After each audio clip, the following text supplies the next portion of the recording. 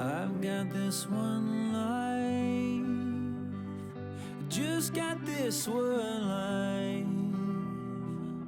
I'd like to think that it would go on forever, but I've got just one try. Yeah, I've got this one try. I remember when we were kids, you lost your parents, I heard the hymns. I swore that day that I would love you forever, if those were my last words, if those were my last words.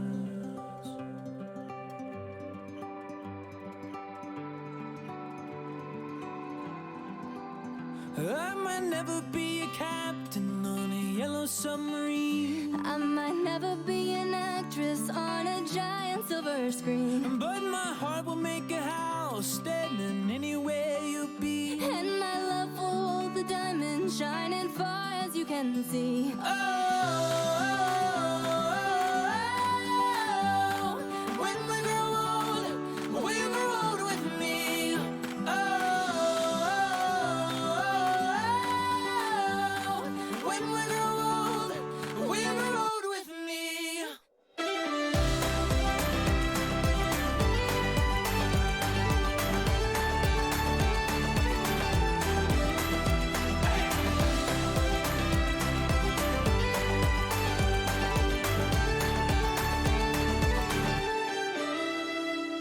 You've got this one light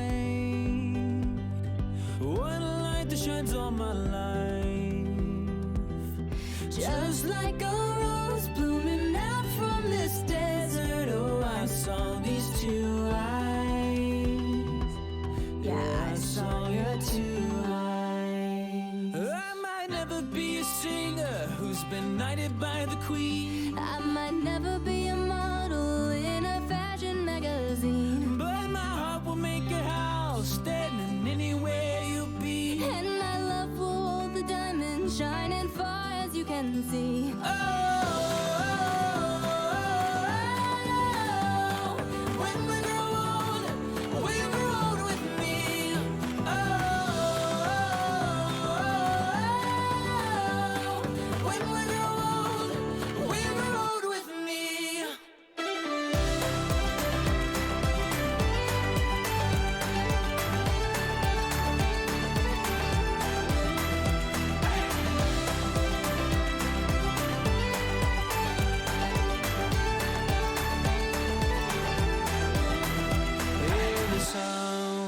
As people dance from your window, if you see an Irish band, and there I stand, guitar in hand, asking for my love if I could be a man.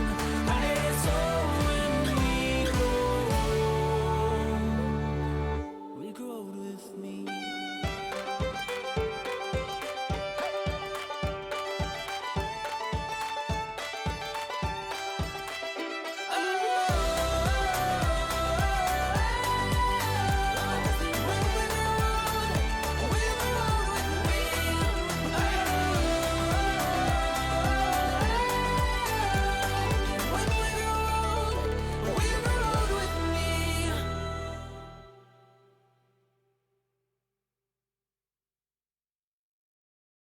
I'm fed up with changes. Come pick me up, cause I just wanna see the light. I wanna be weightless. Teach me to fly, I won't be coming down. Could somebody wake me up? I don't wanna be here and let the world pass me by. Yeah, I just see her face wherever I look. She's standing in the crowd.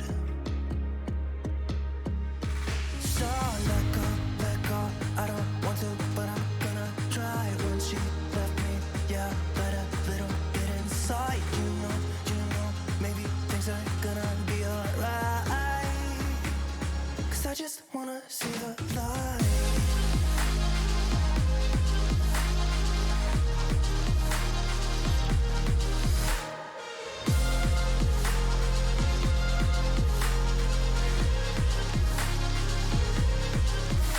So sick of waiting and getting too restless to be in this dusty town.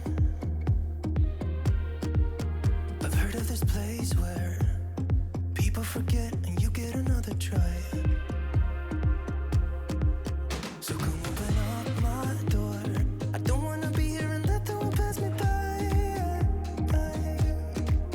I won't see your face wherever I look. I'm blinded by the light. So let go. I don't want to, but I'm gonna try. When she left me, yeah, died a little bit inside. You know, maybe things are gonna be alright. 'Cause I just wanna see the light. Yeah, I just wanna see the light.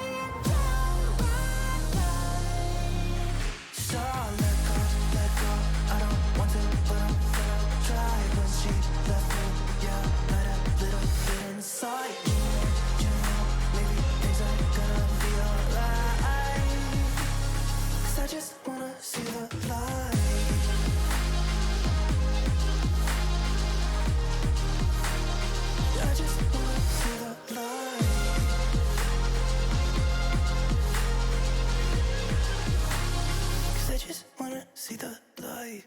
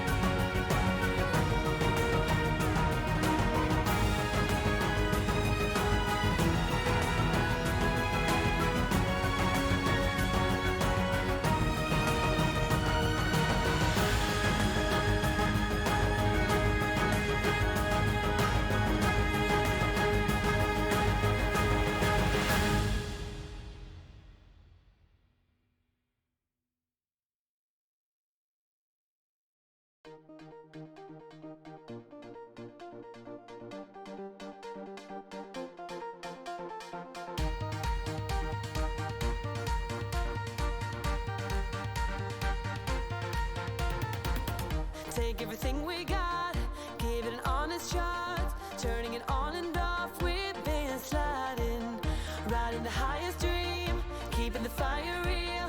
I call for you. Hold your gun, cut the wire, aim for fun.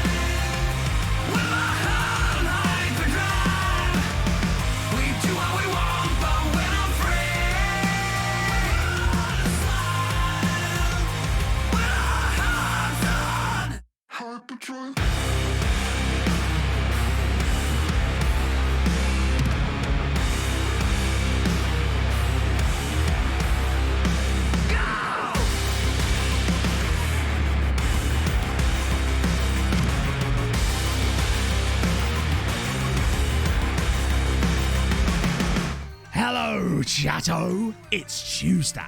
And coming up today on Building a Nation with Treaty United, we have 5 Irish sides in the playoff rounds of various different European competitions. We could potentially have 5 teams in the group stages today. I've made a shitload of transfers, mostly small ones, but some absolutely enormous outs that I think are rather poggy. All that and more coming up today on Building a Nation with Treaty United. And we're bouncing, and we're bouncing, and we move. How's it going? Oh, I love this bit of the song. I don't want to speak over it, honestly. And boom. Perfect. Lovely stuff. Number 1, Munter. Thank you very much for the follow. You truly are the best Munter out there.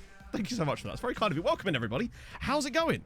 Oh, 9 out of 10. How dare you, Podge? Actually, you know what? That's actually kind of fair. I did stumble over my words a teensy-weensy bit while I was getting towards the whole point of the group stages thing. So I'll actually give you that one. I feel like it wasn't quite as perfect as it could have been, but it's certainly up there, right? We've been nailing them this week. Dancing. That was... What, you mean you don't dance like this? Is this why I'm always embarrassed at weddings, chat? I assume so.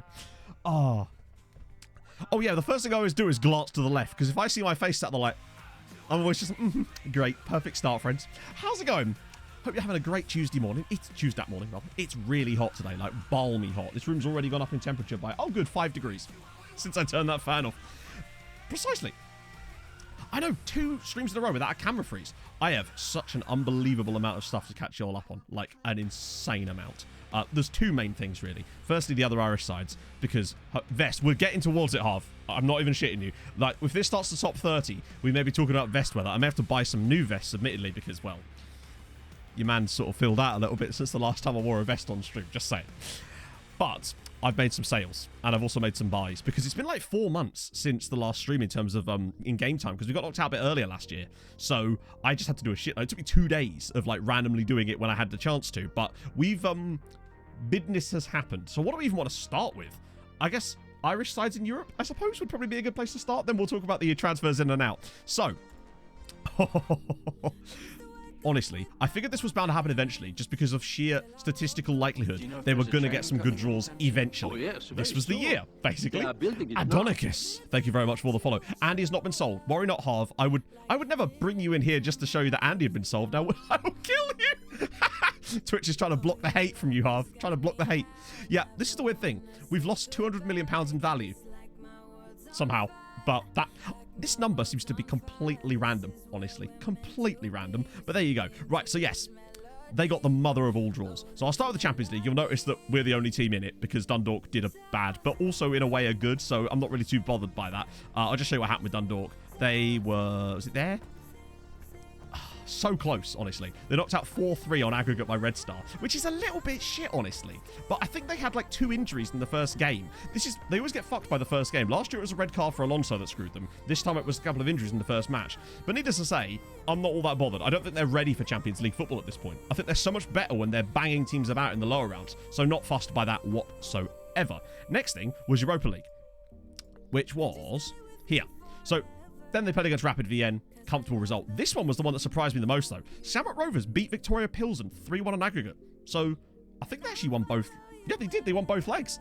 And Dundalk, I think, drew one leg and then won the other one 2-0. So good stuff. Coefficient points. But that, of course, means they're both in the playoff round of the Europa League, which is sick, because now we get guaranteed group stages for one of them. Espresso Cat. How's it going, friendo? Thank you so much for the 6 months.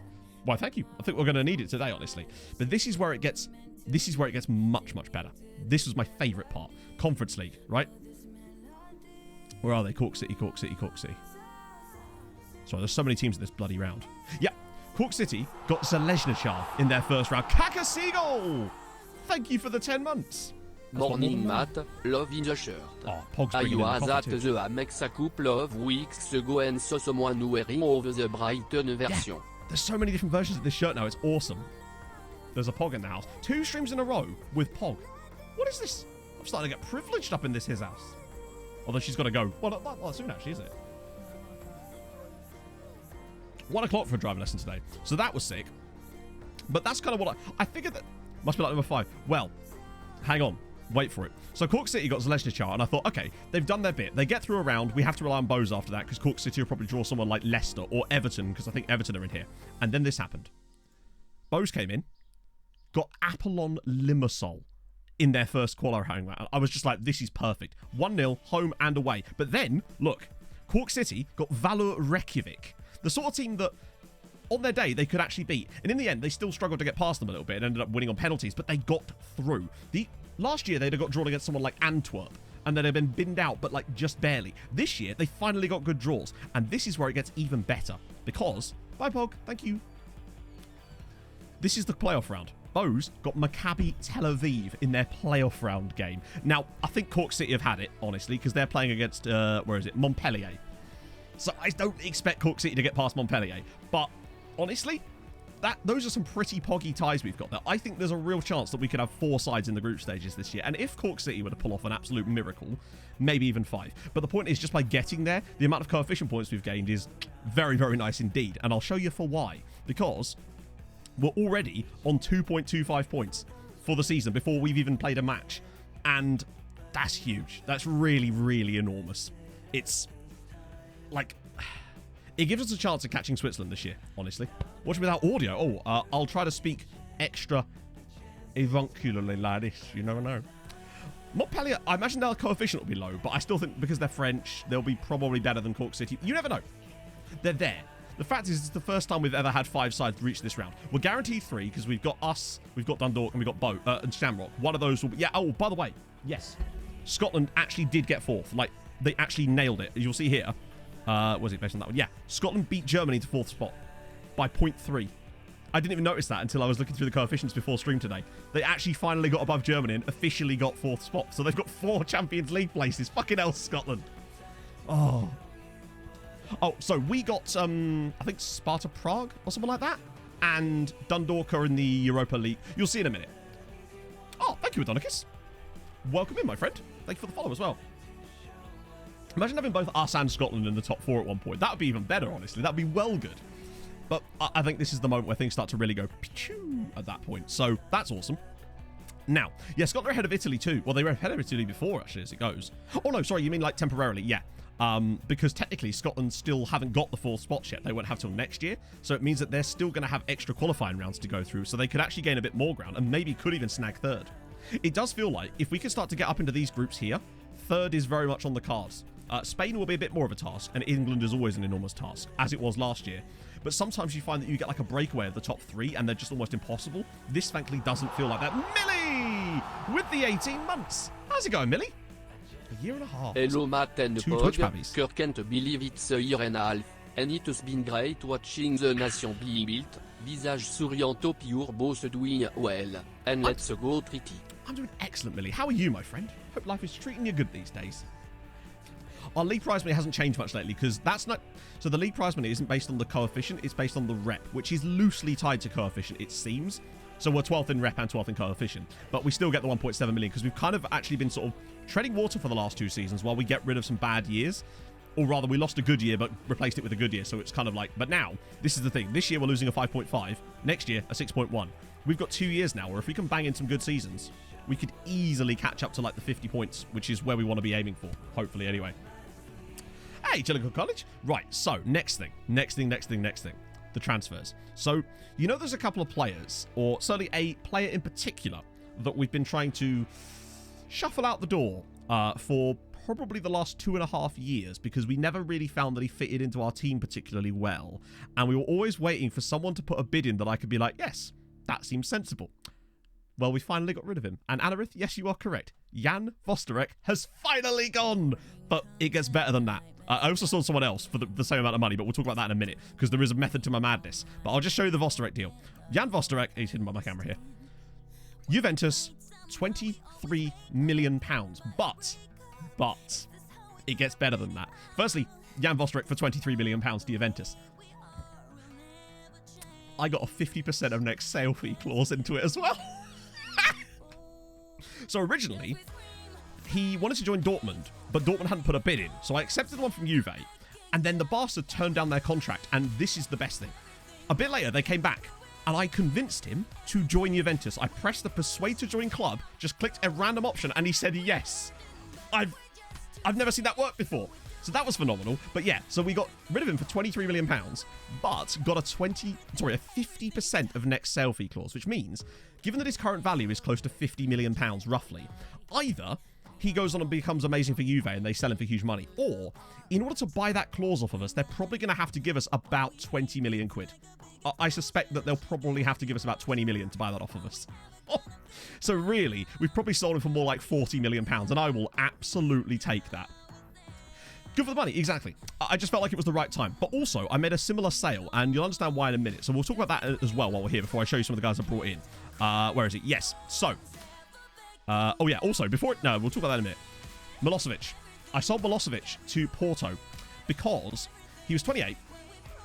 He was always our backup centre-back. It was always Mate and Spack, with Danko as the third choice, and then Milosevic kind of operating in there as well.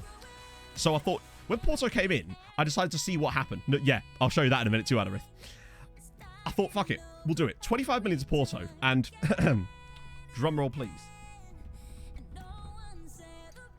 I also got a 50% of next sale fee clause in this guy's contract as well. So he's actually worth even more than Vostarek is. So yes, they've paid us 25 million, but they also owe us a 50% of next sale fee in his contract too. So if they want to buy that off of us, that's probably about another 20 million pounds that Porto are going to owe us. And let's be honest, it's Porto. They're almost certainly going to pay it because it's Porto. It's what they do. So that's kind of awesome as well. And I feel like it'll allow us to bring through another young centre-back, really. The one downside is that I think Milosevic did count as a homegrown player, but you know what? For that kind of money, it was impossible to say no at that point. So there you go. So yeah, that's the next thing. Loan him back. Oh, imagine. We can't. Well, we probably could afford his wages, honestly. Imagine if they. Nah, he's already. Porto are the type of team that would say, oh yeah, would say yes, wouldn't they? Right. Next thing. We'll talk about some of these players that I've brought in, but you'll notice they're mostly cheap transfers. Where are we? Loans out. Yes. So, Dundalk put a bid in on Novakovic. They wanted to pay me 700 grand for him. So I said, how about nothing? And they said, yes, please. So Vojislav Novakovic, the guy that was wanted by Man City not 3 years ago, has now joined Dundalk basically on a free transfer. So I'm very pleased with that. It's nice to get them some actual players that are theirs, because if nothing else, they'll have great sell-on value for them potentially, particularly if he's free. And if he performs well for them, then brilliant, honestly. Finally got him out to a club. Incredible news. Yeah, Dundalk have got loads of farm strikers, but at least they'll have someone to play against us, I suppose. What do you want me to tell them? I would just keep them on the line as long as possible, right? They're obviously scammers, I suppose. Nice charity, exactly. You got to give the little boys some stuff, right? So, what else was there? There was a couple more bits like that as well, actually. Oh yeah, okay. So Rengifo's gone on loan to Freiburg because he was being a bell end. The rest of that, and Jason Curtis has gone on loan to Cardiff because again, bell endery. But yeah, the one other transfer I made out was Josep Maria, because my plan when I brought this guy from Real Madrid originally was try to get him out to another club. If that fails, sell him back to someone huge, a la PSG, dump in a clause, good to go. So that's exactly what I did. 7 something rising to 9.5 million. I wanted a little bit more originally, but I figured with PSG at the very least, he'd hopefully get a value bump. And if nothing else, he either becomes really good at PSG and we keep that clause in the back pocket, or we just sell it again for like, I don't know, 6-7 million quid and we still make profit on the deal. So that was my main prerogative with those, just to drive up a little bit of profit, which now leaves us with 138 million pounds in the bank. So needless to say, we are financially quite stable at this point, my friends. Just quite stable. Just 137 million quid sat there, which means that we can sort of take a Hall of Fame now. I think we were already, right? I don't think that would have changed anything. Any mad transfers in? I wouldn't say mad, but I think we've still done some good stuff in there, which I'll talk to you guys about. Let's just get into it, right? So some of them, you can download the save. I've got the save file up from the very start of the save, if that's what you mean. But the actual save itself from this point, no. I don't have that anywhere, because there's just so many different versions that would just be forever to constantly update that stuff. So, where were we? So we saw Garnice, Desmond. Mitrev was the guy we looked at before, but he joined us permanently. He's not great, but he's there. He's on loan, technically still at... oh, yeah, he's that guy we did the loan to buy thing, potentially. But it is what it is. None of those clauses are worth anything, unfortunately. The real clauses that are worth anything won't come through till January, and that's Vostarek, Milosevic, and Maria. Those are the ones who really matter. Those clauses there, 2 of those are for like poached youth players, and I think the other one is... Yeah, this is a guy I sold to Dundalk, so it's 73 grand, and I don't particularly care about that, and that's 200 grand there, so it's minimum money, basically. So yeah, Georgi Mitrev, he's on loan. You know what? You know how it goes. Hey, Rob. So next up, do you remember Randy Hobbs? Because there was an American guy we found at Zurich. I just decided, you know what? I'm going to take a punt on 400 grand on him. I think we've lucked out. He's actually not bad, is he? As it goes, is old big Randy Hobbs. Plus, he was the guy that was he the one that was born in Plantation, Florida? Yes, he was. Not quite town and country, but pretty damn solid. Oh. Well, yeah, most of the transfer budget's been buffed by the out deals, basically. Hey, Aiden. So, Randy Hobbs. I like him. The problem he's got is that he can't finish or compose anything. But he's only 18, you know? And honestly, if he had if his crossing was like 11, I'd probably put him here. But honestly, I think he still needs to play here because we can get him working on these things. I've already set that stuff up. And he's 6'2". So he's tall and fast. The dream combination, my friends. So for 400 grand, I mean, it was impossible to say no for a guy like that for 400 grand, right? It's just an absolute no-brainer at that point. So he was cheap. Then, you remember as we were looking at Midtjylland as well, £1.1 million, Sanel Memic. He's fine. Gonna retrain him up here. He's quick. He's got okay crossing and dribbling. He's 18 years old. It's just, you know, standard sort of transfer, nothing special, but also well worth £1 million on a punt, right? I like him enough to certainly pay £1 million for him, particularly as he's coming in and is immediately worth 5 to 7 million. You can't go wrong with that, can you? Oh. If Ireland reach first place, yes, that is the main goal of the save. Prime Dundalk, precisely, indeed, yeah. So he is obviously, they've all been dev listed currently. Next up, there was... At first, you notice I did a few of them in a little row here, and then I started just picking off a few more. This one I really like, in spite of a few drawbacks. This is Pavel Hanush, £1.3 million. Because... For 18, I felt that there was something there that was worth us paying £1.3 million for. He's solid, if not spectacular. He's not the quickest, and his finishing isn't fantastic, but I figured if nothing else, he could be a perfect loan farm player, and he might turn into something excellent. The reason I picked him up, actually, was when we got the full scout report through, he had that little extra star bit there, so I was like, we're definitely buying him. Now, admittedly, that's gone away since then, but you know what? These things happen, right? Sparta Hammarby in the end, they actually lost, but it didn't matter. So... They lost the tie, but they did win a leg, so we did stay below the Czech Republic. Or he could be the next Vostarek, which, honestly, if it means that we pay £1 million and then 5 years from now we get another 20 million back, then he's more than welcome to be the next Vostarek, right? Yes, I forgot to mention that. So Czech Republic did get the win that was enabling them to stay above us, but it doesn't matter. We kind of came to the conclusion that it didn't really matter too much. Infrastructure country changes. I don't think it does, sadly. I think that stuff is not hard-coded, but it's set in the pre-game editor in the database and cannot change throughout, as far as I know, but please correct me if I'm wrong on that one. Hello, Mike. How's it going? Lovely news. So, yeah, that was Pavel Hanush. Then, who was the next guy? Okay, this one's a bit of a weird one. It's £3.5 million, which is more than the others, but I think you'll understand why I wanted to get this guy. He, to me... had one of those looks about him where I thought, okay, he could be the next Garnice, and I wanted to get him before he turned 27 and just get him now. He's still on at Harjuk because he's 19 and it didn't really matter if we had him now or then, but I felt like he had enough attributes that were decent that made me think that he'd be either good for sell-on value or just be a solid player at that point. Picking those guys up for low fees, that's just how much they're worth. Because if you sign them young, they're generally not worth as much. If you get them before they sign that big first contract, generally, and sometimes that's even actually okay. Oh, yeah, I think I'm already retrained. Oh, no. I was going to retrain him as a Trek, but then I realized he didn't actually have...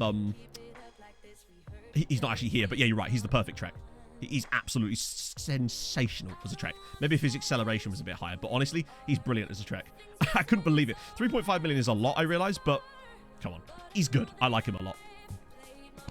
But yeah, we've just been scouting them for ages, Harry. So, like, legitimately like a year. It just so happened that these guys were on the far end of that.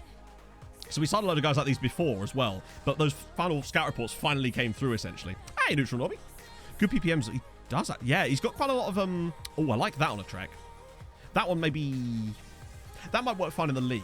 He's got good passing. His vision's not spectacular, but we'll take that. So that's good. Next up, because there's a couple more as well. This one was just a complete punt. 125 grand on Ararat, because... Well, you can sort of see why I liked his base attributes. I couldn't see the full star rate at the time, but what I could see made me want to sign him for 125 grand. He has now broken his back, of course. So, you know, he's broken his spine chat and all that jazz. Always nice when someone chats team suggestions. Oh, yeah. Most of these guys, actually, are from the team reports that we did, I would say. You notice how there's a lot of clumping of the teams. It's because, like, Red Star and Partizan and Harjuk split. All the teams we looked at, basically. It's great. Oh, dear. Whew. Let's see. Then there was... Okay, this is a bit weird one. This is... half of this was his name. Half of this was his quality. Bristol City, 2.4 million. Macaulay Corbett. I figured if we get him at 18, he counts as a homegrown player. I think he's fine. He's 6'3", good jumping reach, decent-ish mentals for 18 years old. He's got solid-ish tackling, marking, positioning all right. His heading's not great, but you can get him on aerial. He's on loan at Sligo immediately, which is fantastic. Did I say Bristol City? Oh, no. Bristol Rovers. Bristol Town, chat. Bristol Town. Yeah, we did the undefeated league season last year. He's very well-rounded. Very well-rounded. And for, 2.4, I was happy to take that. Well, okay, one sec. Let me just show the other player first, because there was one more guy. Don't know if he was any good. Oh, right, no. So this is Luis Navio. The reason I signed him was because he was listed for £1 million. And for me, I know that he's a 5'11" centre-back. There's no way that he's worth £1 million. I saw that and I thought immediately he's worth way more than that. So, for £1 million, particularly as I just sold Milosevic to Porto, I figured, fuck it. If nothing else, this guy's going to be worth money, and he was. So that was just more of a case of stonks more than anything else. And I think it'd be an okay backup, if nothing. He'll fit in where Milosevic was and just do an okay job when we need him to, basically. Yeah, exactly. He's a backup. We pay $1 million, and we give them our player for 25 million. It sort of works out in our favour, I'd say. So, the only other thing I did was a couple of contracts. I gave this is a bit of the thing that I'm a little bit perturbed by, but I feel like we had no choice. Do you remember we signed the Romanian lad? And the plan was, wait 6 months, then get him rid of the release clause. So I have done that, but it came at a cost.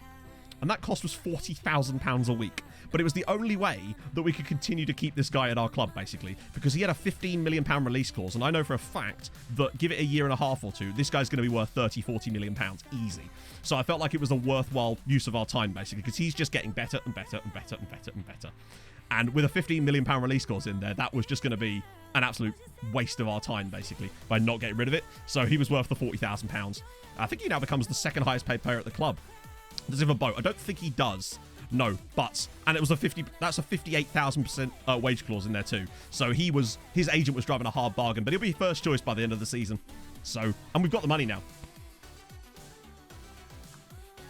It feels like, with our finances now, we can be a bit more sensible with these. We can actually afford a little bit more on contracts, but we're still not going to offer stupid enough. Yeah, that was 58,000 after 10 games, but it was the only way I could get the deal done, basically. His agent, they came in basically orange already, and that was the way. The only way I could structure it to get rid of the clause was to do that, basically. Working on his crossing, I believe so. Oh no, I had him on defensive positioning initially, but we'll move him to crossing now because he seems to be doing nicely. If we could get his crossing up to 11 or 12. The other thing I like about this guy is he's always putting in 9+ in training, which is usually a very good sign of development. Inside 5 seasons, won everything. Wow. We've broken your title winning squad. Yeah, they'll do that. I cried so hard when I saw what they did to my Tromsø team. Selling Kawamoto to Chelsea, of course. 6.5 centre back with 20 jumping reach. Now, that's more like it. That's my dream, right? That is the dream. Okay, so Under 20 World Cup, and then we'll get into the first game term, which I've literally forgotten who it was. So Under 20 World Cup. Hopefully, actually, I won't tick it off until I can actually see that it's there. Okay, we can. So, top goal scorers. Blockers with 23 months. How dare you utter such thing? How dare you? And who is that? we know how much you love them. Just hearing Matthias say it so incredibly scuffed actually makes me feel a bit better about it, if I'm honest. Thank you, Lockers, for the 23 months. That's mental, my friend. Thank you. So, Marcus Meyer. He's a bit good. Maybe lacking a bit on there, but he's not bad, is he? Honestly. I mean, we've obviously clearly already scouted this guy because he's fully scouted. See you later, Arv. Enjoy your driving lesson. That's pretty much us all caught up now, yes. Yeah, Colombia. But to be fair, I don't think that's at all that surprising when you see some of the players that Colombia... Look at the amount of players we found in Colombia that won't talk to us up to this point. So that's one. There's also this guy, Lucas Mazzucato. Okay, he's more like... Well, the composure's a little low, but he's got okay speed. He's 6'1". The Holy Trinity is maybe not complete. He looks decent, though. What else we got? Yeah, I thought his name was Jesper Vesper. Hang on, he's a midfielder? Yeah, yes, please, Jesper. Jesper Vesper. I'd call him Jesper Vesper if we did sign him. Also, yeah, Ukraine absolutely smashing it on these, unless they played like a few matches and it just counted that. Let's have a look at the assists. Klaus, he's at Bayern Munich. Oh, he's only 8. Whoa. Klaus Garais. Yeah, he's quite decent at 18, isn't he? Bloody hell, Bayern Munich. What about this guy? Valery Zlatov. He's at Metalist Kharkiv. Give him a little scout. Oh, hang on. Yes. I love it when I see a player like this. Can we talk about his first name? The more I look at his first name, the more I enjoy it tremendously. Muhuku. That's amazing. Originally, I read that as Huhuhu. That is such a good first name. Love that. Mm. You filmed it. Oh, nice, James. He sounds like a cartoon laugh, legitimately. And I guess do you like? Do you like? I like. Let's move. I like him. Plus, it's always nice seeing players from Cote d'Ivoire in there too. You like his first name? Do you know what I do? I do. Mikita Chulanov. He's got a left foot, maybe. No, he does have a left foot. Yeah, I like him very much. And that's him as well. And chat, it's him. It's actually him. Of course he's in their squad. It's Vladimir Putilin. I can't believe this man exists in this game. Yeah, so those of you that missed it, that's a player that exists. And yes, he plays for Mariupol. I realise FM is just... I don't know what FM's doing here. But yes, it's not a nickname either. That is his actual name. Oh, good God. And of course, what's the bet if it becomes really good? Luckily, I don't think he will. He looks average at best. We've scouted him once before, I think, and we've just lost a lot of the knowledge. What about this guy? Steven Kanyas. Hang on, he's a goalkeeper? He's smiling because he knows. He's just like, he knows that isn't even his real name. I bet you his name's like Jeff or something, but he himself has somehow found a way to change it. What about you? You've got like yellow cards. You might be all right. Plays for Casa Sports. Oh. Now, one thing I haven't yet done is go through and do another round of the under-19s and under-20 national team squads. I'm going to do that after stream. That way we can get a nice bunch of them. Spoiler alert, you grab. Well, apparently they do. Well, they certainly did pretty well in this. Oh. We did. We had a right back, I think, called Steven Cordoba was the guy at Tromsø, who was also Colombian. I'm guessing Steven is quite a common Colombian name. What about... Oh, that's a goalkeeper again. Chudanov's there. What about this guy? Gabriel Serbo. Ooh. Oh, hello. Fast. Potentially solid. A-bomb! Thank you for the 16 months. Hope you're well, my friend. Oh, job interview. Just got off for the job interview. I can relax now. How do you think the job interview went, my friend? I'm excited for you. Hope you get it, provided you want to. He's quite interesting. He could be like Espen on the left. Lesben Falkenhorst, potentially. Right, let me just check Eric Kelder while we're here. Don't want to forget about this. Look up. Eric Kelder. Oh! Yeah, he's a little bit good, isn't he? Fucking hell. I got to ask the Groover Gamer, what was it that provoked you to look him up? Because he is just ridiculous. Won the Conference League with Treaty in the 4th season. No, you've not broken the game. You've just been much better at the game than I am. Which, admittedly, isn't such an achievement. But doing that is an achievement. Yeah, he's quite good, isn't he? As players go, he's up there with the... You might consider them excellent footballers. Fucking hell. Where did he come through at Ajax? So, first season. Is he a real player? No, he can't be, surely. No. It looks like a regen from the first year. He either is a real player and I'm an idiot, or he's just a regen from the very first season. Scored against us, did he? Ah! That would make sense. I mean, look at his attributes. Lexi Spirits the other. Hey, but maybe you made a better impression. It looks like he is a first-year youth intake, I'd say, yeah. Also, just in case to update on the stats, Garnice has banged 28 this year. Sandberg's got 16 from left side. He is starting to look really good there. Thiesfries is fine. Vinicius is still really struggling. I know he's got 12 here, but he did get 5 of those in one random cup match against the lower league side. He's having a bit of an iffy time, and as you can see, he just... Don't know what it is about him, even when he's getting football a lot, but we'll see and hopefully things will be fine. We are playing Sparta Prague today. We'll have to have everything else on all the different monitors because there's 4 other matches we've got to somehow keep an eye on. Oh, dear. Oh, we did score. Oh, of course. Right, fair one. All right, then. So they want to put Vinicius in. So, fair players are... Sorry, Sparta. I've done it again, haven't I? We're playing against Bristol United, chat, all right? Clearly. That's what I said. Obviously. Mediocre players, it's hard to tell because you won't really notice it until you come up against the team and go, hang on a minute, who's managing them? We know that Sean Dyche managed Italy for a couple of years in this save, so there's that. Yeah, so a few players are a little bit annoyed at me because I wouldn't let them leave. You know the standard fare, every single transfer window, they'll sign a new contract, then 2 weeks later, a big comes in and they're like, I can't believe you're doing this. I'm just like, well, you found the reason to sign a new contract 2 weeks ago, so sit the fuck down. The league's current rank is 12th. No, yeah, 12th. But we've got a real good chance this year. Massive improvements, hopefully. I'm actually okay with leaving that as the lineup at the moment because I just trust Garniz for the moment a bit more than Vinicius, but I don't want to let him out the side too much. So that will be fine, I'd say. Let's do this.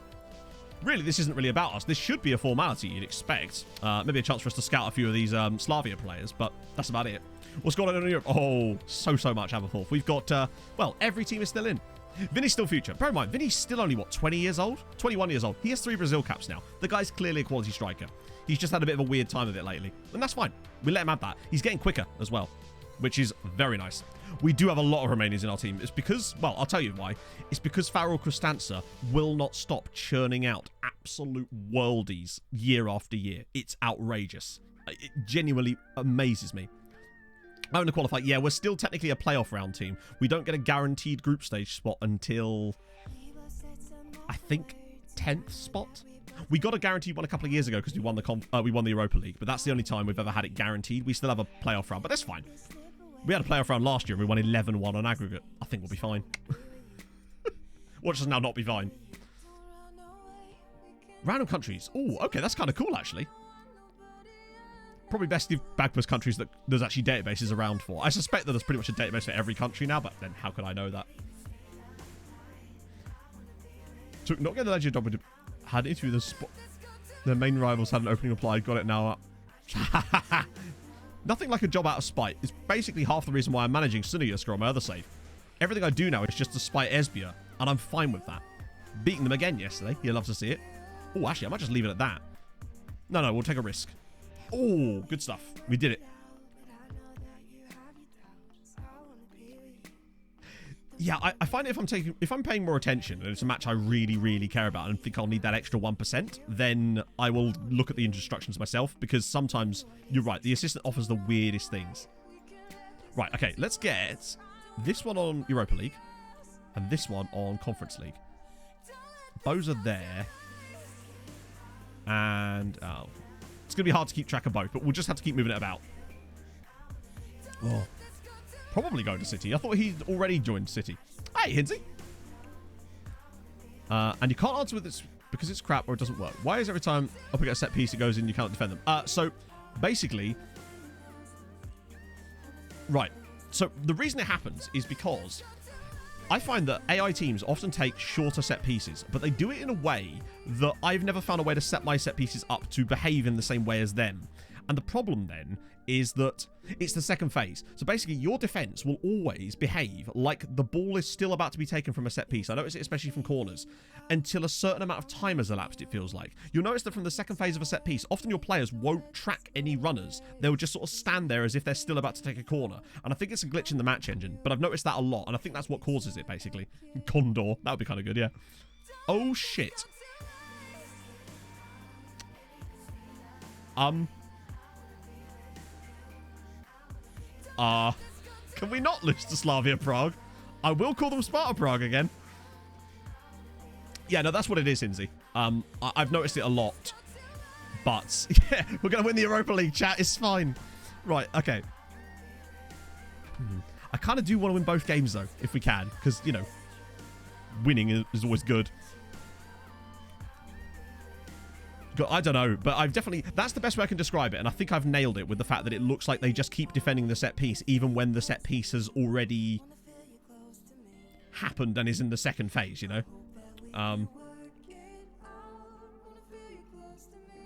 It's all right, we'll get a pen. Which, Sandberg has actually missed a surprising amount of penalties in the off-camera matches. And I don't know if it's because of the Insta result thing, but we'll see if he misses this one too. Nope. Well, that's an absolutely emphatic penalty.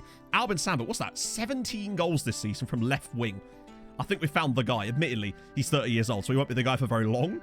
But we want a player in his mould, basically, to play that role long term, because he seems to be the guy that can just score goals from there. It's a good finish. It's exactly what we needed. How are these games going? Don't get a chance to find out. And he's got 18 corners, which is very useful for Palanek Mate. Lovely news. Yeah, I think that's the best way I can describe it, honestly. Let's just see. Dundalk are there. Oh, I was looking for Bose. It's Skamrock Rovers, isn't it? Just have a little quick look on Cork. Damn it. I know we can move it around a little bit to get it refreshed. Still no... Oh, Dundalk lead. Dundalk lead. Of course it's Unai Alonso. Who else would it be? Lovely news. I don't know how much... I would much rather still have Dundalk, I think, in the Conference League again. But I think for money's sake...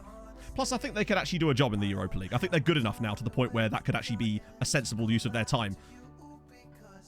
What was the keeper doing there? Emmett is a bit... Yeah. He complained about wanting to leave. I'm trying to hold on to him as long as I can because it is Emmett. And I'd rather he retire here. But if a bid came in from another Irish side, I would be very happy to let him go to another Irish team and continue his legacy in Ireland at least. That's my hope, but I get the feeling that he'd demand too much in wages because of Irish International. Oh, actually, something I forgot to mention.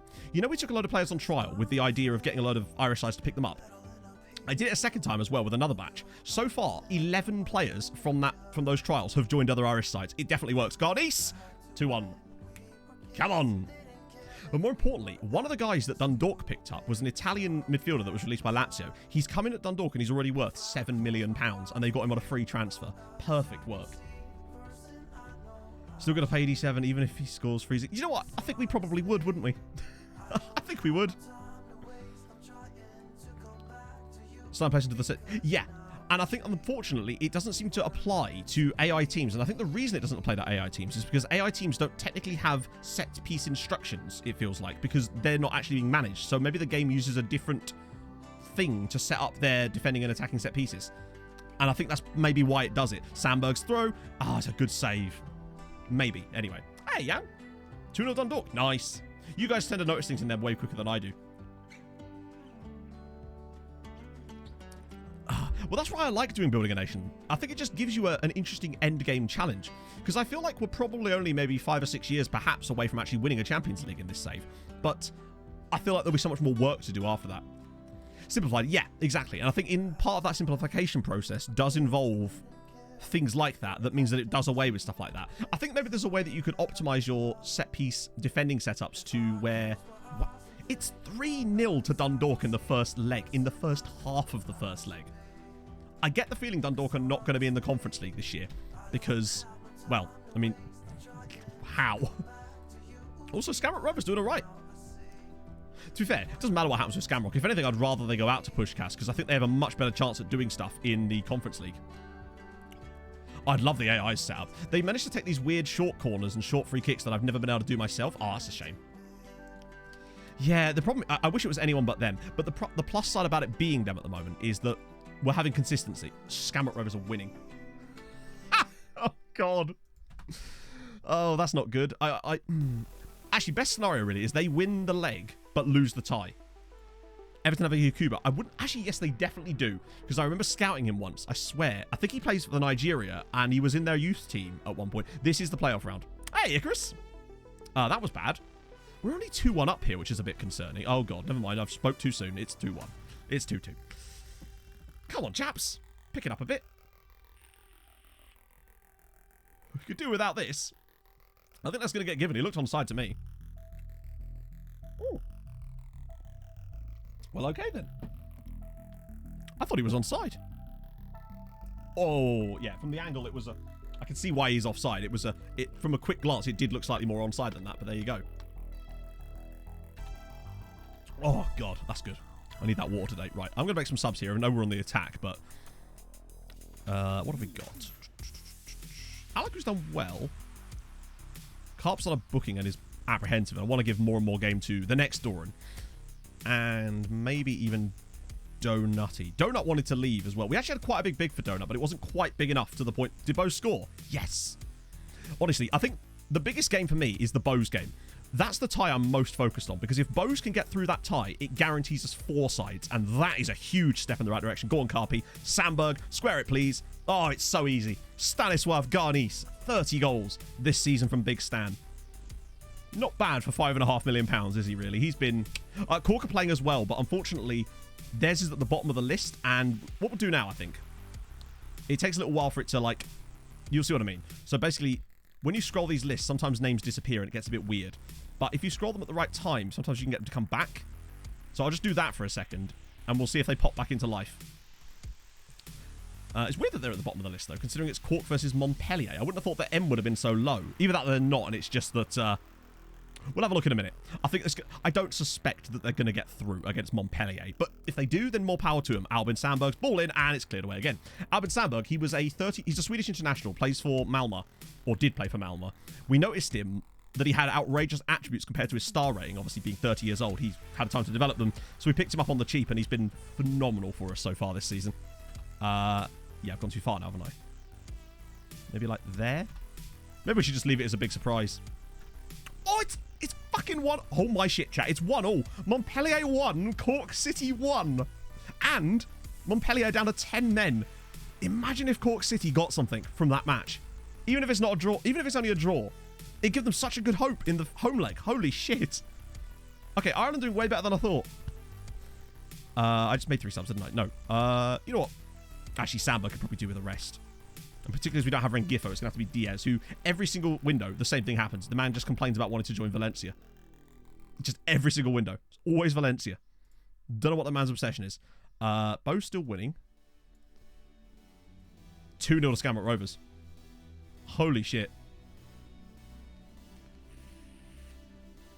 I mean, this is looking spiffing right now. All we need to avoid... I think there's unlikely to be any late equalisers in these games, but there could be in this one. And obviously with Cork City. Oh, come on! So we win, Dundalk win, Skamrock Rovers win, and Bows win. And maybe Cork City got a draw. I reckon they've lost 3-1. That's my prediction for what Cork City ended up doing. But I had no hope that Cork were going to go through. That's amazing. Do we still get 0.4 points for a win at this stage? Or is it slightly less before you get to the group stages? Because if it is still 0.4 points for a win, then we might have just banged 1.6 points minimum there just for Ireland in a single match day. That's poggy. Okay. Fitness concern. That's fine. We've got a rest match in a minute anyway. Sandberg again, though. Goal and assist. Really good. Okay. Come on, Cork. What? 1-0. Do you know what? That's fine. That's actually fine. Montpellier 1, Cork City 1. That's an incredible result for Cork City. I think they could take them at home. I was worried they were going to get battered in the away leg and nothing amount of home. XG, yeah, we'll have a look at the games, actually, as soon as we can. I bet it was an absolute battering. How the fuck did they get 4.1 XG off of that amount of shots? Were they all penalties or something?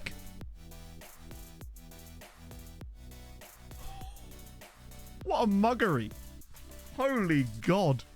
How and also did their keeper only get a 6.6 rating when he literally denied 3 full goals worth of XG?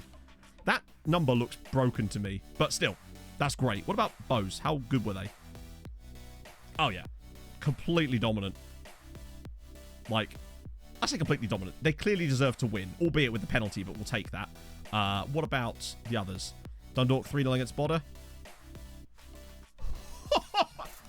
Yeah, see, this is what I mean. Look, this is why I feel like the XG stats are unreliable in your leagues. They had a penalty in this match and somehow only have a combined XG of 0.47. Literally not physically possible. Like, literally not possible. A penalty is worth 0.78. So that's physically not possible. Basil with their 16 months. Thank you very much, friend. Another month, THX for all the content, live up that was at my national team camp last weekend and got myself agusted. Shit. But I am okay then the headache is gone for now. Good, Visage souriant. As long as you're okay. But hey, that's awesome, Basil. Oh, and thank you very much for the 16 months. So yeah, these are completely busted, to be honest. It's a shame, isn't it? Because it also makes you think, right, that the XG for, like, all those graphs that you see where it's like, it shows your league XG, it makes you wonder how reliable any of that actually is if it's clearly not tracking it properly. Because that's literally not possible. So, my guess is it's actually more like, it makes it look like Dundalk have mugged them off here. And they have to an extent, but there's no way that it was that bad. Albal Ref, thank you for the 5 months. All pretty aren't we? Up the booty. Damn straight. And yes, all 3 goals for Dundalk were scored by players on loan from us. Which is always nice to see. How many players in their team? So he's on loan from us. He's on loan from us. He's on loan, he's on loan, he's on loan, he's on loan, he's on loan from us. Their entire midfield and strike force were on loan from us. Oh, that's good news. Okay, well, that's great. What about Scamrock? Not that it really matters since we've clearly proven that the XG thing is broken. That's a bit more of a fair game, but fair play to Kevin Miller for Scamrock Rovers. Never thought... Bloody hell, man's got... Hang on. They have a 34-year-old Northern Irish international playing for them with 17 finishing. When did that happen? Oh, wait. Apparently 14 he came through at them. Wow. Incredible. Lots of new boys, Basil, but I don't have the time to go through all of them again, unfortunately, because it did take us like 25 minutes. But a decent amount of new boys and some outs as well. Right, coefficient. So we were at 2.25 before. What are we at now? Is that because we've been brought in? That's mad. Sorry, hang on. Ireland got 4 wins and a draw, and it's only gained us in total... How much did we bring in the side down? It feels like it should be higher than that. I thought we'd have gained loads from that. Wow. Maybe you get less for wins in the qualifying stage. Now, Bows were in at the previous round. Because they had Victoria Pills... No, that was... Yeah, Bows were in at the previous round as well. So only we got brought in. I'm just trying to work that out in my head, how that's even possible to be as low as that. Because with us being brought in, everything is divided by 5. But we should have at least gained 0. We should have got 1.8 points from that match day alone. Record sale would be Milosevic to Porto for the one I just did, basically. So that would be... Yeah. Weirdly, that is the record sale, actually, now that I think about it. Which non-on-form clubs will benefit. It'd be Hearts and Hibs. They've been consistently the ones getting in the other spots. But now that they've got the 4 Champions League spots, that's of this year, though. So they actually haven't even got those yet. But they will do. Next season, they'll have the full 4 spots. It's mostly been Hearts and Hibs, though. Ross County had a couple of seasons when their tycoon was still giving them money. But it's mostly been the Old Firm and the Edinburgh teams really dominating in Scotland. Hey, I'm a trader. Yeah, that is a bit weird to me. It feels like we should have gained more than that from there. But whatever. We move. Hopefully, we can have a good enough second leg that it won't matter so much. But does that actually do anything for us? Ooh. I think it moves us in a little bit closer to Switzerland. Keeps us pushing further and further away from the Czech Republic too, although they're having a good time of it so far. There's a lot of bad years getting removed, and I think the Netherlands are going to be really good as well. But Turkey might be gettable in a couple of seasons. If they get rid of these and don't have anything good to replace it with, then solid. Okay, money for that. Rotate for Derry City. I'm sorry, what? I forgot I took a massive bunch of players on trial, and apparently one of them was a New Caledonian international. The more you know. That's kind of sick. I guess that's the reason he had a higher rep then, because I was just sorting my rep when I was bringing in the trialies. Right. It's weird that they let you make a change in between matches. Not that I can, right? 6. Oh, actually, I can bring in one guy, can't I? Yeah. I can bring in Choi Tae-hoon. Might as well. Wait, what? Trufnov? Really? Mate, you're a youth player at best. Oh, okay. That's fine. What about you, Orlando? Yeah, figured. He's never once actually been genuinely angry about that either. It's great. So we did Eric Kelder. Anything called Horny? Peter Horny? I mean, hey, if you've got one, they probably exist. So like that. There's Hornyak. There he is. It's Stefan Horny. And also an actual active player, Jacob Horny. Terrifying. Absolutely terrifying. Mid-window. It could be. But the window shuts after the next round. You'd think that they would have that after the final qualifying round match would be played, right? So yeah, that's Jacob Horny. Nice to know that that name exists. No, I mean, those eyebrows alone are terrifying. Our player's face pop up. What, like on the actual graph? Not the graph, on the, like, UI. Our favourite new boy. Oh, I don't know. Most of them were mostly squad backups. I think for me, I think it's Randy Hobbs, honestly. I think of the new guys, probably the best prospect within those is Randy Hobbs. He's got the speed, needs to work on a few things. But the fact that he came through at Zurich as well is kind of sick. Viking Superman. Well, if it isn't you. I was talking to Pog the other night. And I was just like, I haven't spoke to Viking in like a week. And she was just like, and? I'm like, well, I miss him. Viking's been on holiday. Oh, dear. He's pretty good. And his name's Randy Hobbs. What more do you want? The oven molester. Well, that's going to stick now, isn't it? Oh, increase the transfer budget due to a takeover. The takeover happened 3 seasons ago. I guess this is one of those don't knock it, just accept it kind of situations. Oh, she doesn't care, Mike. So he didn't send me a postcard. No, he just disappeared. Literally, man just disappeared. We're just playing Rocket League in the evening thinking, hang on a minute, where's Viking? And we just kept playing. But like, it was unusual. Hope you had a good time on the holiday. I know I talked about this last night, but still. Oh, dear. Right, so rotate. Oh, God, really? Are we still doing this? Oh, I finally started auto-rejecting offers on players now. We've got so much money that I'm not in a position where I feel like the board are going to sell our players now. So, for the most part, for the ones I know that we're never going to want to sell, in the meantime, anyway, I'll just put the auto-reject. Saves me having to constantly stall and cancel all the time. It's a risk, I know, but hey, it's a risk. It's a sacrifice I'm willing to make. Okay, so this is rotation. Which means Vinicius, right? That is not what I meant. Carpenu, Navio, Danko, Rodriguez, Vidovic, Jovetic, the donut. I love that he's a rotation option now. Although, actually, I'll probably put Wan on the right side instead of Espen because, well, it's Espen. I'd rather have Espen available for the next game. And that will do it. Nice. Oh, yeah, Aaron Feeney. This guy that Derry City have got up front.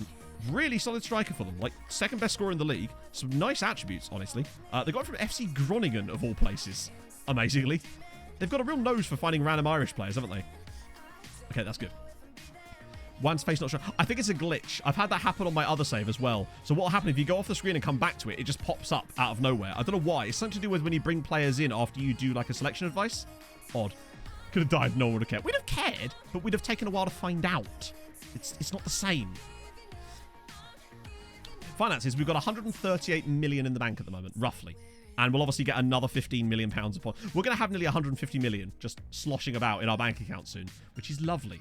And it means that hopefully now, in future, we won't miss out on any of those ridiculous signings because we'll actually be able to afford to splash 15 million on a guy.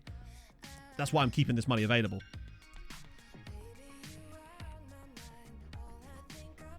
No takeover until March. Half the squad won't renew the contracts because of relegation. No money to sign new players. That's kind of cool, actually. The more difficult, the better, right? Amsterdam Airport because of staff shortage. No longer taking international flights. Well, damn.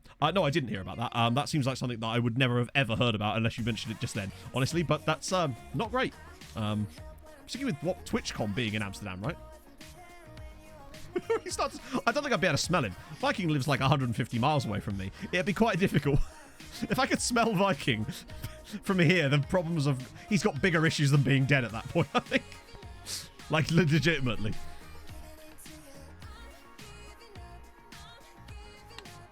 Good finish, Vinny. Nice. Now, we twatted Derby? Derry City 9-2 on the opening day of the season. So, I'd like to think that hopefully we can sort this. Yeah, hopefully that doesn't affect plan to go to Ireland, which might have to, probably going to get pushed back to September now. But luckily there's more home games for Treaty in September than there are in August, which is nice.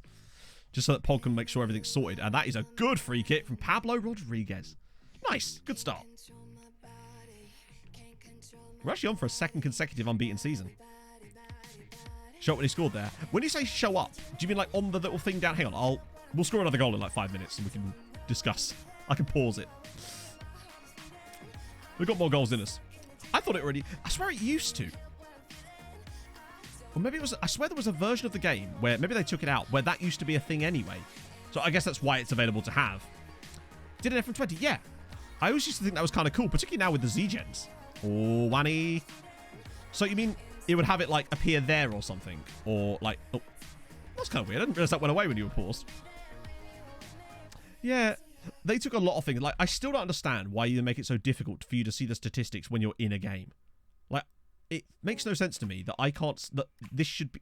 Like, oh, why... I miss the floating options you used to be able to have on these. I don't know why that wasn't a thing. It's really odd. That's one of the worst graphical changes they've made over the years, was that. Having to constantly have this thing click to come down. Social distancing. Oh, sorry. I forgot about that. I'm socially distanced from that fan over there. Because numbers are for nerds. Thing is, you're probably right, honestly. They'll sort of simplify it in weird ways, but then also overcomplicate things in other ways that really don't need to be overcomplicated. As Vinicius is through. Oh, go on, chip him the donut. All right, that'll do. That's fine also. It's 4-0 in the first half. Donut's got another one. Woohoo! Micronesia job. That'd be great. Your starting 11 is just everybody in Micronesia. Whatever the tallest person in Micronesia is. Do you reckon they call him Macronesia? I don't know. This is Micronesia banter, chat. It's very, very niche. Said it wasn't realistic. Yeah, that's extremely stupid. Also, what does he mean isn't realistic? Yes, because videotapes don't exist in real life. It feels like it wasn't realistic is just SI's go-to excuse for something isn't working and people don't like it. Because most of the time it's just irrelevant. Do it during the transfer window. I don't know. I've been doing it. I did it since the start of, you know, when all the big players get released Europe-wise in like the 1st of July. I did it then, and so far I think 11 players have been picked up by other Irish sides. Some of them are really good, mostly by the big sides. But Waterford also took like 6 guys. No, not 6 guys. Waterford took at least 4 guys as well, which is kind of interesting. Only a small number of people get the Micronesia here. True, yeah, it's micro humor or something. 4-0 at half time. Good stuff. Vinicius is looking poggy. Lovely job. Man got 40 odd goals last year. He can clearly do it. He's just had a bit of a weird time of it this year for some reason. He's almost regressed to how he was originally when he came in, where he would match his XG, but nothing more, no matter who he was playing against. Whereas obviously we've seen strikers can... Yep. Cheers, Vidovic. This is why Mihov is our starting goalkeeper. All about loans and trials. Indeed. Mostly loans, but the trial thing clearly does work as well, though. Hadn't really had a chance to experiment with it as much until this year, but it's really, really good. The fact that I think it's definitely double figures in players that I brought in on trial have joined other Irish sides now. It's great. And micro, you know what? No, if anything, it's the opposite, actually. It's quite an oxymoron in a way.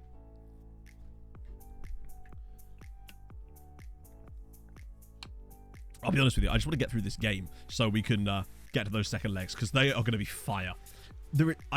Imagine if we got 5 teams. Imagine. It could happen. I'm still worried about Bows. They were only a goal up from the first leg, and that's what concerns me. I feel like Cork City have a chance. Imagine if it was Cork City that got through and not Bohemian, when they had the much harder of the draws. But the other good thing is Dundalk's coefficient obviously has continued to improve. I think there's a real chance they could potentially be a pot 2 team if they were to get in the Conference League. They're not going to be in the Conference League, of course, but I think they should at least not be a bottom pot side. That's a penalty. Nicely done. If your surname was Renisi, you'd have to, really, at that point. It has been a while, Otto. I don't think he's actually played a single match this season, sadly. Drags when they walk around. But you can at least... It's like a footprint in the sand, you know. You just know where they're gone. Won't join my affiliate side in the first division. Ah, yes. I find that whole... You know that you have the option to send the player to your affiliate side. It feels like half the time they still don't actually ever want to go. Jawheader have been alright. They're not doing okay this season as it goes. They've had a sustained period of about 3 or 4, maybe even 5 years actually of a top flight. No, it's been a bit longer than that. Every year, basically, the same 2 sides have gone up and down. Not even the same 2 sides. Same 1 sides have been alternating every single year. I enjoyed it, Otto, in the sense that it was a thing that happened and I couldn't care less. It didn't affect me in any way. So I guess so. For the Nations League. About as excited as I am for, I don't know, something really mundane like finishing the rest of this drink. Honestly, I think it's a cool idea, but I still couldn't care less about it. Yeah, exactly. I'm as excited. No, I'm actually more excited for the Nations League than that. But Derry do need Horny Jacob. This is true. Yeah, I didn't get a 3-day weekend either, but that's fine, you know. I think I'd have appreciated it more if I was working a more conventional job. Oh, go on, Vinicius. Yes. So like Fulham and Norwich. Exactly like that, yes. Because the side that comes up automatically basically gets relegated every year and just swaps places because there's a playoff for the other one. And usually the 9th place team is so much stronger that they just win every year. I think it's been about 5 or 6 years since the last time a promoted side or the 2nd place team in the lower division actually beat them in the playoff. It just doesn't happen. Australia versus... That to me is more interesting. I find that more of an interesting prospect of a match. Howie, maybe? Fuck it, we'll get Emmett on. Give Emmett his first appearance of the season. Average height. That's actually fairly micro, in fairness.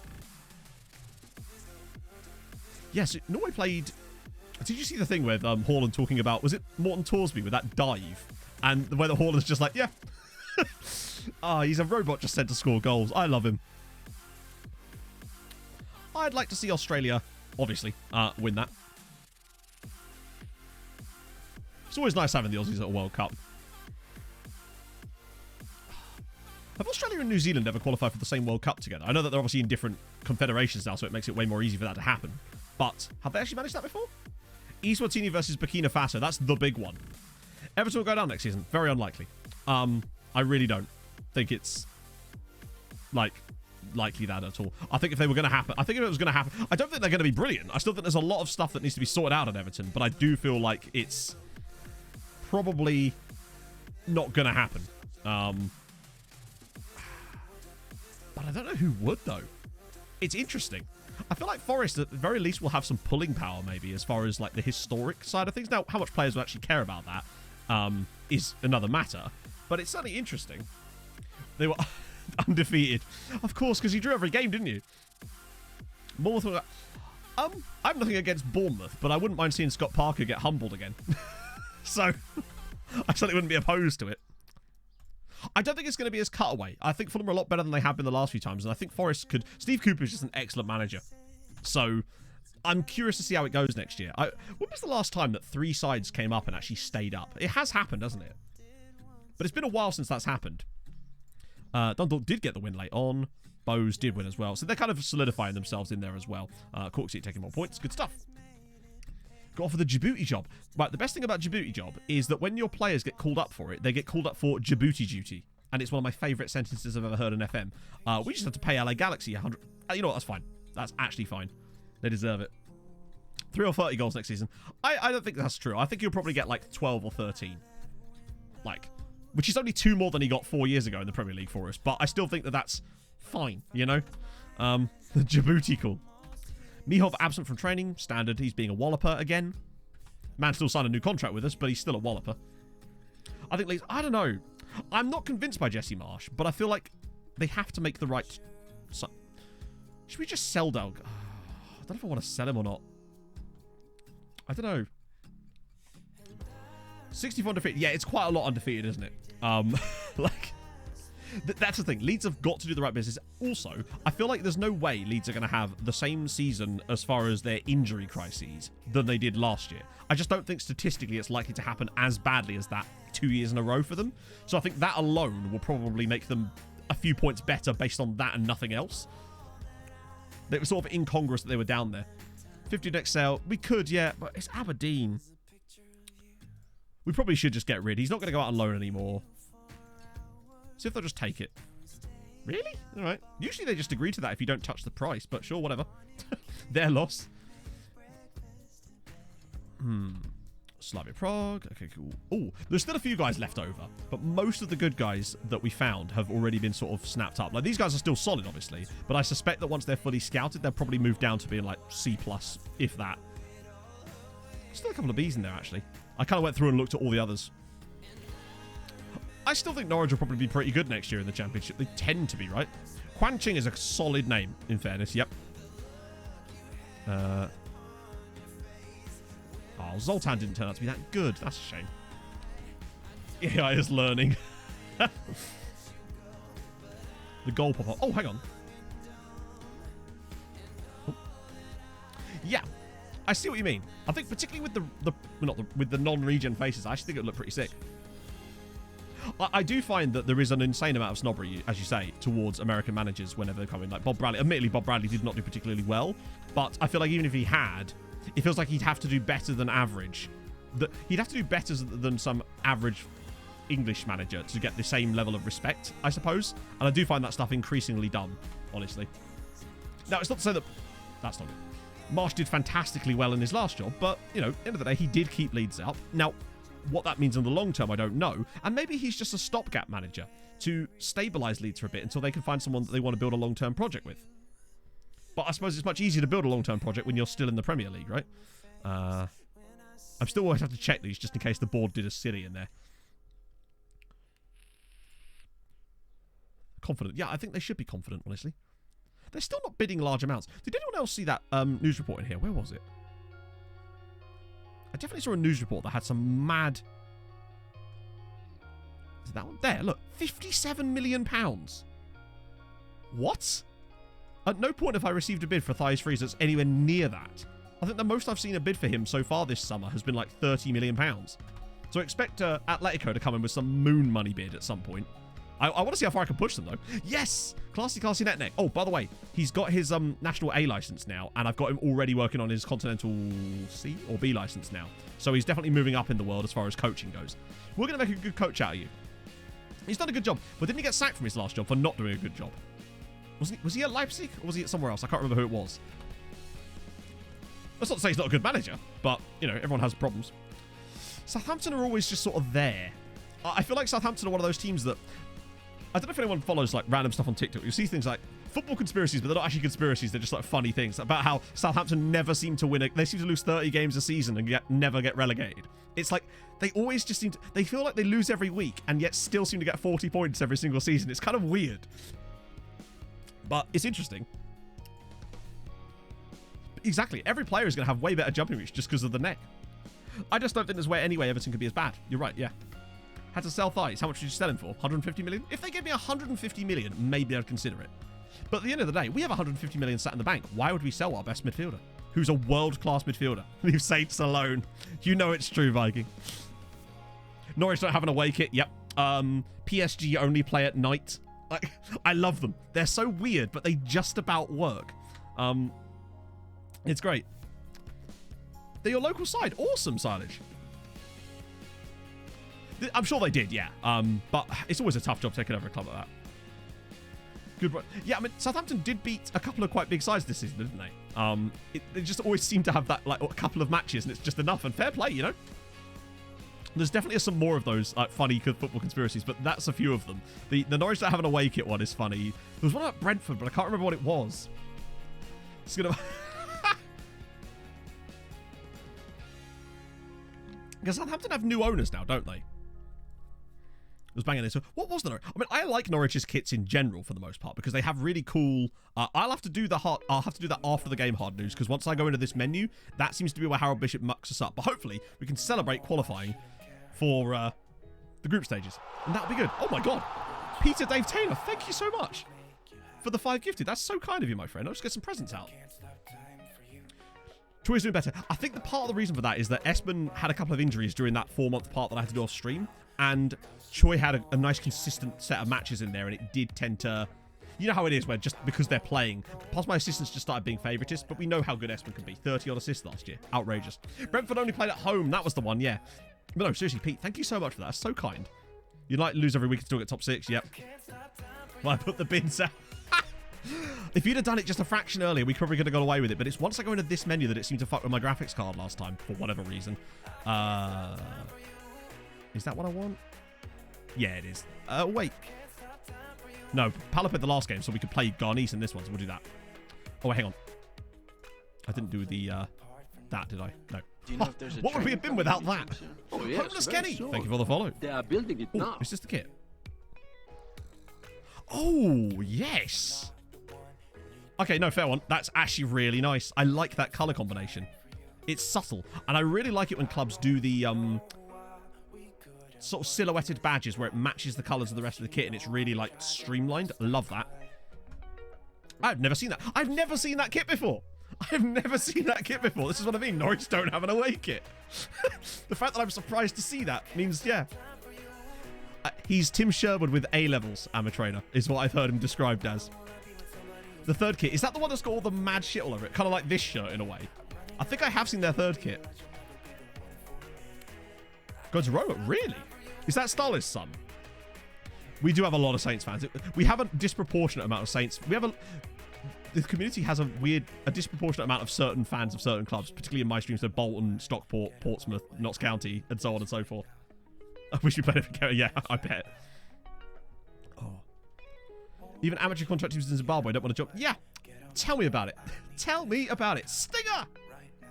How was stream? Thank you so much for the raid, my friend. That's super kind of you. Let me just get a lovely little shout out for you, unless one of the other mods gets there before me. Oh, it's a race. It's a race against time. And Mike's done it because I can't type because apparently I have the hands of Mr. Blobby. Thank you very much for that, Steve. How was stream? Danny with the 22 months. Thank you so much for that. How's it going? Oh, is this the third kit? If I remember what this... Oh, dear. No, I have not seen that either. That is... Weirdly, despite it being similar in terms of its style to the other one, it's just... Yeah, it doesn't do it for me. For some reason, I thought it was an absolute mess. I thought it was still like... Maybe it was an old home shirt I'm thinking of. Oh, dearie me. You could just at the person that raided. See...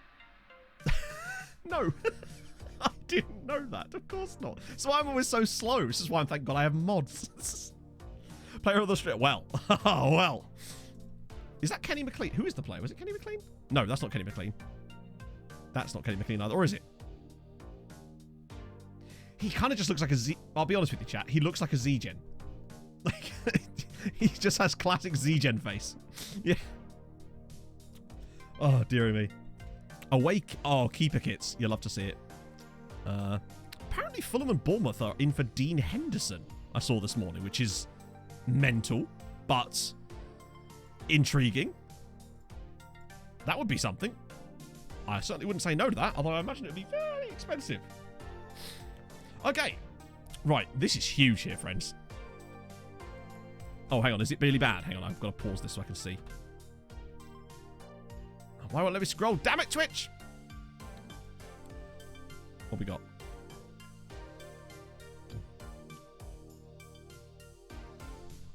It looks like the background art that would be used on a children's magic set.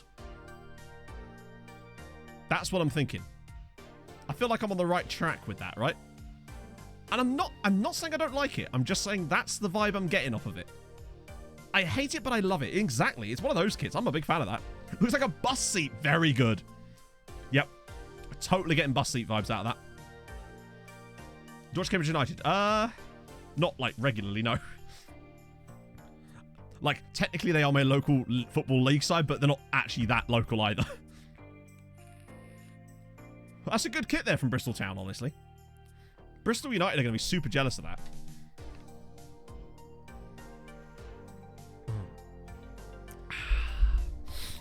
What is that name?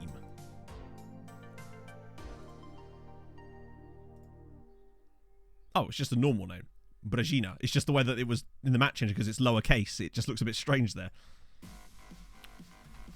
Bristol Athletic. Well, Bristol Athletic, they're a Phoenix club. Why do we always fall behind against these mugs? They're basically a Phoenix club founded when huge American money moves into both Bristol United and Bristol Town, and then it's just an impossibility.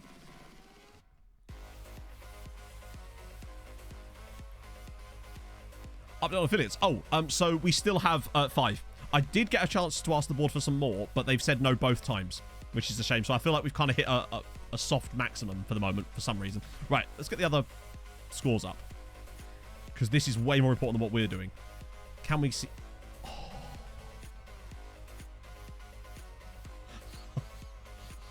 Oh, no way! It's Cork City 1, Montpellier 0, and I'm pretty certain Douglas is the guy that used to play for us. Yeah, it is. It's Jake Douglas. Okay, so where's the other one? It's going to be... Oh, don't you dare. The good Lord giveth and the good Lord taketh away. That's disappointing.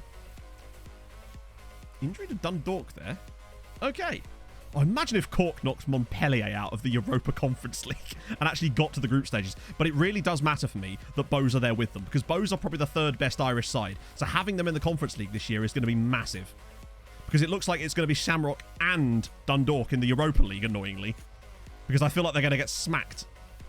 I've never played the Xbox version, unfortunately. I've heard it's actually fairly... Oh, no, wait, no. Actually, I don't know. I've never played it, sadly. I'm guessing you don't rate it too much. Hey, Dodger. What's up, Pog? Go on, score. Nice one, Albin. Your purse. Oh, okay, sorry. You came up here with purpose. I see. A purse. Nice work. Do you think an Italian club could win the Champions League next year? They could, in the same sense that an Irish club could win it, in that they're both allowed to qualify for it. But beyond that, I couldn't possibly give you an answer. Maybe. It's nice to see that the Italian hegemony's been broken a bit over the last couple of years, but I don't know if they're quite at that level yet. Although, Milan did get that big takeover, didn't they? So, we'll see. Depends on if the money's real, I guess. Not like FM Touch. Yeah, FM Touch was not a pleasant experience. The only reason we ever used that was for occasional showdowns when we couldn't get into the server properly. Sandberg bangs another one. Come on, Albin. Lovely news. Okay, well, that's why I like Albin Sandberg. He just scores a lot of goals from the left side. Bale to Cardiff. I think that'd be cool. Now, presumably, he'd have to take, I say a pay cut. Just play for free at this point, right? Imagine Gareth Bale in the Championship. Oh, God. He alone would be...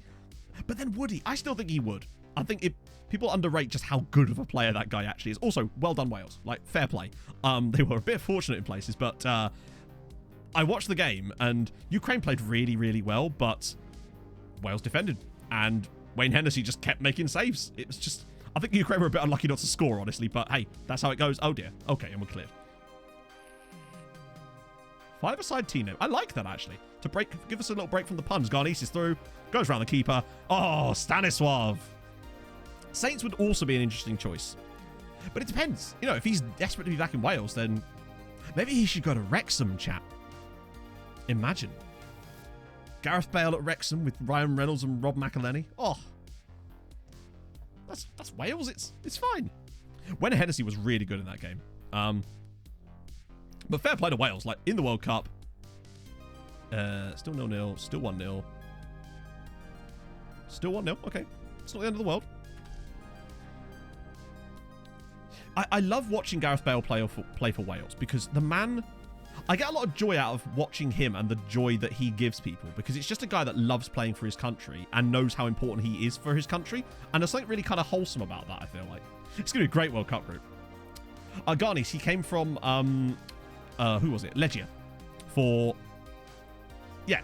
£5.5 million. We knew about him for ages. But... he was still available and somehow had never left Poland despite being ridiculously good. So we thought we'd just take a punt and he's already banked 30-odd goals this season. What a guy. And maybe about to go for 32. Oh, off the base of the post. I think, yeah, Wales in their day could be anybody in that group, honestly. And also could lose to anybody in that group. But then, I don't know, Rob Patience would have done a really solid... I can't believe Wales are going to the World Cup. I think it's awesome. It really is. I was going to say it'd be awesome to have Scotland there too, but that literally wasn't possible, which is a shame. We literally did feel like we stalked him for a decade, honestly, yeah. We knew about him when he was like 19. I think that's when I first found him because I did like a, you know, the under-19 scouting reports. Cork 1-0. Ah, shit. But at least they... Oh, wait on. Hat-trick in the first half for Albin Sandberg. What a guy. Zinchenko. Do you reckon Zinchenko's a bit like Bale is to Wales? Although I know Ukraine have got some quality players as well, but... It's nice to see Harry Wilson come on for Wales. Dundalk actually losing, annoyingly. Ah, you hate to see it. This is where it all goes wrong for us, and somehow they all go out. If that's even possible. 1-0 to 69th minute goal. At least it was a 69th minute, right? At least that's nice.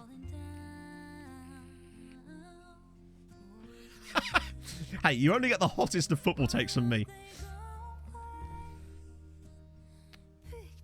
Imagine Ben Foster at Wrexham. Honestly, it would sort of suit the brand, wouldn't it? Because he's been released by Watford, hasn't he? Or is he just leaving? Or is that the same thing? We've been a lot better in this game than we were in the first one. We made the first one incredibly hard work for ourselves and have been a lot better here. Still 1-0. So that tie is level. And that tie is level. Oh, God. This could go one of two ways. Said Matt again, being with the massive hot takes. Oh, it's a penalty. Good Lord. Sandberg's having a hell of a half here. Was it Wrexham? Was he really? Wow. That'd be kind of nice for him. Sandberg might get a chance to score a fourth goal in the first half here. I think it would definitely suit the new brand. You see this? It's a real difficult task, Data, but I just got naturally good balance. Jack Hooks, thank you very much for the follow. How you doing? What did I want to do for a living when I was 16? Honestly, I had no fucking clue. Another goal. There's 4 goals in the first half for Sandberg. I really didn't have any idea. When I was a bit younger than that, I wanted to be a marine biologist. But when I was 16, I honestly had no idea. And then when I was 26, I honestly really had no idea. It's just one of those things I don't think you ever really... Some people are just gifted in the fact that they know from a very young age exactly what they want to do and have a planned path to get to do that. And I've known a few people like that, but most people don't have that. And I feel like schools and sort of general media provides this weird pressure on kids to know what you want to do when you're very young and then pursue it. And it's like people change their mind about things, you know? That's just how it is, right? Was it 3 for Sandberg? For some reason I thought he had another one. I think I mistook. Oh, it was the Limburg one. I mistook it. I saw a Berg scoring. Oh, Poland was really fun building a nation, honestly. So good. Put Mike alone today. How dare you? And who is that? that's the most insulting thing anyone said to me in ages. Ah, dear. Conference League, right. Oh, fuck it. Come on, Cork. Don't do this. You had such a good chance to do this. Skamrock winning again, by the way. Jesus. Solid first half for us, isn't it? Yeah, because I don't think you have to. I think there's this weird sort of pressure that everyone feels like they have to know what they want to do with their life, you know? I think some people change careers when they're in their 60s and still have a fulfilling time with that, you know? I think this, I don't know, I'm on the fence about it. Chat, I'm going to do a hot take, right? Ready? This is a real risky one for me. I think we're going to win this football match. I know. Watch us now lose 7-6 at home. Well, it started. This begins. Oh dear. Is Erling Haaland going to be the best player in the Premier League next season? Probably not, honestly. I think he'll be very good, but I don't think he'll be the best player in the Premier League next season. There's some very good players in the Premier League next year. And this year. And so it begins. Oh dear. Come on, Cork. You've been in front twice in that tie. Do us a big favour. I think if they score a third goal there, it's over. But fair play to Skamrock Rovers. I'm very impressed with them. I did not expect them to get to that round in the first place, let alone be winning again. Get Manea in. Get a little bit of Espen. Actually, get throws and flies off. I might even put Vinicius in the midfield here.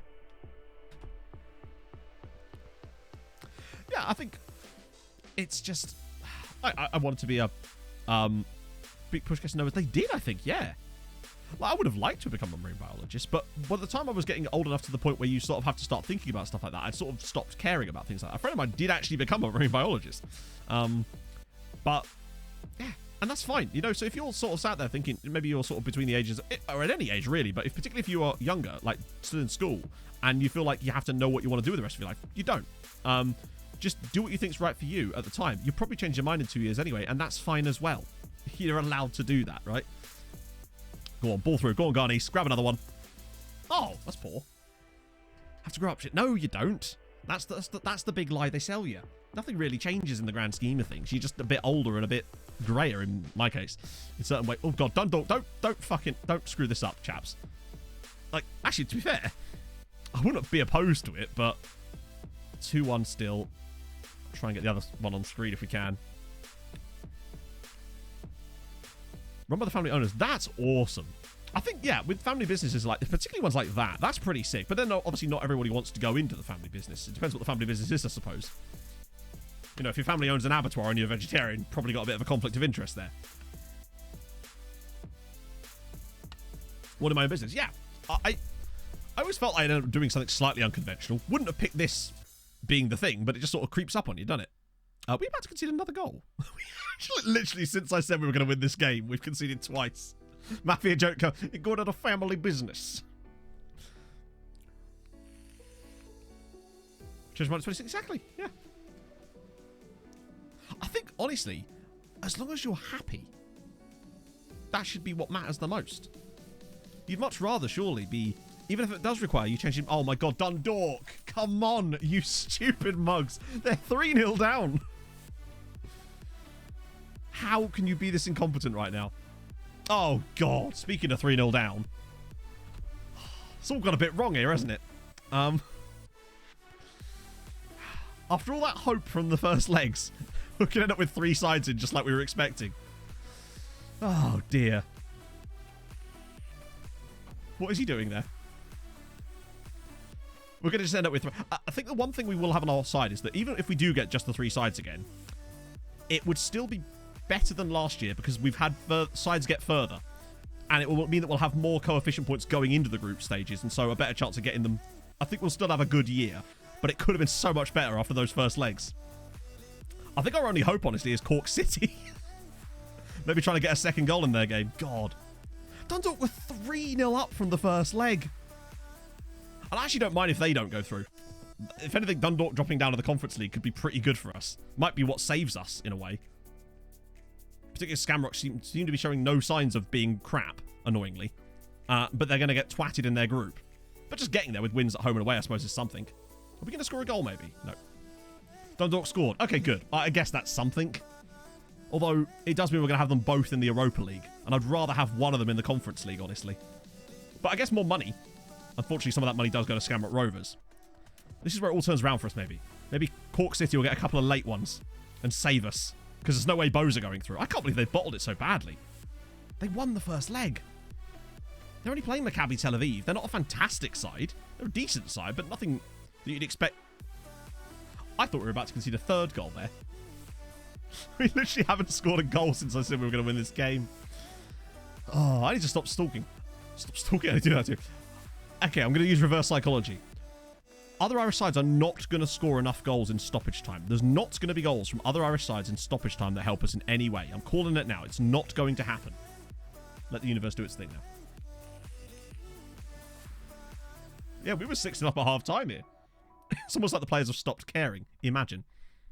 To be fair, I don't think I've actually told them to start caring at some point, so that's mostly on me at this point. Imagine if they got a third goal. Oh, God. Okay, fine. Phew. That scared the shit out of me there. How can we don't want money going to Scamrock Rovers? Well, I mean, you've said it yourself, Scamrock Rovers. We don't want them having money. We'd rather them be shit. I'd rather any other team in the top flight take their spot and do good stuff. We were trying to do everything we could to avoid them being good, but sadly not. 'Twas not to be. Right, let's see the damage. We've won. At least we did our part. Worried about those other games, though. Oh, God. So there's no more teams in here, is there? Who got through? Ludogorets, Red Bull Salzburg, Shakhtar, Ajax. Wow, Ajax having to go through him is surprising. And Benfica, too. Those £300. They'll bankrupt themselves with £300 a week contracts. Right, Europa League. What happened? Dundalk did go through, and Scamrock, so that both of them went through. So we've got both Scamrock Rovers. They're part of your Building a Nation gang. No, they're not. They're that gang member that no one likes. That's Scamrock Rovers in this case. They're here because their mum made us pick them, you know? So the reason we don't like Scamrock Rovers is, the reason we call them Scamrock Rovers is because for a couple of seasons, one particular summer, every time we tried to sign a player, we'd offer them like £1,500 a week contract. They would then immediately sign for Scamrock Rovers on £300 a week with the exact same like appearance fee, bonuses, all this. Exactly. That's like the tiniest little things. Every single player would just sign for them for like a fifth of the wage we were offering. And we were a little bit concerned by it because it felt like a bit of a glitch that they were able to just sign all these players for no money. It was really, really odd. So ever since then, we called them Scamrock Rovers, and we've had a little bit of a bee in our bonnet about it. Yeah. Peta Peta. It is Peta Peta. 24, but the man's Peta Peta. What do you reckon? Oh, I was kind of hoping for Peta as a middle name too. Peta Peta Peta would have been great. Could start his own petting zoo. Right, what happened then? Cool. Oh, there you go, 3-1. Useless. What about you? 3-0. What was the game?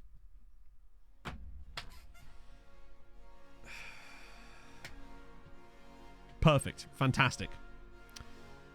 So, Bows got absolutely mugged off because their goalkeeper's an incompetent buffoon. Delightful. What about Cork City? This would have been much more of a pushover, I suspect. Totally fair. They had their only shot on target was the goal. So, fair enough. Hey, Mike. Horrible Rustler's barbecue rib. What a show and show you. Oh, it was just to do with the fact that we had 5 Irish sides in the qualifiers. We'd made a load of money by... We shipped out £50 million worth of players and got clauses in them as well. So we have a lot of cash. That's kind of shit. What does that do for coefficients? We were at 2.7 before. 3.9. We've got 3... We have 3.9 points and we've not even played a group stage game. That's insane. Only Denmark, Bulgaria, Israel, and Norway, who would have had way more sides in lower starting off as well. We need to find some goalkeepers, yeah. Have got more points than us. That is a very strong start. We've nearly caught Switzerland already. Oh, come on. That's really good. No conference sides is a bit shit, but it does give them the chance for maybe third spot in their groups, perhaps. Dundalk will at least have coefficient. I would have much rather had Scamrock in the Conference League at least, but the fact that they were good enough to get in the Europa League is something, right, I guess? £12 million. Don't mind if I do. Add that to my enormous wad of 150 million. That's a good amount to have in the bank, isn't it? As amounts go, that's a solid one. 150 million. Affiliates available. We can't do it anymore. They weren't earlier, but we can have a look again. But no, is the short answer. Oh, they will. So I've tried twice during the off-stream part, and they wouldn't let me do it. They just kept, going around in circles. So it's this one. Yeah, they started saying we have enough affiliates. But now they just won't let me do anything. Every single time now. It's just gone into the same loop where nothing you say makes any difference. Which is a shame. But what can you do? We've got 5, though, which is pretty solid. Oh, we got a Youth Intake preview as well. Which was average. Which means, obviously, it will be dog shit. But, yeah. Use another alternative. Alternative to what? Oh, dear. Oh, well. We move. Right, we have the draw soon, right? Hopefully. Record attendance. Oh, nice. Oh, yeah. We moved to the stadium's now complete. We can't expand the stadium anymore either, so we're maxed out at 20k. But getting 20k is pretty sick. Wow, getting like £500,000 just for that as well. For getting an affiliate like Scouting Knowledge, it doesn't work. They won't let us have another affiliate. Besides, I don't want a Scouting Knowledge affiliate. I want specifically that affiliate. The Scouting Knowledge, you get Scouting Knowledge from the affiliates that we already have. So if I'm going to get an affiliate, I want it to be that specific type. And the renegotiating the affiliate thing doesn't work. We tried it earlier. It literally, they say they've renegotiated it. Then a day later, you go in there and it still says the exact same thing. So that's broken as well, unfortunately.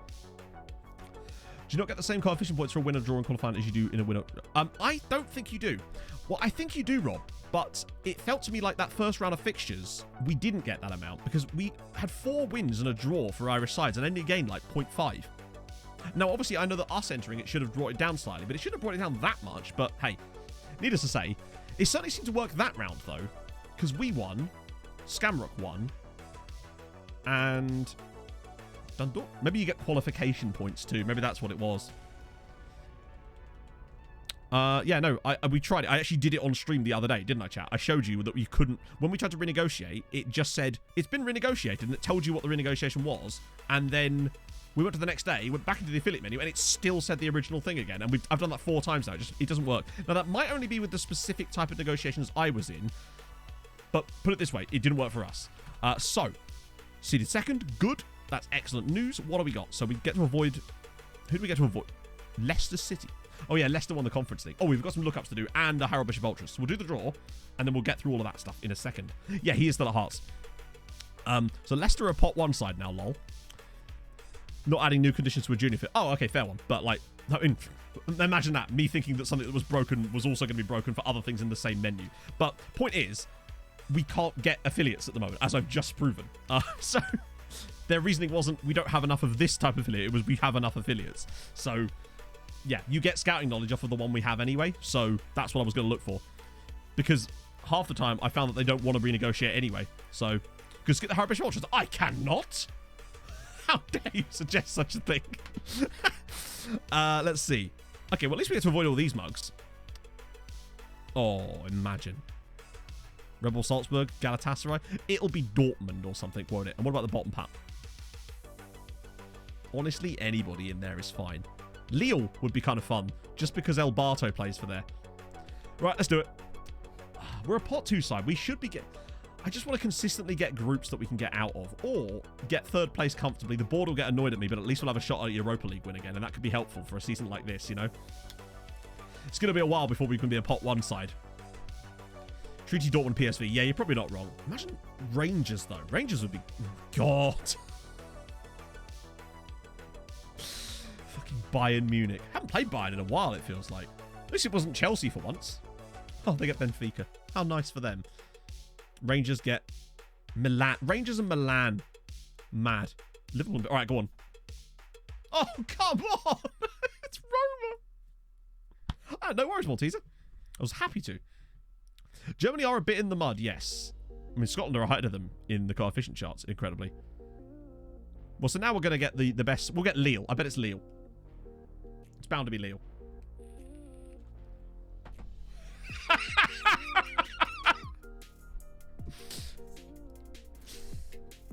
If anyone needs next week's lotto numbers.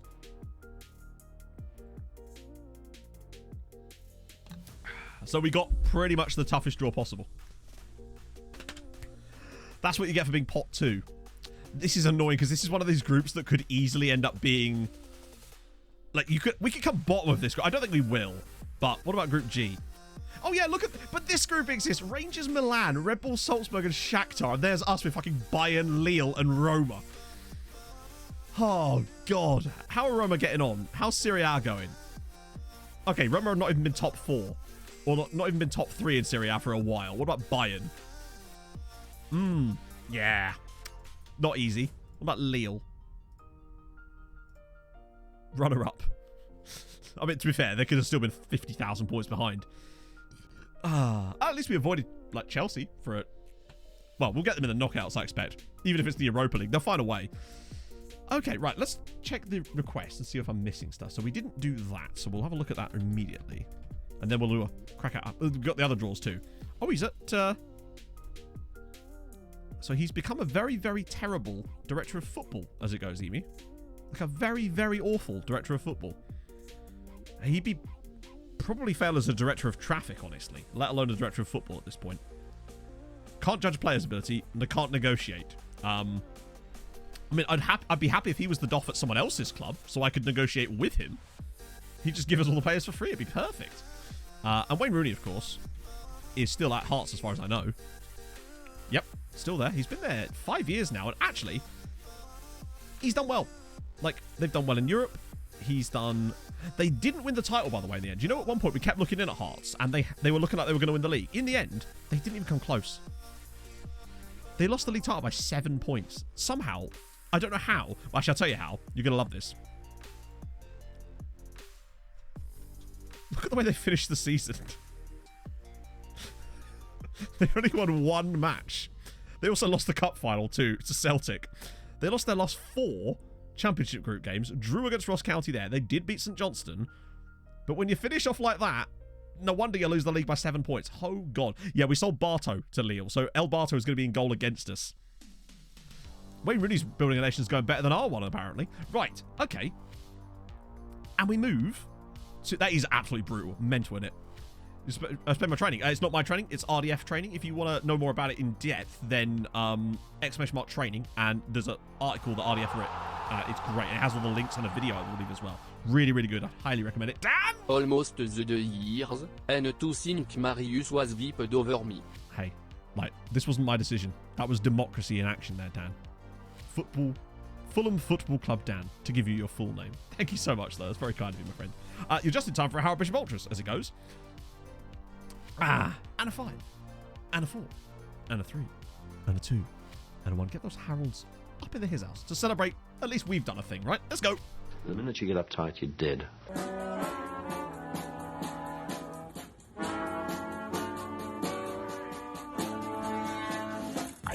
And I'm in the house where the coffee's green and the food is grouse. With sandwiches and lasagna too.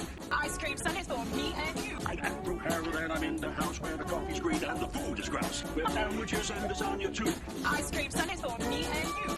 I try not to lose my temper with myself. Oh, goodness sake and shit and balls. The minute you get uptight, you're dead. The minute you get uptight, you did. Speaking of, I've been having some thoughts about it. You know how we had this idea about making the first piece of merch to do with the minute you get uptight, you're dead? What I want to do, and I feel like I've evolved the thought a bit. I want to do some merch like that it is like the Harold Bishop Ultras, but as if they were like a band, and I want it to look like a band t-shirt, basically. And I think that would be kind of sick, honestly. Shadow Dragon! What a great name. Thank you so much for the 3 months, my friend. That's very kind of you. That's a third of a way to a Twitch babby. I know, quick maths. Thank you so much. That's very kind of you. Hope you're having a great Tuesday. They lost the league. Oh, that's a brutal season. Are they on the same day? Or are they... No, it's tomorrow. It's always tomorrow, isn't it? A tour and put every Irish team on it. The problem you've got with things like that is names. It's an issue. So I'd have to maybe even change it to HBU just because of that, so we'd know what it meant. But it might, you have to worry about copyrights and like intellectual property and stuff like that with things like that's the danger. But it's like I want to look at because I think that'd be a sick idea. Because I think they'd be cool t-shirts, but they wouldn't be things that would just be like merch. Oh, they would be, but do you know what I mean? Like a t-shirt that you'd actually wear. Why are they still? Oh, it's still August. Christ. For some reason, I thought it was later than that. You're fat, Pog. Before you go, could I be a deer? Or could you be a deer, rather? I'll be a man in the headlights, but I'll be the bloke in the car who had to run the deer over. Can I have a glass of orange juice? Oh, yeah. I'm craving El squeezed orange, you know? He said in the most incredible Ponzi way. Hawaiian shirt marching band. Oh. It was like trophy wins. Maybe. The problem with that is you have to then have double-sided printing, which does make it a lot more expensive. Craving some OJ. Hey, if the glove fits, all right, let me get my Ford Ranger. Harold. Well, it's less like that. It's more like if I had like dates, you'd have to put like names on it. She's just going for a driving lesson. She's out clubbing at 1 in the afternoon on a Tuesday. Right, what was I clicking on there? Oh yeah, Europa League. Sometimes you can get it just right and it'll let you actually see the draw like live. But no, it's already happened now. Senegal call up for Fiddle Faye. Nice. Casilla sideman. It's the driving instructor. Right, who do we get? Oh, God. Oh, God.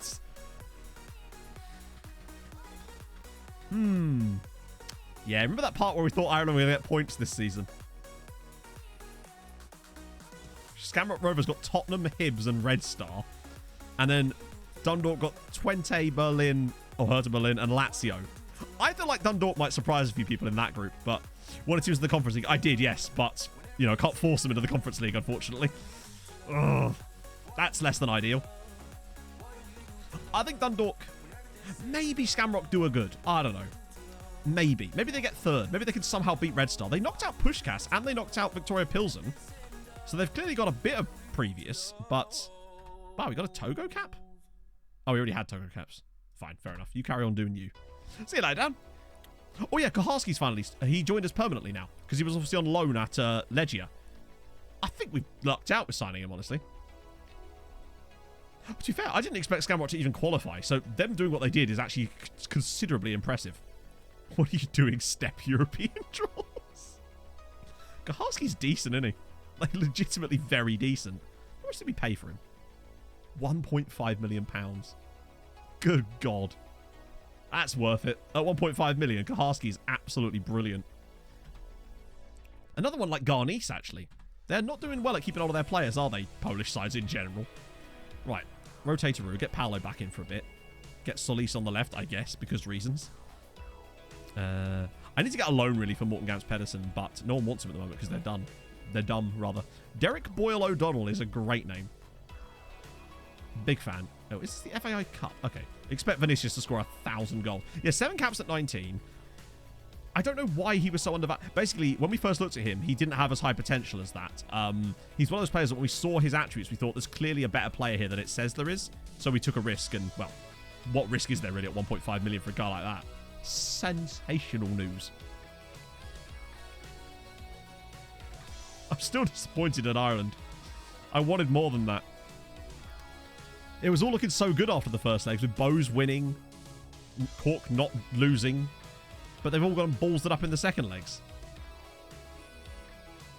Doyle O'Donnell would have been superb. Orange juice. Alright, just check. I was just reminding you. Just nagging, you know. Nothing unusual there. Yes, Paul? You returned. Aha. I never had a folder when I did driving lessons. Pog's got bloody, like, a folder with stuff in it where they're telling her she's doing well and things. I didn't have that. It was just, hey, you've done 2 hours, get out of the car. Like, and get me my fire extinguisher. Like, none of this fancy shit back in my day.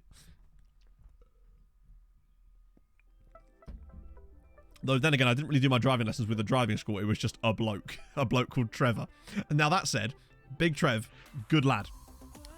got me and most of my friends through their driving tests, in fairness to him, so much respect for Big Trev. Yeeting orange. Well, to be fair, if she yeeted the orange at my head hard enough, there is a chance that it could, in fact, sort of de-orange itself a little bit. Your instructor was called Matt. I know, but we don't talk about that, Viking. It's weird that I taught you to drive. What can I say? Blokey names. The women instructors tend not to. Although, imagine if they do. Maybe it's just the thing. It's a prerequisite. Hi, you've joined X driving school. Please change your name to something really obvious. Mine was Trevor too. There you go. There you go. It wasn't Trevor Smith by any chance, was it, Joey? Renamed Big Trev.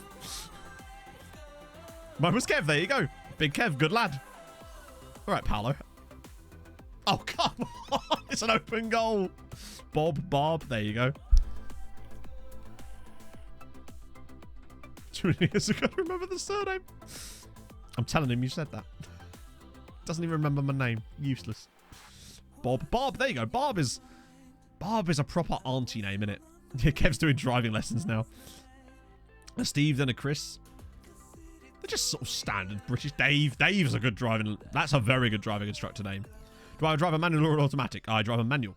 Because, I mean, I think 99.9% of people in the UK learn manual cars. And in Europe in general, I think. I don't know. It seems pointless to me to not learn manual at that point, right? It feels like you're just missing out on being able to drive most cars. Carmela, there you go. That's a fancy one.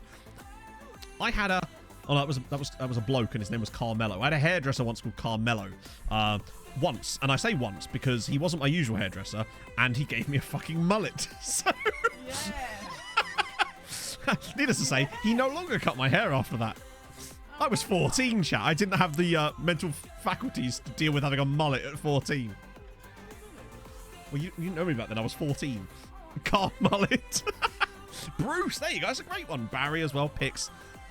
Believe it or not, no. I don't think I took a pick for like 2 years. Just till the mullet grew out.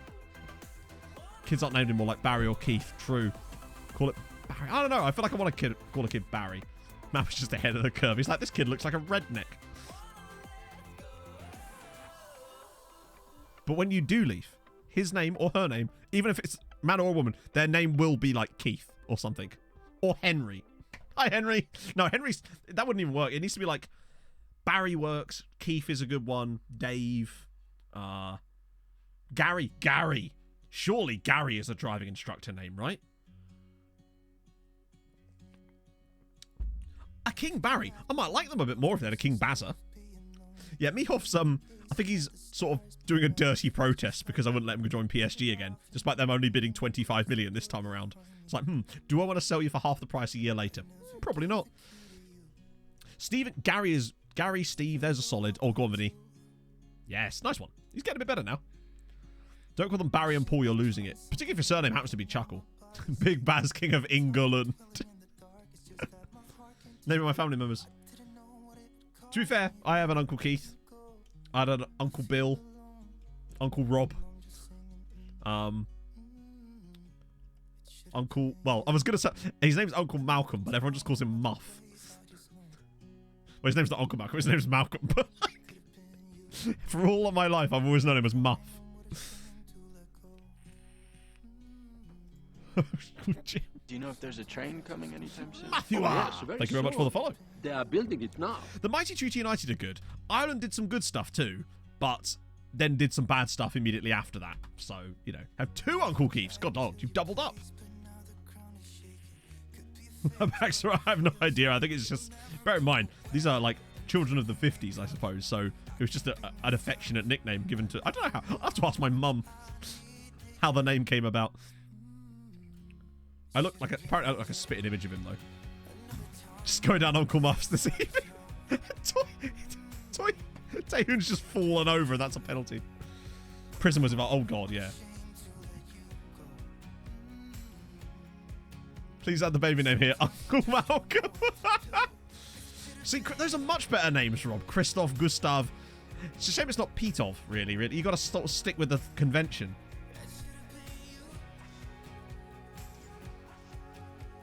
See, my auntie's names are way, like, I had an auntie Karina, who was my aunt that you guys know about from Scotland, who sadly passed away a couple of years ago, or rather during the first sort of like June 2020.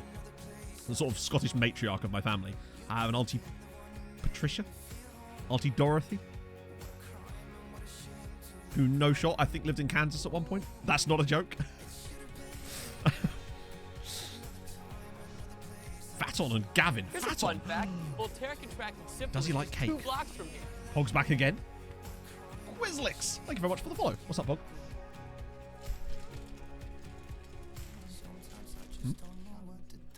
There you go. Callum, that's a driving instructor. That's not a driving instructor's name. Tell him to change his name to Gary or something useful. You'll get well better grades. Stephen, there you go. Graham, that's good.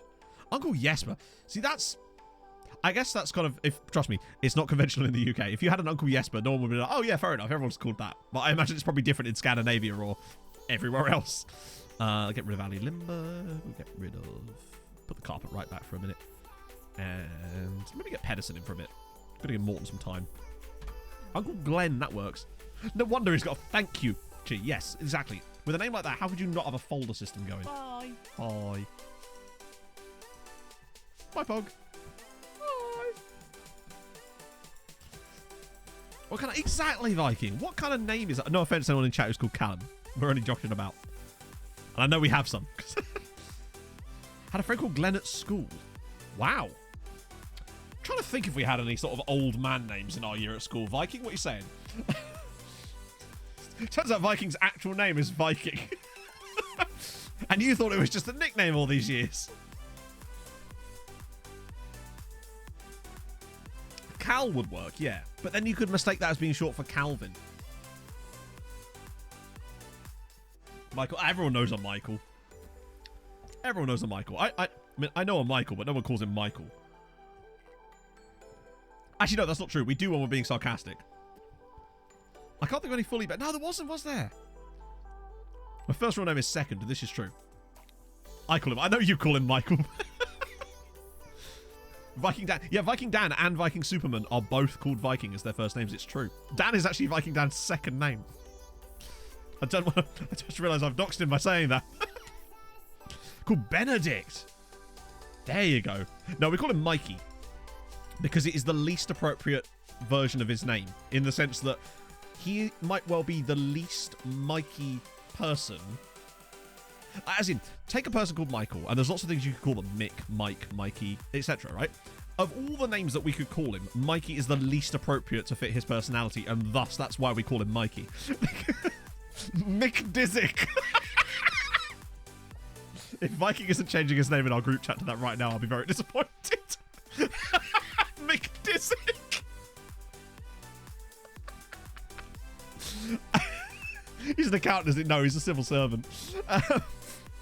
But, yeah. Tiny, the 7-foot tall bodybuilder. Now you're getting it, yeah. Whose actual name is Irish. That's awesome. I suppose. McDonald's.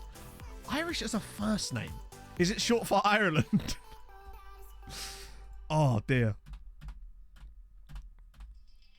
That's fine. Phew. Melbourne victory. Let's have a little look. There's not much I can really show you because obviously we don't have the league switched on, but we can at least have a look at their players.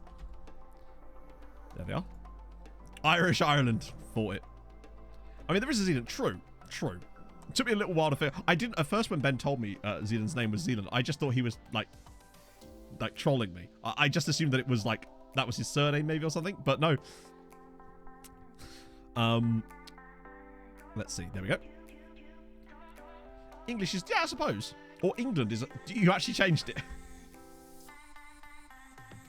Just don't mind me. Just nipping over the messenger. If you hear a bing, you know what it is. Oh, I've got to accept cookies. What?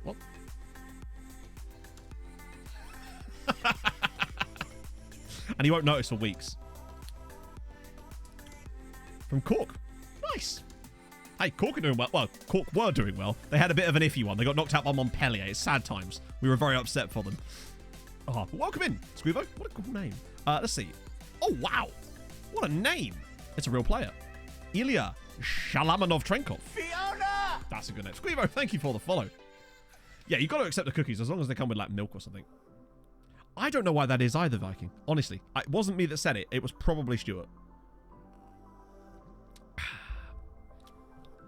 Did you guys see this thing about how the French government is now being forced, or trying to force people to use very specifically, like, francophone, like, French words for things that are really obviously anglicized? Like Twitch streamer and cloud gaming and all these weird things. I was reading an article about it that one of my friends sent me yesterday. It's very, very strange because it is unfunny. Precisely, that's how I narrowed it down to Stuart. No offense, Stuart, if you're watching, you're not. He never is, the bastard. Unsupportive friend. Was that a communist flag behind it? La Baguette. Exactly. Nailed it. These guys. Quan Ching's still hanging around at being a decent player. Oh yeah, by the way, this guy here. Can't do much with him yet, but not bad to see a Cypriot player come through that's this kind of quality already. He's intriguing. I think he's just signed a new deal, so we can't touch him at the moment, but I like him. There's something to him that makes me go, yeah, that guy probably is going to be quite good. Oh, there he is. There's Mihuku. I mean, we gained no knowledge of him in that time, but still, something there. Twitch Strom meta. I'll take it. That's way better. Teacher named Stuart. There you go. He slapped me in the back of the head very often. Vikings just having flashbacks to every single history class now. Hey, caffeine.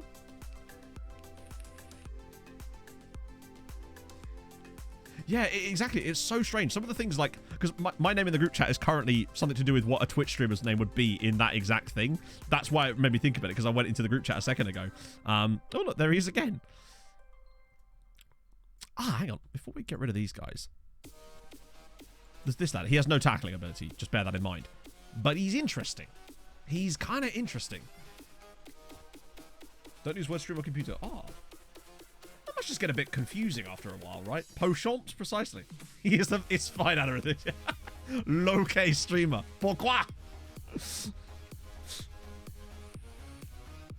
300 pound. How big would that board be, Viking? The other one barely fit on the fucking table. Yeah, Manners... He's interesting. He's 27, so that's the problem. And he would cost a lot of money. But I'm going to shortlist him. I already did that.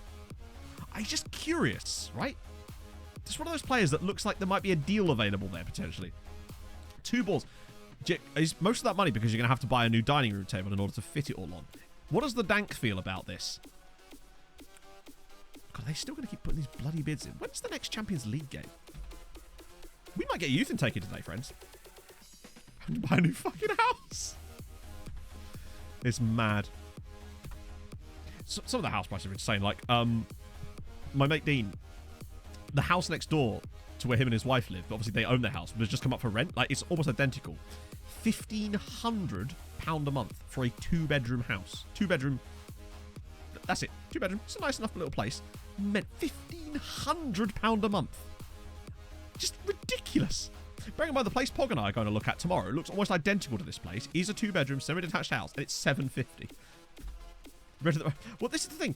Like, it's just the prices are insane. When's deadline day? Yeah, that'll be within the next couple of days. Wait, what? Oh, we've withdrawn it. All right, fine, I guess. Willing to stay, bud. But yeah. You get the place MC and I are going to look at on Wednesday, $750. Mad. Yeah, hopefully it's nice. We're kind of making an afternoon of it in the end because we're going to go to Pizza Hut on the way back in Cambridge and then go watch Top Gun in the evening. We are looking to move to Scotland. What? Viking? No, I can't come to Scotland to see. It's... Oh, God almighty, man. Whereabouts into Scotland? It'd be like Inverness. No, it'd be like Aberdeen. Wouldn't be able to afford to park there, I don't think. How much are they bidding on it? 41 million. Oh, shit. Forgot to mention that. Yeah, just a little bit. Vikings doing Scotland. Cheers, chat. Thanks for that. Thanks for the support. Hang on. Wait, Chelsea put a bid on Trufanov? Oh, why didn't you say so?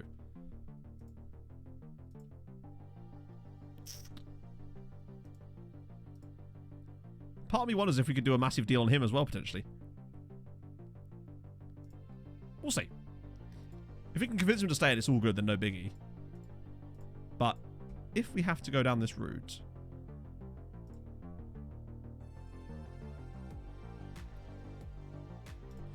If they come back, I want to see how much they're going to willing to offer. If they put moon money down, then we might have to look at it.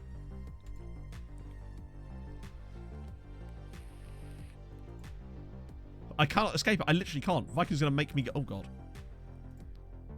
I mean, to be fair, it would be an excuse to go to Scotland. So, I never usually need an excuse for that. But it would be nice to have one. Over £1,000 a month mortgage in Angus. Jesus. 3-bed, though. Who? Is this another one of the guys that's on trial here? Yeah, he is. Oh, facepack picture, though. It's pretty sick. Just fly up. It's probably cheaper, honestly, mate. Man United want Mihoff. That's not that much money. I mean, it's a decent amount, but it's also still not that much. We should buy a house. But yeah. Auto-reject, then. I don't have an auto-reject for Trufanov. That was just me accidentally rejecting it. Oh, really? Just... Cheers, Barca. You dicks. 2 players added to squad. Wait, who are you? Oh, I see. We're only getting the article because of Hajun Wan. 11 caps to China now already. For Mihov, still not that much. I mean, it's money, but it's not... Actually, that's 60 million. That's not too bad. But it's not negotiable. They love a split bid, don't they? Sort of work out. Fair one. God, you'd be even further away, you bastard. Although it would be cool for events. I wonder how much... What if flying would actually genuinely be cheaper at that point than driving up? Because particularly with petrol prices at the moment. In fact, let's be honest, flying down the shops is probably cheaper than driving. Though walking, the cheap... Hang on, what the hell? Oh, good. The entire team's decided to go on holiday. Who's even left? Right. Oh, my lord. I'll put Wan up front for a bit. Wow, there's a lot of people that have just decided to piss off for a bit. Luckily, it gives a chance when Morton gets... Oh, hang on a minute. All of our keepers are gone. We've got Liam Hughes-Creamer in goal. This is not going to end well. Oh, God. It's only Scammert Rovers, he said, hoping. Right, I need a pee. So, less puns today. We're going to do fun 5-a-side football team names. Yeah, that's his actual name, Viking. Liam Hughes-Creamer. I have no idea what that is, Otto. Right, I'm going to go back for a pee. Back in a second. 5-a team names. Let's go. No, 5-a team? 5-a-side team names. Off we go.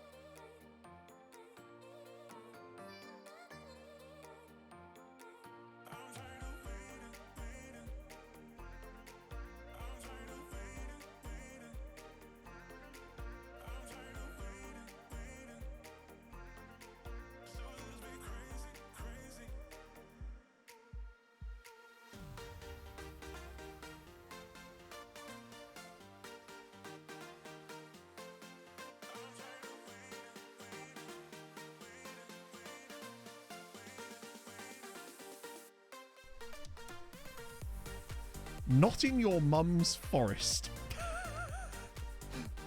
Jesus, I can't fit my willy in. Barely athletic. I like that. Craven cottaging. Jesus Christ. Oh. AC a little silhouette of Milan. That is very good. It feels like an FPL team name. And of course there's a Borussia Mönchengladbach one, because of course there is. It's just... 2 goals, 1 schlup. I might as well have just said FPL names, hadn't I? Paralympiakos. That actually kind of works. What if they have, like... No, that would be relatively insensitive if they call their actual team that, wouldn't it? Cameroon Diaz. Hotel Tiago. Oh. Real Madrid. I had this t-shirt once because I thought I was real funny. This is back when I was like 17. It just said, Real Madrid won, Unreal Madrid fish. No, Surreal Madrid fish or something. Because, you know, you bought t-shirts in Camden because you thought you were well-hard. Czechoslovakia, God, yeah. Girls just weren't have fun. I guess it's a good t-shirt to wear if you're not looking to score. Into Rosette. Oh.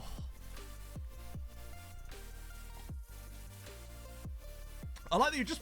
Stuart, I love how incongruous that is, because in any other topic, that'd just be like, what? But Morecambe. The more I think about it, the more I like that. The Bundesliga. And here I am, just drinking some orange juice, like a... Look at me, eh? Sporting Heon. Oh, that's good. I don't know why I like that so much. I've always just enjoyed Sporting Heon.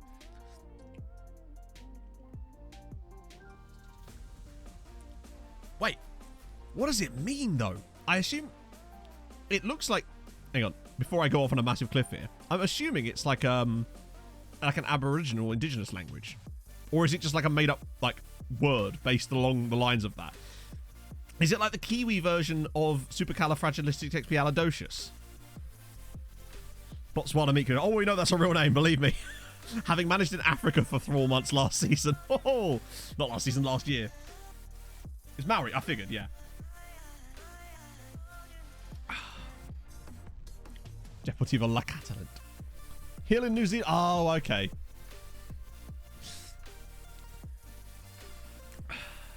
I axe.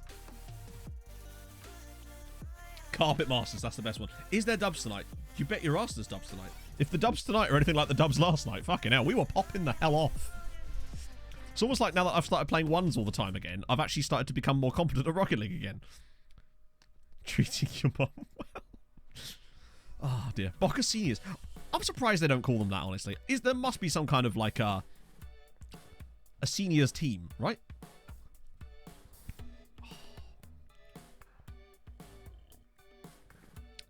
Heck, I'll probably be up for after stream Viking at this rate.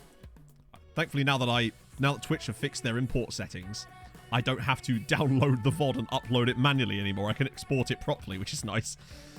We're not actually beating Scamrock here, by the way. Current rank. It depends in which game mode. So in... I'm Diamond 3 in 2s, Diamond 2 in 3s, and like fucking Plat 1 in 1s. But that's because when I'm playing ones, I tend to do it as a kind of... I almost treat it like practice mode, where the idea is just to get as many touches as I can and try stuff out. I was Diamond 1 in ones for a bit, but then I stopped caring as much. Exeter gently. I like that. Well, Salgado. Just replace you as well. Why not? While I'm at it. Oh. Not really, young boys. Don't do ones. Ones is so good for being tilted. You're always going to be... for me, it feels like ones, your ranking ones is always going to be way lower than the other two because it's just all your mistakes get. That and there's so much more smurfing in ones. It's outrageous the amount of smurfing you get in ones. I came up against the guy the other day in ones who had an SSL tournament win badge. I'm like, mate, come on. I'm fucking plat in ones, for crying out loud. Oh, yeah. Hey, hold on, gives you a sub. Because basically, we were playing against... Because people often in Rocket League will have TTV in their name. So whenever we see a person with TTV in their names... it's I've completely lost my train of thought. Yeah, we'll always go to their chat and say GG, right? And Viking went to someone's chat to say GG last night. He immediately got banned. Just immediately. Pub Standard Liège is... I guess some of these teams must be used in real life, right?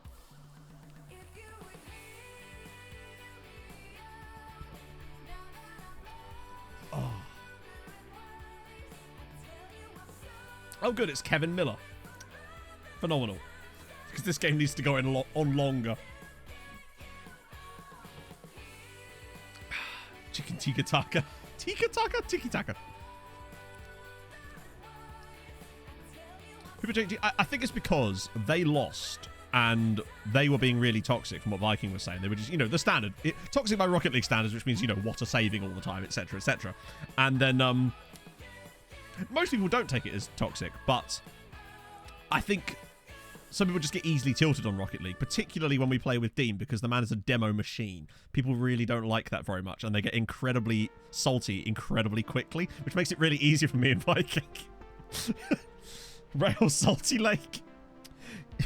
Kevin Miller scored against the Huge Creamer. Gamps Pedersen's had a shocking day, unfortunately, for the young man. I'll square it. Oh, thank God for that. Octavio Solis saves us extra time here.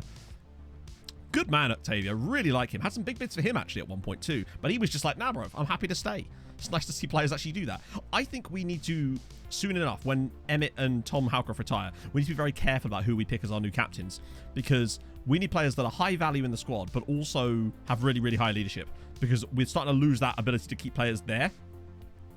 Where did the channel say GG the ban? But yeah, it's mad, isn't it? It's fun. Nothing about football. It's football with cars, but it's so much more than that. Cambridge. Control Alt Delict. I like that. If you haven't played Rocket League, you should. It's genuinely really fun. It's incredibly difficult because it has no sort of transferable skills from other games, but it's so fun.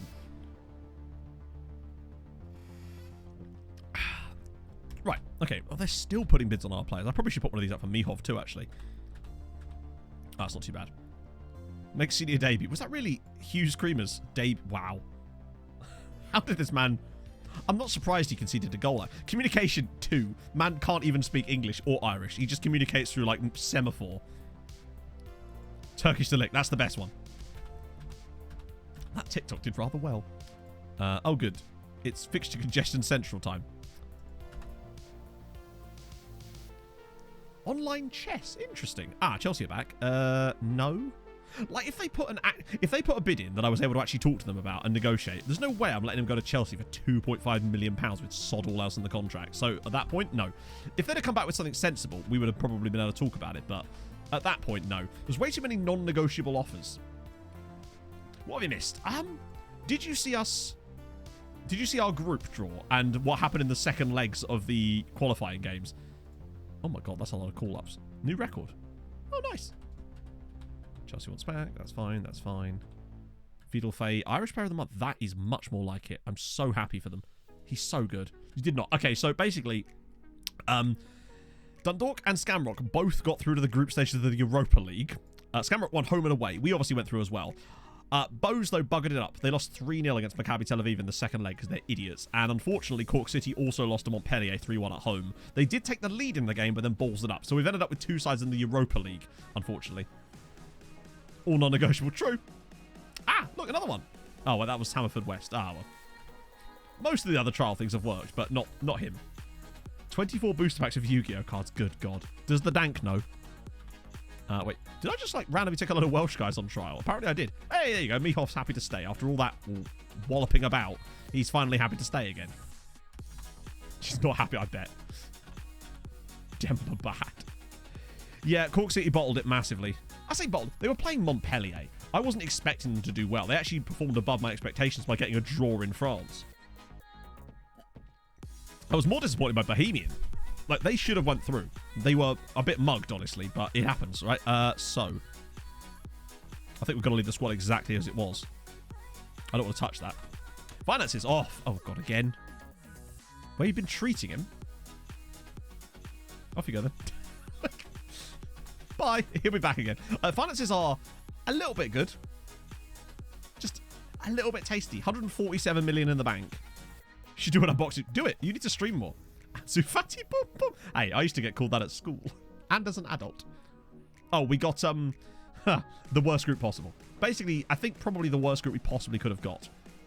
We got, Bayern, Roma, and Lille. We were a pot 2 side, and we got Lille from pot 4 and Roma from pot 3. Jesus. Well, not they were. It was the. You'd see you come and go, hey, fatty bum bum. Come on, we've all been bullied in school.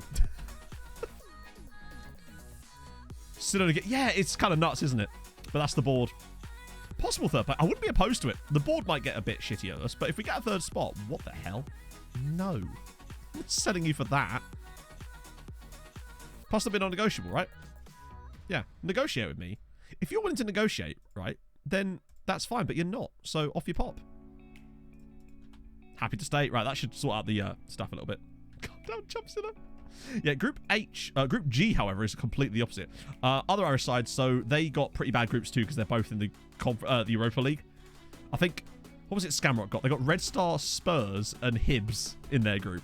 Dundalk, they got Hertha Berlin, Lazio, and Twente, which is a bit better, but I think they'll still struggle. But at least we've got lots of money. Wait, what? Oh, right, I was going to say, we're playing a game. Is he considered a wonder kid? He is. To be fair, not hugely surprised that he's considered a wonder kid. This guy's going to be ridiculous. Hope for some third places. I think... Yeah. Anything... That's the same bids. Stop bidding... Go on, give me £3 million and I might talk to you, but I'll just stall to hold their time up a little bit. Also, it's September now. Why are they still bidding on him? Shouldn't their window have shut by now? Oh, Diaz is now happy to stay. That's good. What are we up to? 250 to 1. It's definitely been high. Yeah, that's not too bad, actually. It's coming down slightly. Ever so slightly. Oh, God. Wait, he played for Croatia. Fucking hell, he's got quite a lot of money. He's getting quite good, actually, at Dundalk, isn't he? Worst case scenario, we need a centre-back. We could just bring Belosa Fijian back, although the heading is a little bit worrying. We got to the Champions League final. 2 seasons ago. We lost 3-0 to Chelsea. So this was a guy I was looking at, thinking about maybe if he was worth it. But I feel like 24 million is too much. But, I don't know. He is quite good. It's just the technicals are a little bit sus. And 24 million is a lot of money. He's got very good physicals, though. And he's pretty solid. Unfortunately, we did end up 12th in the end. They won one of the legs. So they did lose to Hammarby in the end, but they still won a game, so it was too much. But right back. I don't know. That's the problem. He's kind of like a guy that does a bit of both, but not fantastically well. I wouldn't want to put him as a centre-back, but then he doesn't have any crossing ability either. And I feel like £24 million is just too much. Like, he's a good player, but there's a reason I kept him on there was just to see, but we've gained so many good bids from other clubs. Like, some of the signings we've made have been so much good value, and I just don't think he's that. Wow, where did all this come from? Most of these, I think, are some loan signings or something. I don't know. Oh, guy defense of Sporting. It's only 15, actually. It could be quite good for us to pick up, potentially. We've got to keep an eye on the clauses as well.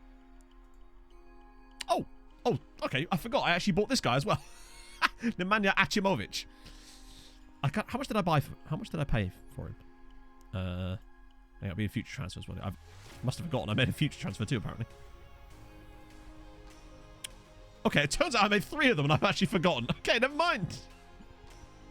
So, £2.1 million for Achimovic. With these kind of basic attributes, I figured, fuck it, why not, eh? For that kind of price, £2.1 million. His name is Putalin, and that's his actual name. I also picked up Rigel for 7. I realize it's 7 million, but he's 80. I know that he's 5'11", but surely the rest of him does make up for that. When you look at his mentals and his physicals at 18 years old, clearly he's going to be an outrageous player. He's got both feet. I mean, what's not to like about him? Other than perhaps that slight jumping reach isn't bad either. And he literally, as you say, he can do a job there. He's absolutely outrageous, his old Carroll. And he played for Maripol. Yes, he did, yeah. Returns to DMC. DMC would be pointless for us because we don't use them. But I still think there's a player there. I think he's got good personality for it. He's got outrageous attributes already.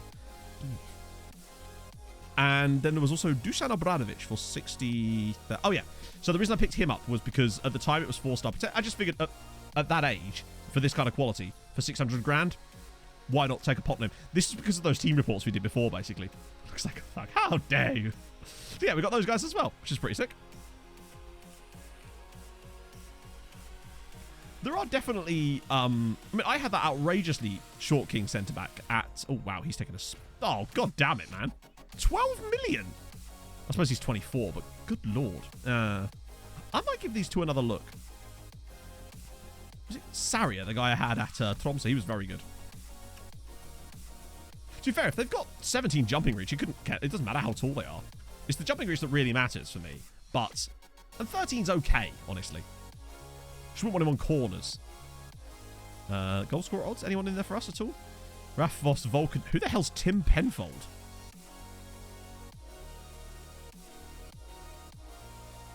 This man has 1 goal for England and 13 caps. How the hell did this guy only manage to get 13 caps for England? Jesus Christ. Where did he come from? Other than, obviously, well, actually, Manchester City initially.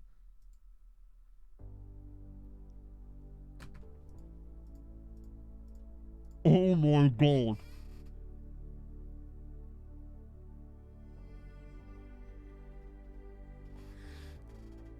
Leicester City. I'm going to clip this. This man here, 30-year-old Englishman, only has 13 caps for England, plays for Real Madrid at the moment, right? Manchester City released him in 2034. He plays for Leicester for 3 seasons and then moves to Real Madrid for £201 million in 3 seasons. Leicester make 200 million profit. That is ridiculous. Holy shit on a bike. They've done all right out of that, haven't they?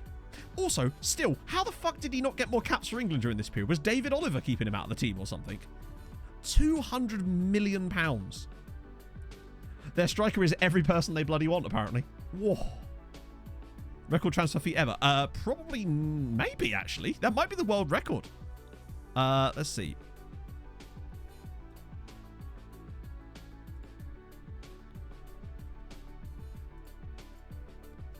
Yep. Interestingly followed by another lad there. It is the most expensive transfer of all time. $201 million. Now, obviously, you've got to be careful with the Mbappe thing. So, Mbappe, Neymar, I don't know why they're not showing up there either. It seems to be only in this save anyway. But of the save since it started, that's the most expensive transfer of all time. By a cool 40 million quid. Yeah, the fact that Burmanets is in there is a shame, innit? Musiala in there too. And, sorry. Unfortunately, because he must have retired, his name's now switched back to being that cockwomble. Can we now change it again? No, we can't. Why did it keep history after retirement, damn it? We had his name changed, but it doesn't count when they retire. That's annoying. Juliet probably should... Yeah, Juliet could be on there too. Sandro Tonali. Paul Stout. Oh, he's Dutch. Boy, is he. Fucking hell, he's good, isn't he? Whew. Yeah, there's some decent... Dejan Kulishevsky in here too, actually. Horn didn't get saved. Yeah, he did. He's there. 107 in 118 for Norway. Whoa, what a player. Only... Oh, only... Yeah, I think it doesn't count like... Oh, yeah, so Ackman moved to United. I forgot to mention this. For 100 and... What was it? 101 million? 101 million pounds, yeah. Yeah, that was our Admiral Ackman. Oh, dear. The thing is, we would have never got that money off United. He only got that money because he went to Nice. It's dumb, but that's just how it works. One of these days, we'll be able to get that kind of cash for players, but there you go. Yeah, that was in this particular transfer window. Oh, dear. But we needed the money at the time. We needed that cash. It's a shame though, isn't it? But fucking hell. Tim Penfold. What a guy. That's insane. Just going to try and make a clip there. Just so I can go back and try and find the Tim Penfold bit. 18 goals. It's not even a huge amount of goals, but what a guy. Right. Let's do Judy Boy. One of these days you're going to do that and he's going to be retired. But it's not today. Because 36-year-old Jude Bellingham still knocking about playing against PSG. 194 caps. Harvo, thank you very much for the follow. Was there a sell-on? Sell-on for who? Oh, yeah, sorry, there was. Well, sort of. Not really, but we still got a solidarity payment, which was over £1 million. So there wasn't a sell-on clause in the Nice deal, but we still got a solidarity payment that was over £1 million, because even it was like 1%, and it was still over £1 million, which is outrageous. Oh, dear. Yeah, I hadn't even thought about that, Hinsey, honestly. But, yeah. Oh, Jude. I'm annoyed that he... Who was it that retired? Oh, no, it was Juliet that retired from international football at 28, wasn't it? Lazy bastard. Well, there's Jude Bellingham that was still playing until he was like 35. Then Juliet retires from international football at 28. Aha! I'll not be able to scroll on this page. As always, the guys... Actually, Fidel Fay, 12 goals for him so far. Unai Alonso with another 20. Would you sign now? I mean, he probably will, but like 160k a week. Come on. We can afford... Well, we can. I don't think the board would let us. Not that I'd want to either. It would be a waste of our money. As good as he is. Ah, there's Roma, finally. Worth it. Worth it for you, maybe. Looks like Skamrock Rovers are selling a guy. At least with both Skamrock and Dundalk getting into the group stage of the Europa League, I guess it's more money coming in. Oh, Kaharski. Okay, thank God for that. I might give Kaharski... Oh, I was going to say I'll give him a run out, but obviously we can't now. But I want to rotate here. Who? No Love Lost. His former club. Who did he... When did he... Oh, it was only 2 years ago. I'm sorry. I've completely forgotten who you are. Are they going to offer any more money yet? Nope. Like, maybe offer the correct amount then. Loan to other Irish sides. I mean, we are doing that, but like, I'm not prioritising any positions particularly. We just sign good players when we see them. I can't force it, you know. If we find them, we sell them. If we find the players, we sign them and try to loan them out. We do have some goalkeepers on loan to other Irish sides. There's actually a guy at Skamrock right now. Offer him out for 3 million. I don't know if I actually want him to go. I'm not too fussed about him leaving. I'm just going to offer him out for 5 million. Fuck it. See if they come back, you know. I hate that they're non-negotiable. Also, why are they bidding on him in September? Surely all these windows are shut now. I mean, he actually wants to go to Norwich, and honestly, they're the ones paying the most money, so who gives a shit, right? None of us even coming close to that amount of money. I'll just stall them and let him deal with that. I mean, I didn't get a chance to, Mike. I actually forgot to do that. They're currently sitting 12th in the coefficient list, but they will be... We'll be going up this year without... I'd be very surprised if we don't, because we've already gapped Czech Republic now by nearly 2 full points, and we're catching in Switzerland at a rate of knots. We could even catch the Netherlands if they had a bad year, maybe. The Southampton one. How can you tell? No, I don't think it was.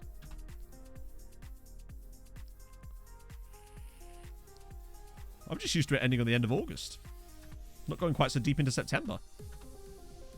Hey, Marco. Right, so that doesn't really matter. We're going to win the league anyways. Not by as much as last year, actually. We have dropped way more points than before. So we do that. Oh, wait, no, I don't do that. What am I doing? I want rotation. That is not what I meant by rotation. We'll put him in. Oh, Ketcher. Yeah, we'll bring him in too. Wow, this is real. No, this is some serious rotation. I might put Randy Hobbs on the right for today. Why not? In for a penny. That'll do. Yeah, I just wish there were more negotiable offers. It's annoying how much they're non-negotiable these days. But we'll go with that. Squad numbers for... Oh, fuck. Oh, no. Mitrev is not getting number 12. You can have number 22. It's nearly... Yeah, the Carp's still around. Still technically the first choice, I suppose. Can't have huge Creamer in goal again. He was a bit shit in the last one, wasn't he? So the other Irish sides, we've got 2 sides in the Europa League, and unfortunately no one in the Conference League this year, because both Skamrock and Dundalk got into the Europa League. Bowes got knocked out by Maccabi Tel Aviv in the final qualifying round, and Cork City got knocked out by Montpellier in the final qualifying round. Emmett is still here, but he's 33 now. He's losing quality rapidly, and he's just not quite that good anymore. Randy Hobbs, the oven molester, is a great name, honestly. He's mostly going to be a striker for us, I suspect, but putting him on the right today just gives him an opportunity to play, so I'm happy to do that. Because I think he might be one of the best signings we got. Who did we get? We got Bayern Munich, Roma, and Lille, and that was our reward for being a pot 2 side. Player exchange. I don't know about how were they broken? I've never really used them. I forgot how narrow the Cove Ramblers pitch is. It might be quite difficult for us with that, particularly with that kind of passing.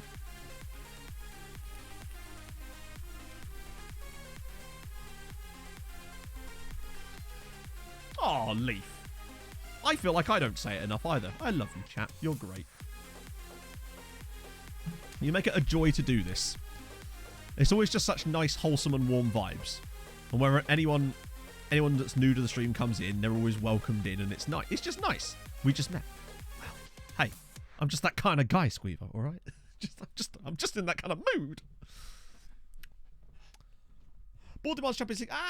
I feel like if we didn't get out of our group, they wouldn't care that much. It'd be a failure, but we've got so much like banked goodwill from them that we can have a shit like that. It's fine. Alone, the problem is, he doesn't want to go out on loan, so he would just turn down any move because of his wages, and I could get rid of him permanently, but there's no way he'll join another Irish side unless I can drum up some interest, which is tough. It's the issue. Not typing the team like, you mean Sudioska. I'm having a great time in Nordic Nomads. I was a little bit worried when changing clubs because of how much people were enjoying the Tromsø, and that's always difficult when moving because you're like, oh shit, people are just going to be not interested now, but people seem to be loving it still. It's awesome. Not going for the bench. No, because he's not as good as our current striker. He's not as good as our second choice striker. And generally speaking, when I'm rotating the squad, I prefer to bring in a younger player like a Han or a Randy, the other molester, to give them football, really. That's the problem. I thought it had to be done for the good of the save, right? But you lot are just great. Is coming back to my original point. It just makes this so much fun to do. Oh, thank you, Harv. I've enjoyed it. I really am enjoying it, and I think the format will work really nicely with whatever save I choose to do in FN23, honestly. Which makes me happy. I feel like I've found a way of doing it again.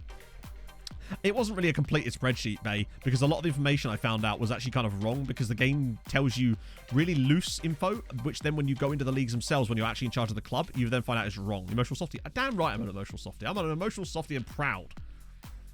To the comic strip, right? I don't know. Honestly, Basil. I have no idea. It's just something someone in chat said, which I really enjoyed. I'm going to cry again, all right?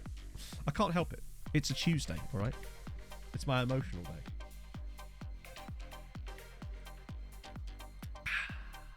Pog and I watched Top Gun last night. It's just a hiccup. That was so annoying. I actually had to stop recording for not stop, but just sit there with the camera for 5 minutes going. Very frustrating. Because that's when you think it's gone, it comes back again. It's like herpes. Not that I'd know. Will you get 200 million? Maybe. Well, we've got 147 million in the bank right now. Not that I care. At a certain point, once we've got 100 million in the bank, it just kind of all blends into the same. When I say Top Gun, I mean the original Top Gun. We're going to see the new Top Gun tomorrow. Yes, it is. Because Pog had never seen the original, so we watched it last night. They used the song Danger Zone an awful lot. I thought it was in the movie, obviously, but it gets used, I'd have to say, on no less than 5 to 6 separate occasions in that film. Would I recommend my tattoo artist? Absolutely not. Absolutely not. One, because I don't know if they're still in business. I got my last tattoo 12 years ago. Two, he fucked it up. So I would absolutely not do that. No. You watched the original one last night too, Ovo? Nice. Yeah, I think the change in the upload schedule was I'll show you in a minute. Was useful for me because it allowed me to. It meant there was less time crunch on getting 2 videos out each time I recorded. It meant that if I wanted to do some cool edits and put more work into an individual video, I now can. And I think it makes the individual videos better. Now, obviously, you take a financial hit from that initially because less views technically, but I feel like I'd rather have more people watch a smaller quantity of videos, and I think that's better for the whole thing. That, and people have been way good on the Patreon as far as the YouTube side of things this year, and that's really kind of covered it off, if you like. So that's been it's allowed me to do that, and it's taken a lot of the pressure off of it, and it lets me be more creative. I really like doing Nordic Nomads. I'll show you the tattoo thing in a minute. I want to get another tattoo at some point. Fuck, I'll do it now. Might be regretful. So basically, this is like a musical stave. Those of you that have done no, it's the opposite of that, Paolo. So basically, yeah, it's a musical stave, like a musical note thing, and it goes all the way around my arm but basically it has an extra line on it. And so, but the only reason I noticed this, because I wasn't paying much attention to this at the time, because I just figured I gave him the thing, he goes for it, whatever. And I was in the pub about a week later with my friend Karen, and she was like a musician, so she could read sheet music, and she was trying to work out what the song said, and then she goes to me, Matt, there's an extra line on your musical note thingy there. And at that point I went, fuck, that's permanent. So yeah, no, the hell was that? So I would not recommend him, no. Luckily, it didn't fuck up my other tattoos. Not that those would have been so difficult. Oh, for all I know, this isn't even real Latin. I would like to get some new. I want to get a capybara one. It's a bit of a well shit moment. Thankfully, I just don't care that much, right? I look at that as the fact is, I now have a fun story to tell about this stupid tattoo.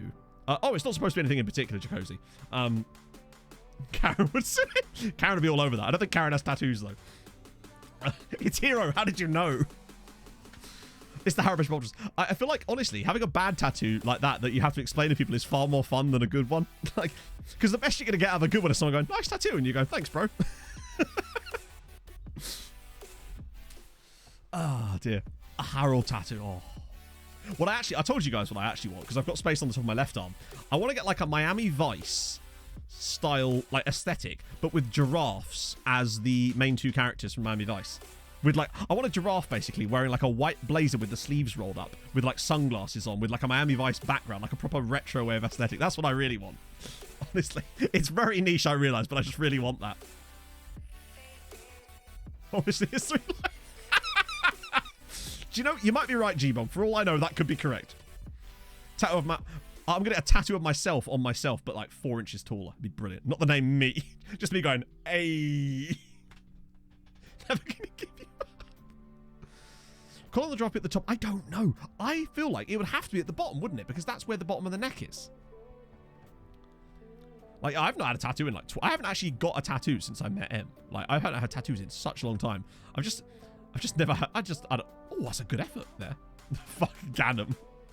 Bojack Horseman. Yeah, I kind of like that anime trainer, honestly. Full tattoo of Mike on my tiny finger. I have long fingers, I'll have you know half. It could be to scale.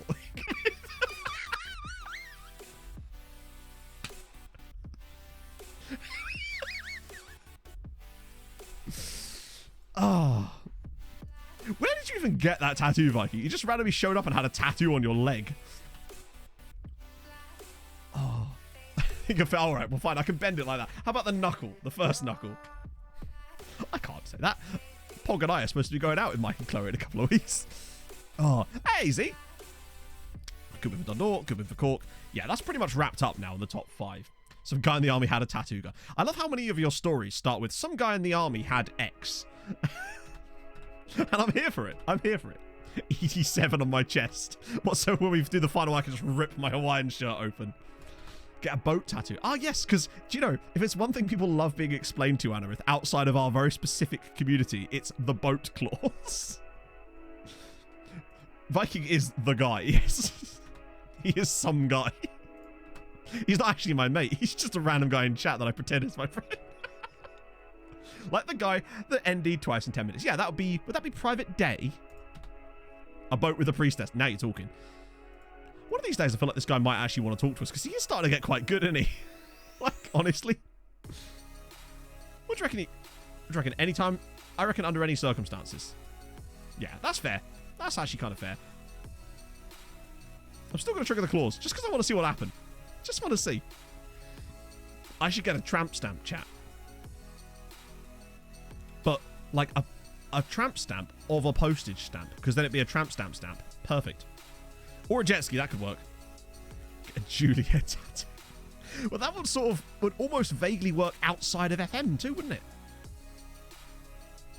Nah. God, so many good players we found. Oh, these guys are just not good enough, are they? Fucking made me do this. Oh. It's interesting how they say on this screen, right? That the other one is like under any circumstances. Yeah, and this one they say he doesn't believe our statue, which is actually totally fair. Completely understand that.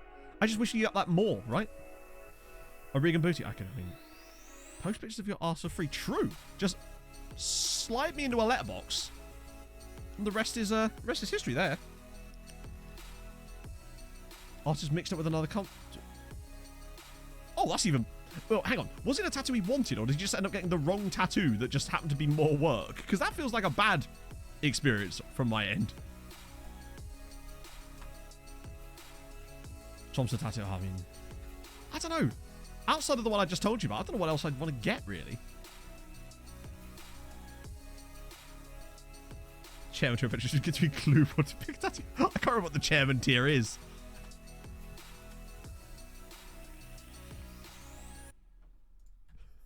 That would be... I'd have to make a new tier. It's like £8,000 a month or something. Ah, dear. Oh, we've actually got... Ah, so the next lot have gone. Cogs into different numbers of teeth on the inside and outside. Different numbers of teeth. That's really cute. That's really cute, Millie. You sly dog, you. That's very cute. I like that.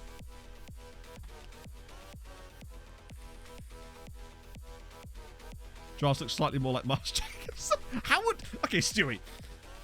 If you can answer me this question, then maybe. How the fuck does one make a giraffe look like Miles? What features does one give a giraffe to make that more Miles-like is my question. When's the Wii sponsor Rig and Booty time? So actually... so we can't do Rig and Booty. Or we can actually, but we have to wait till the start of next season for Maidstone. But Treaty United do still have player sponsorship available. As far as I know.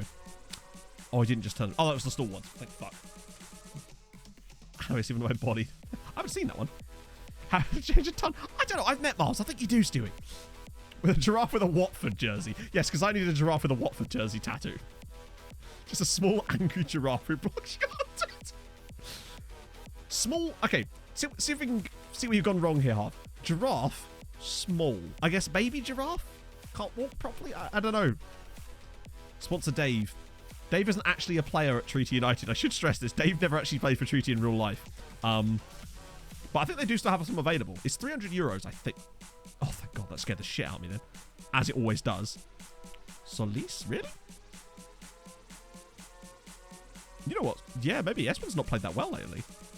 Although Choi is at least match fit.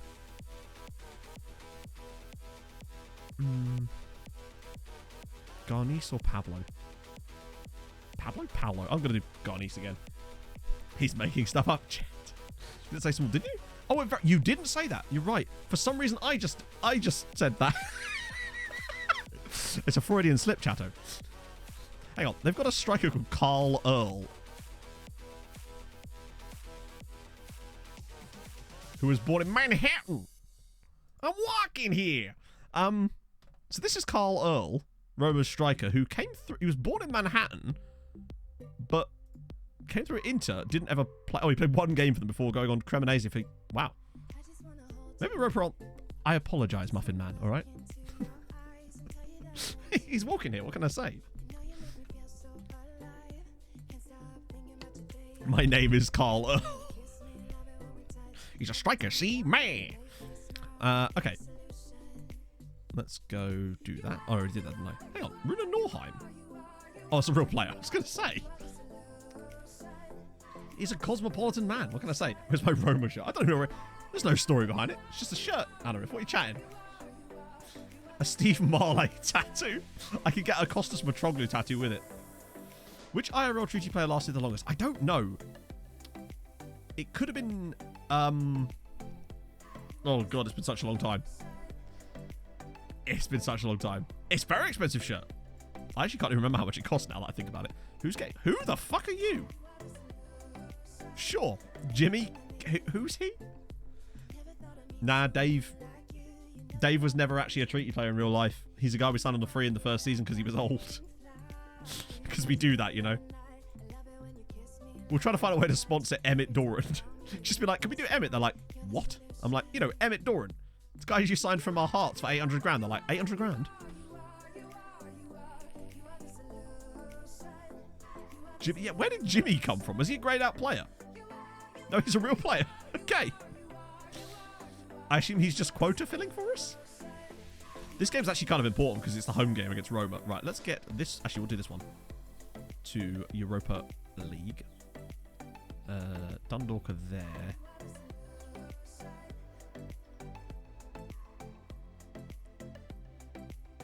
I'll do it like that. We'll see. Yeah, where did we get 100k from? I do like clubs that sort of lean into that sort of stuff. Like, Treaty United follow me on TikTok, if that helps. 1-0. Good start. Match is like, sorry, mate, fan interest is that way.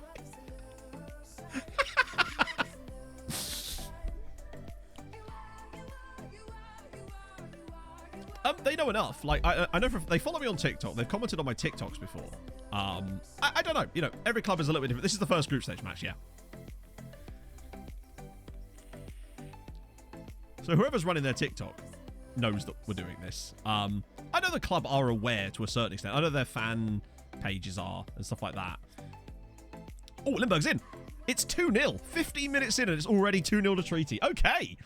Well, this is much more like it. Okay, maybe we're just going to sweep this group or something. Maybe Bayern aren't that good. They are the German champions like 50,000 years in a row in this save, so maybe they are quite good. But as long as we're good with beating Roma and Lille, it's all good. Also, Hibs have got an injury against Skamrock Rovers.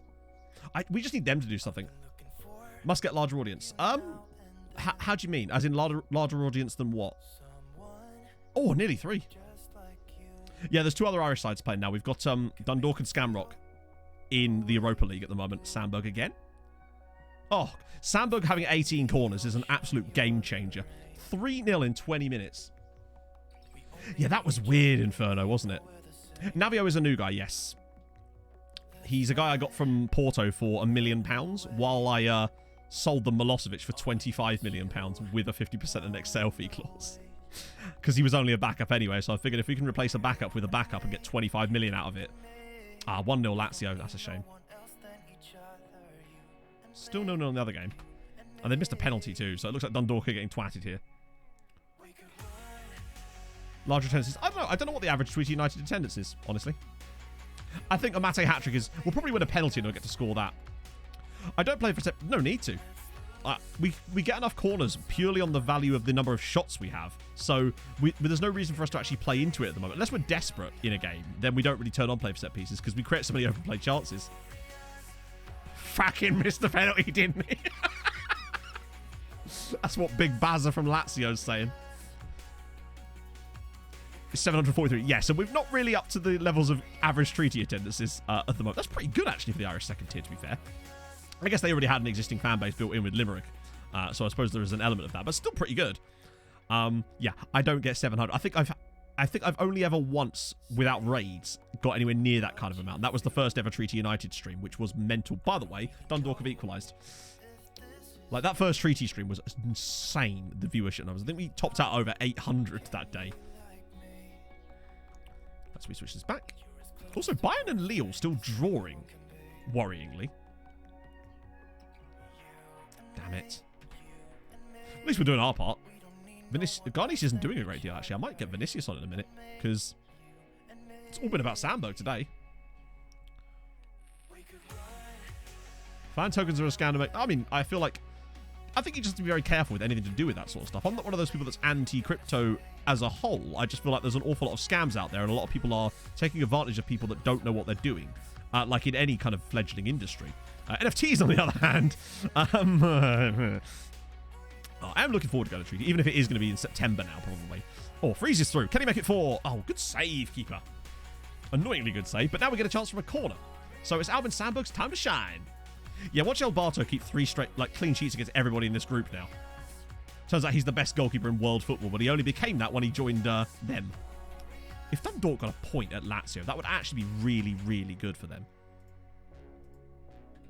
Be a very good start to the group. Garnish does pretty well in terms of his fitness levels, doesn't he? Sandberg's been brilliant. Alaku's going to come off for... Oh, damn it. We don't have Manea on the bench. That was stupid of me. Maybe save the other subby just in case. We got 17 million for Alberto, but that was only because we were just trying to get rid at the time. I think had I waited, I could have got a bit more, but 17 million quid, 17 million quid. Yeah, Cork City says, I watched Smiv's video on Cork City, and he did one at Skamrock Rovers, ironically, a couple of weeks ago, which looked really, really fun, honestly. We should get Jimmy... Oh, shit, have I made 3 subs now? No, I haven't. We'll save it. Could buy a good house for 17 million. True. But not if you live near London, obviously. Then you'll maybe get, like, a flat. Maybe a rent on a flat for a couple of months. Mars Giraffe in a Watfordshire. Oh, my God. I can't unsee that. That's going to haunt my fucking dreams, Millie. It's also the fact that it's a plushy giraffe. Oh, Roma scored. Roma scored while I was looking at that monstrosity. It's going okay, Rob. Actually, it's actually positive news. Pog and I have a house viewing on Wednesday, which is going to be pretty sick. Smith is great, yeah. Yeah, it's going to be good. We're just turning it into like an evening because we're going to go get pizza afterwards and then go watch Top Gun. Could I vlog my trip to Treaty? I could try. I'd just be so gash at it that to be fair, I've always thought of the idea of doing a thing with like the world's worst vlogger, but like not in a, like an unprofessional way, more in the, just that it's shit. Giraffe, neck, in it, mate. Oh, I didn't do Phil Foden. My sorry, bearded child. I'll have to check that after the match. Oh dear. This is where Roma start to get really good now. World's most okayest streamer. Exactly. Oh god. Oh god. What the hell's happening? We were dominating this match and now it's 3-2. Could you not? I regret these substitutions immensely. What is going on?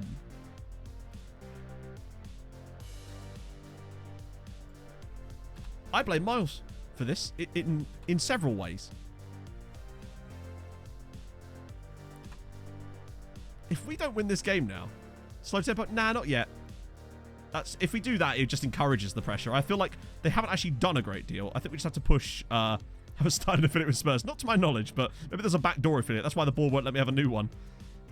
I'm hoping we can grab a fourth goal. It'll all be fine. Oh, good block. Keep it in. Yes. No. Oh, no. Oh, no. Oh, that's fine. Carp's got it. Carp playing right back might not be the smartest move here, but we're kind of lacking players there. Navio, all back inside, perhaps? Okay, interesting choice. Oh, wide of the post. Yeah, the defense have not covered themselves. Well, Palinek has, but only from his attacking threats today.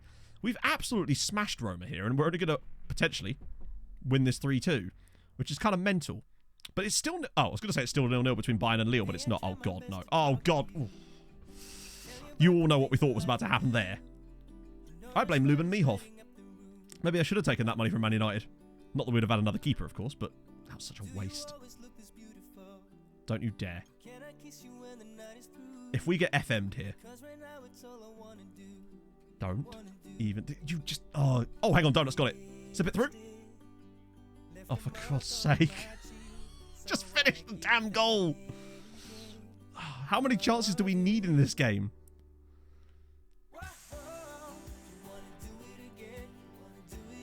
Just flashes up for 10 seconds while they...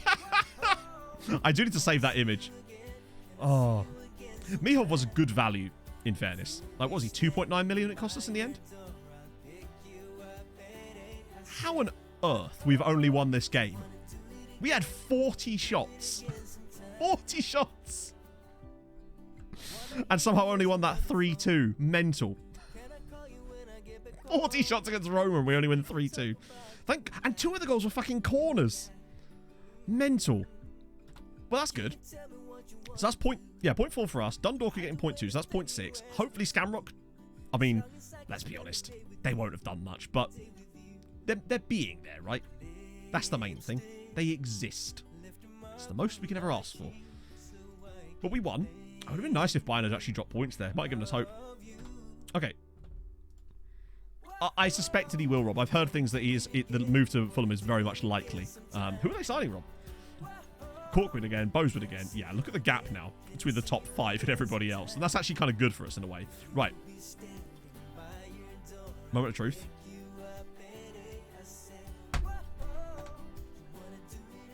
You fucking beauties. Scamrock 1, Hibs 1. Get in there! Repstar got absolutely twatted by Spurs. I tell you what, Scamrock Rovers could get 3rd in that group. What was the stats like? Oh, Calvin Ramsey, really? Watch Scamrock be the last team in Europe for us this season. That's actually fair play. I still think they're going to struggle, but that is a good result. So that's actually a 0.8 day for us. We've got 4.7 after 1 match day in our group already. 4.7 points on the board. That's a really good round for us. What are we up to now? 40.3. Wait, what? Oh, yeah. What? So that would take us above Switzerland, temporarily at least. So that would take us into 10th spot. So that's a big step if we could get it. And we're not that far behind the Netherlands if they have a shit year as well. But 10th spot is massive. 10th spot is guaranteed group stage in the Champions League. It would just save our time a little bit. And it would guarantee... Oh, no, actually, it doesn't change any of these, does it? The next big change is 9th spot here, where you get the extra... they get to skip around, which would guarantee them group stages of everything, basically. I think that guarantees Europa League group stages, actually, doesn't it? That's sick. Right, I've got a couple of lookups to do now. Poggy. Did that. Did that. Did that. Right, Phil Foden. I think he's retired, isn't he? Yeah, retired at the age of 37, though, in fairness. Like, he's 500 games for Man City is not bad. 164 England caps. Only 36 goals, but I suppose he wasn't, like, playing up front or anything. He did win a fair few things. Won a couple of Champions Leagues in there. Won a European Championship with England. World Cup runner-up. In fact, a couple of European Championships, in fairness. And he got to grow that massive beard. So, I think he's the one that's come out of that looking the best, I'd say. Let's see. O'Milly. Jordan O'Milly. He has made one more appearance for Leicester. They played him for like half a season and just stopped playing him. And now he just doesn't play. Still plays for Ireland, though. 45 caps for Ireland, Millie got in the end after being naturalised. So, fair play to him, honestly. He's earning 30 grand a week to do nothing at Leicester City, so I can't really begrudge him that at this point. Peta, we did already have a look at Peta, but he's a bit more scouted now. Like, he's actually fine, but there's just no ceiling to him. I wouldn't want to dump that kind of money into a player that I don't think we'd get that much back from in the end. Still, he's a decent product. You can see why he scored the goal. He is a discount Garnice, and the thing is, it wouldn't even be a discount. He's more of like a B-Tech Garnice. He's actually cost us more money than him. Yeah, I mean, probably just sit in the cafeteria having a coffee, right, at that point. Oh, good. Fixture congestion. My favourite. It's one of those years. Actually, it's not one of those years, so it's kind of weird that we've got so much. When was the last time we even played a league game? Ah, yes. We haven't played a league game since the 20th of August. New record attendance, 19,800. Nice. 700 grand for that. I really hope we had a youth intake in today. I think we're going to have time, honestly. Because we're already mid-September. Our youth intakes are in September. We've still got a full hour. There's no way we don't get the youth intake in today. Surely. When did we last lose a league game? That would be... there. Dundalk, 2-1. Was it? Nope, no, it was there. Dundalk. Nope. Yeah, it was there. Dundalk, 2037. In nearly 2 years ago was when we last lost a league game. Intake 17th. Does it say so? I thought it just says September. I mean, if it is, then great. Ah, dear.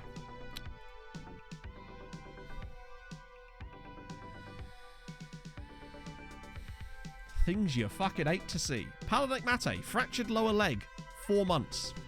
And obviously specialist, but Jesus, that is far from ideal. Oh, God. See you later, Otto. That is really, really bad. Out of EA Sports Cup final. Yes, because that's what he's... that's what matters. That. Not the Champions League matches he's going to miss. No. It's all about the EA Sports Cup. Which we're now going to play in. Oh, fuck it. We'll just sim that one. So do the EA Sports Cup. Whoever they want to put in, they can put in. We're going to win the match anyway. Recall the feature. We can't. Not in the transfer window. You can't recall players if they're not in the transfer window. I want to be sure that we actually get a youth intake done today. God damn it, man. That is suboptimal, you might say. Well, okay, good win. We obviously sold Milosevic to Porto for huge money. Speaking of, have we got any chance of selling those clauses yet? No. So we got the Danko. Danko will come in. Let's actually have a look at squad depth for once. So Spack, Mate, Danko, Navio, and obviously... Limburg, really? Larrañaga could do a job. And we've got Ugland as well. And they're actually decent players. They just haven't had a chance to play. So honestly... it's not the end of the world. We've got enough players to where we can... I'd happily have Danko and Spack as our starting pair, and then just rotate one of the guys like Larrañaga into the backup pair. So that's fine. Thankfully, centre-backs are one of those positions... Navio, let's have a look. Where is he? There he is. One thing about Navio is he doesn't have the height, but he does have incredible heading. But he was £1 million, so I couldn't really say no. Well, I could. But I didn't, because I just sold our centre-back to Porto for 25 million with a 50% of the next sale fee clause. The day we get to cash that in is going to be mental. they're probably going to end up paying like 50 million in excess for the whole deal. And that's well worth it for us at that point. Oh. Yeah, so that's Navio. We've won a cup, no one cares. We move. Yeah, I'm hoping that because... not Stanislav Spak. Because Mate is slightly older, it's not going to hinder his development because he's kind of not maxed out, but pretty close to it. I thought, yes! Classy Net. Someone asked a minute ago about Classy Net. He has now completed his Continental C license. He's getting there. So now we send him on another coaching course to get his Continental B license. Slowly but surely, he's coming along. Don't ask him to do any defending, of course. He's still never going to be a world-class coach by any means. So I sold Milosevic to Porto for 25 million with a 50% of next selfie. Because, yeah, he was a backup centre-back. And if you've got a backup centre-back lying around that's never going to get any better, and someone's offering you 25 million and allowing you to put a 50% clause in, oh, you take it. I also sold Jan Bostorek to Juve as well for 23 million with a 50% of next sale fee clause. So we've got a lot of money potentially coming down the line. See you later, Viking. Had the extra half star. Which one?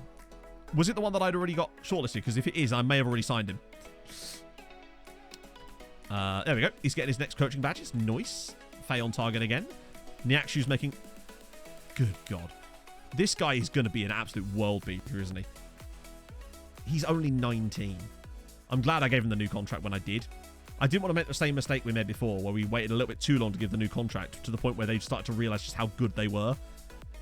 And he's going to be filthy. He could be like a Ballon d'Or winning left back, honestly. How much is... It might not be... And he also gets like constant 9.9s in trading. So he's got the perfect personality for it. He's outrageous. Let's just have a look at his... My guess is his progress won't actually show too much, but... So yeah, it's 2 up on decisions, 2 up on positioning. Physicals are already fantastic. Good composure changes. Marking's gone up. Technique's gone up. He's just rich. Chukwuemeka. Oh! He'll come back around again in a week. I'll have to point him out when he comes back through. Milosevic looking now. He looks pretty solid. Where is he? Oh, his value's come down a bit. Originally, it was 47 million. Like, he's solid. But I felt like at the time, given the amount of money we could potentially get out of it, it felt like the right choice for a backup centre-back to go. The one downside is, of course, he was a homegrown player, technically, I think. But we got 200 games out of him in the league. Probably 300 in all comps. And then 25 million on the end. 2 guys at Chukwuemeka. Ooh, okay. Then maybe they're new. Fascinating. They'll be back round again. We'll have a look in the next report. Karamoka Dembele. He might have retired. Oh, no, there he is. Oh, well, he has retired, actually. He's actually ahead of youth development. And... Bart retired. So basically what happened with Bart, we sold him to Porto for £20 million. He then was loaned back to us for 2 years. Then Porto loaned him out to Lyon for a further year, and then he retired. He never played a single minute of football for Porto after they paid 20 million quid for him. Which is just hilarious. And the same kind of situation I'm trying to engineer with Milosevic at Porto as well, where they end up paying us like 40 million quid for him, and yeah, you might be average, but we get 40 million quid out of it, so can't really go wrong there. That's how we've enabled ourselves to be so unbelievably rich at the moment. It's a shame that this doesn't say really fucking rich. That's what I'd like. I'm giving us a nice cover off just in case we start getting even more rep and start to get like whatever the one after that is. Okay, so Sligo Rovers. Rotate around a bit more. Maybe bring Garnice in for this one. God, it's weird seeing Orlando Martins in our back line again. Ooh. Particularly as he's pissed me off lately. Is that Jack Harrismith? It was, wasn't it? Let's see. Let's get this game started so I can have a look at this link. Alexis Hewitt. Okay, let's have a look. Boom, boom. Just been like, yeah, I saw that. It's mad. Like, considering how... Wasn't he playing in, like, the under-20s when he was, like, 14 or something? But I guess they have a lot of players that have that life cycle, because I know he had quite a serious injury at one point, too. There was a Tifo video. Was it a Tifo video? I think it was a Tifo video about it. Alexis Hewitt. Or is it HITC 7s? It was someone like that. Oh, no, it was a TikTok I watched. Never mind. Alexis Hewitt. 15-year-old. Oh, my God. Great aerial reach. Reflexes are a little bit on the low side, but he is young. Good handling. Great mentals in certain places, too. I mean, he's definitely fantastic, isn't he? On trial as well. Good God. So, hang on. £10,000. In that case, yeah. Just an absolute no-brainer, isn't it?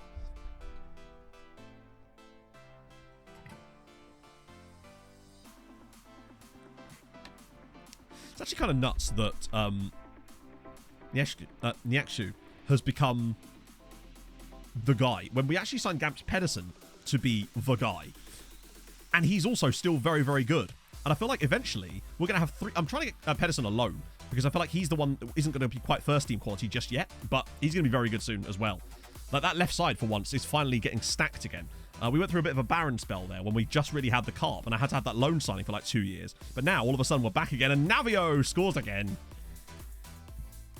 That's insane, Jinx. What a signing. It reminds me of some of the signings I was able to pick up with not Stormzy set with Sunayuska. Those random like players from African leagues for like 50 grand, or sometimes even less, like 14 grand. And Joe Pritchard from TNS for, I think I paid 14 grand for him as well. Mad. All of a sudden he started getting Wales caps again now that he's playing for Sunayuska. Mental. And he's quite decent now that I put him on the correct foot. Imagine.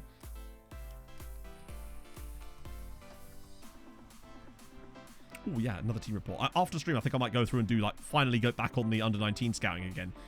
But I'm going to be a bit more picky with it and not just do every nation. Navio scored another one. Bloody hell. And start to like target a few different nations inside of Africa and Europe and South America again, and see if we can get a really targeted list of players for the next round of transfers. Because, well, I mean, hey, we've been doing some great business lately. We're just making so much money as well, which is really, really helpful for us because it means that we now have got the cash to find those players that we want. Surprised he left this. Yeah, where will he end up? I feel like he's still young, isn't he? It's not like he's done by any means. He just needs a club where he can play consistent football and get game time, I guess. Oh, Garnice with the cheeky dink. 32nd goal of the season for Stanisław Garnice. Yeah, I'm a fan of him. Even if we only get 3 or 4 seasons out of him, it'll allow Vinicius a little bit less pressure and allow him to continue developing without getting maybe overly tired. Because he still looks good, but he's just not on the level at the moment with Garnice.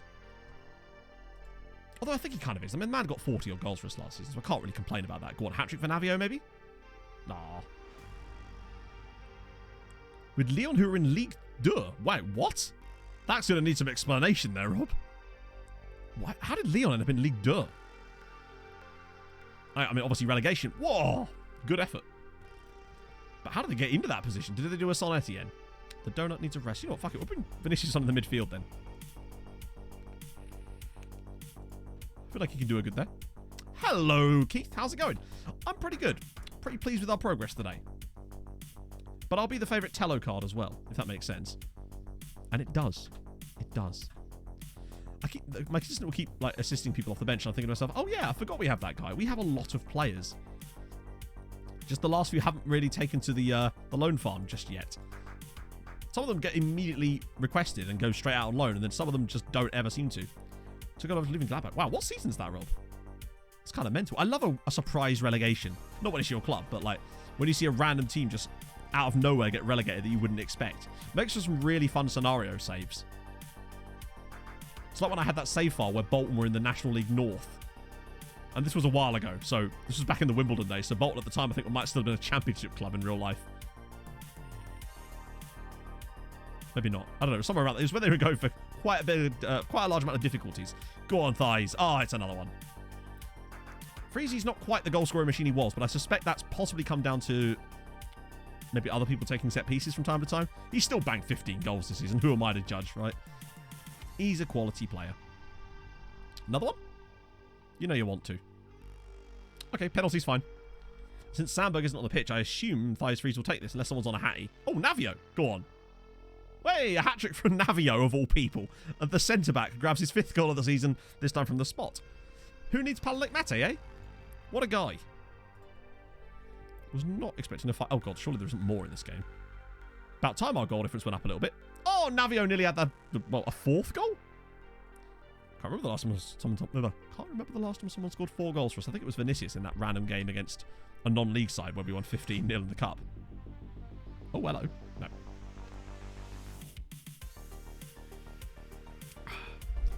See Grimsby are back in the Football League. I was kind of not rooting for Solihull, but I thought it would have been cool if they'd got promoted. But, wait, why is he... Oh, he is kind of knackered, isn't he? Oh, well, what are we going to do about it? Can't take him off. And when Solihull scored, I thought, oh, okay, this is happening now. But was it extra time they took him to in the end? It's weird that that's all the domestic football done now. We're in this weird sort of limbo period between seasons. She's got Conference Leaguers, they got relegated. Wow, yeah, that's terrible for building a nation, though, isn't it? Because we've had that happen before. We had a team playing in the Europa League earlier in this save who were in the second tier.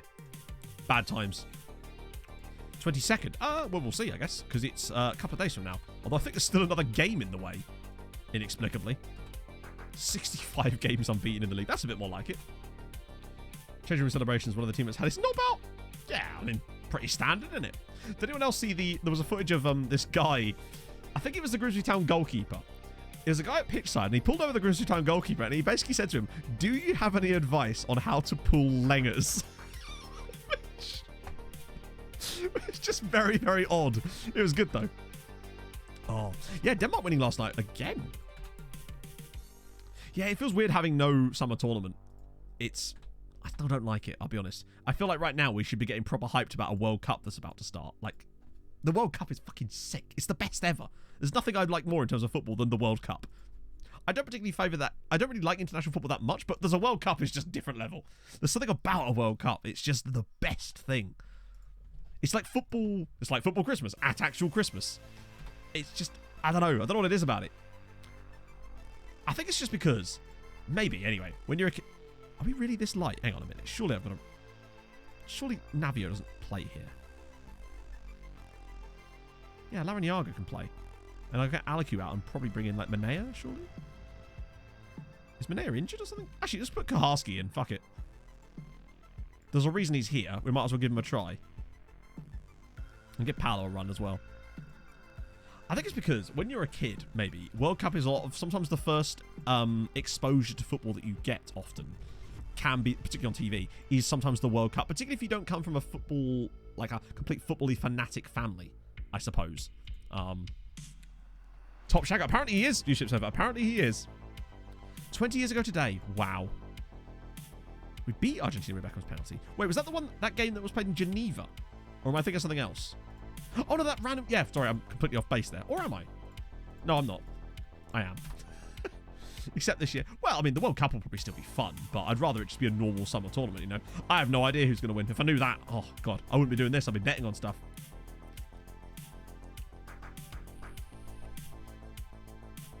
That's a good start. I mean, England losing to bloody Hungary wasn't great. Watch the summer leagues around the world. There's no good summer leagues, he says, whilst managing in one of them. Pendulum in the middle, yeah. Yep, exactly. Me too, I'm a trainer. My first experience of football was World Cup 98. David Beckham's free kick against Colombia in the group stages, I think it was. I was sat on my parents' living room floor watching the game, and I was just like, wow. That was my first... And the game against Romania, and Michael Owen's goal against Argentina, and obviously the Beckham red card against Argentina. That was my first ever experiences of football, basically, in terms of watching on television anyway. Mental. So good. And I didn't really like football at the time. Like, I think my next big memory of football was watching Liverpool versus Deportivo Alaves in the, I think it was the UEFA Cup final at the time. Because I was massively into rugby when I was younger. So I didn't really care that much about football. Go on, Vinicius. Oh, good effort. Bloody hell. He's absolutely twatted that.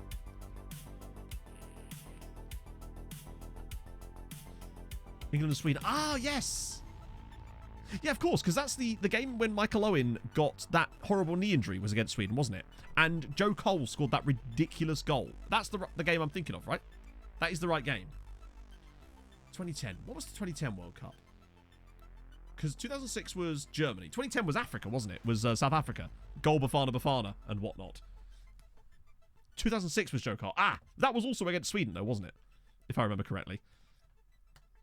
Was 2006 the same time that Michael Owen got that horrible injury? The one where his knee bent the wrong way. Yeah. Ugh.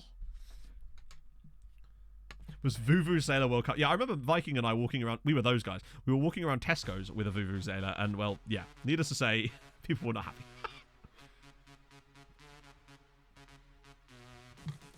In the late 80s, yeah, I see. I maybe have a memory before that. I remember going to, like, a market in Harlow when I was maybe, like, 6 years old with my mate and his dad. And his dad tried to buy... His dad was, like, a massive West Ham fan. So I remember for a while I had, like, a West Ham shorts that I would wear when we did football training. But this was when I was, like, 6 years old. So, see, I'm lucky. I could have been a West Ham fan. America, we should... Oh, yeah, of course. Yep. I remember the England-USA game at World Cup 2010 because I was in a traffic jam during the match. I was sat in a car on the M25 on the way back from Guildford, and it was just standstill. So I listened to most of the England-USA game in a car. But the best thing was, it was a beautiful sunny day. So I'm just sat there by myself in the car, had my windows open and the radio on, and like 3 or 4 people in the cars around me were just listening to my radio. I don't know why they couldn't just turn their own radios on, but there was something kind of nicely, I guess, community about it. I don't know what it was. It was just kind of wholesome. Snyder destroying Brazil. When was that? Why was I in Guildford? I was going down to see a girl. And no, it wasn't Pog.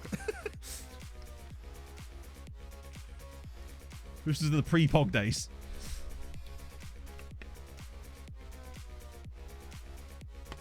Euro 2000. I'm trying to think what happened in Euro 2000. Because I may or may... I would have seen stuff from Euro 2000, I assume.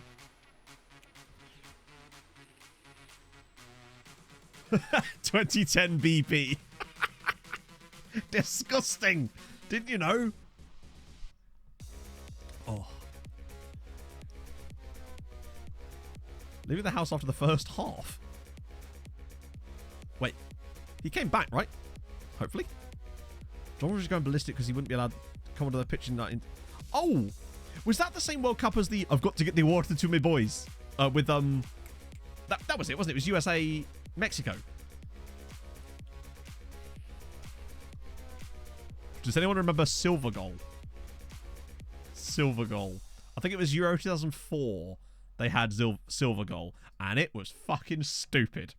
Like, I remember having because the Euro 2000 ball, sorry, Euro 2004 ball was the silver one, wasn't it? And I distinctly remember having the Euro 2004 ball. Go mental on the sidelines, yeah.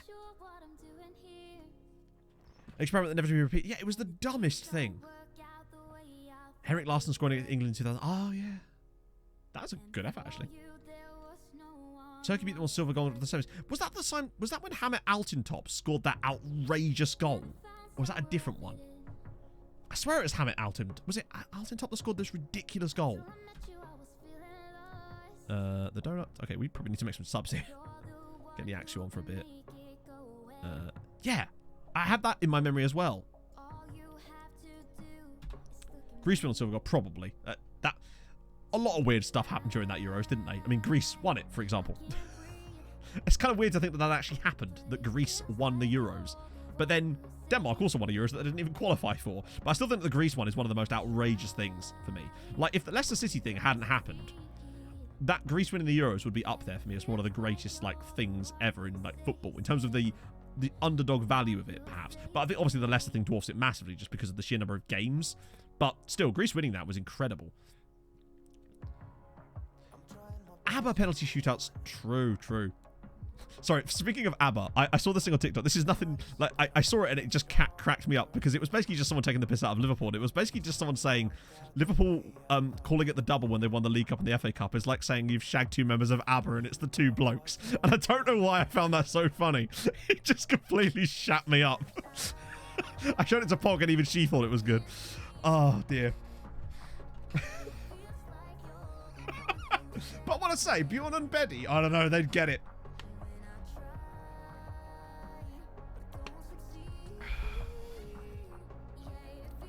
I'm sure they are, Captain Zeep. How come you're a Fulham fan? Nah, it's, my family weren't really football fans at all. Like, my dad isn't really a fan of a club, but most of my Scottish family are Hibs fans. But obviously my dad hasn't lived in Scotland in like 50 years. Not that it stops his accent coming back whenever he gets into a cab. Man will hop into a black cab in Edinburgh and be like, okay, the new, you know. And my mum's a Palace fan, but she didn't really get into football until after I did. And I showed you that because a mate was a Palace fan. So I kind of just had to choose. And I just used to watch the Premier League with Des Lynam on ITV on Saturday nights. And all that nearly went in. And I somehow ended up choosing Fulham because you just do that, I guess. Compared the trouble with shagging 2 of Little Mix, but only figure. Oh, is that all? Is that all? What was that? There's been some nearly incredibly dumb goals in this game. This one was just one that actually got in. Yeah, Italy against Korea was... If you look at some of the highlights of those games that Korea played towards the end of the... wasn't the referee for one of those games later convicted of, like, a crime? Like smuggling drugs or something? Allegedly, he said, covering his arse in case he's wrong. Yeah, I'm half Scottish. My dad's born in Scottish. My mum's got a lot of Scottish family too. My dad is Scottish. That's why I have a little soft spot for the Tartan Army. Fulham sounds like Colin Powell pronouncing Phil. Kind of does. Yeah, it's Coke smoking. There you go. Deposit, I did not know. But I imagine it's bad. Was it as bad as the one I conceded on Nomads last night against Viborg? Because that was real bad. Building a nation in Scotland. Oh, it's done. Don't worry. Scotland is building a nation. I don't need to build a nation. Scotland's fucking done it. Scotland are fourth. They have legitimately already done it. They don't need my help. Although, what I would say, Scotland 2.9 points this year. Ireland 4.7. Who's the real winner? So, oh, we've qualified for the... Oh, God, here we go. Chat. Remember, we have £150 million in the bank. What do you reckon our transfer budget's going to be? Yeah, Scotland have been really good in this save. And we've actually... And Hearts have even won the title. Once, admittedly. I thought it was Hibs. No, Hibs won the title. I reckon it's going to be 80 million. Genuinely.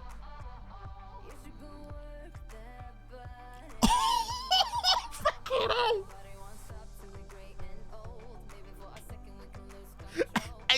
It's 90 million pounds. Bloody hell. 90 million pound transfer budget and 700 grand a week wage budget. Ah.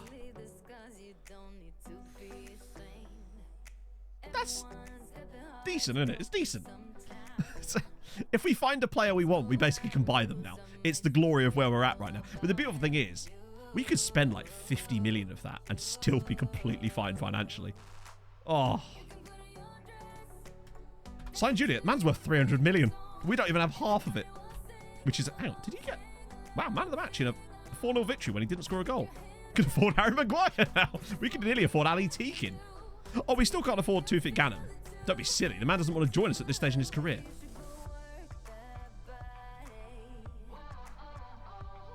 $90 million transfer budget. Champions League qualified. 150 million in the bank. Don't want to join us at this stage. Oh, by the way. You remember Mazanchetti? Sorry, Mazzancini. Bastard signed for Man United. Didn't want to join us at this stage in his career. Signed for Man United. For £5 million, I think. £6.5 million. Just totally broken. Oh, dear. Hey, Ranks. How's it going, my friend? We need a youth intake, and hopefully it's going to come today. Hopefully. No? 66. Oh, chat, we've got to get to 69 games unbeaten, surely. Scottish clubs have done fairly well in Europe. I don't think they've won anything, but they've regularly done well. Bear in mind, this is the first season they've actually got fourth, so they haven't actually had the 4 teams in the group stages yet. That'll be next year when they get that guaranteed. Well, that's annoying. I was kind of hoping that I could keep it there. Didn't Hibs with... Oh, yeah, I think Hibs... You're right. I think they did, actually, yeah. It's Wazza. It is. Wayne Rooney's doing his own building a nation. I mean, it's a poor youth intake, again, because it's a youth intake, and it's poor. I mean, I can't remember the last time we had a youth intake that wasn't half-star. But at least this guy looks like he might be okay. Please be good, please be good, please be good. Finish. He's not amazing, but he's actually not awful either. He has 15 finishing. He has okay composure. He's not the quickest, but he is only 15. He's 6 foot tall, has 11 jumping reach, okay heading. He's not awful, but he's also pretty bad. But he's certainly the best we've had for a couple of years, honestly. Oh, there's lots of favoured personnel. None of them are me. He's pretty good for his age. Warren O'Hanlon. Great. Oh, no, it's tendency shit. He's not awful either. He's pretty awful, but could be worse. Tyreek Barry? Oh, by the way, did we get any guys that came through from the clubs? Nope. Anyone at all? Well, actually, wait, hang on a minute. Abdi Nur. Can we talk about this name? Did he come through maybe at... No. Because we've got a Danish affiliate. No, we don't. We've got Starbet. They're Norwegian. Why do we have him then? Who else? Velibor. We got Mitrovic. Chat, we got... He's way better. I think he just has no potential. He's so much better than the other guys. He's actually all right. Is Velibor Mitrovic. Danish coach, maybe?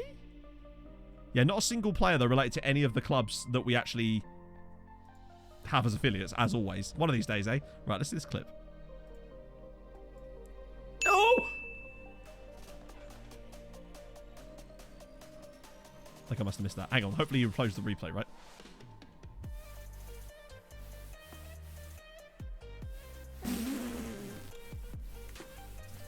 Mike is not having the best luck lately, is he?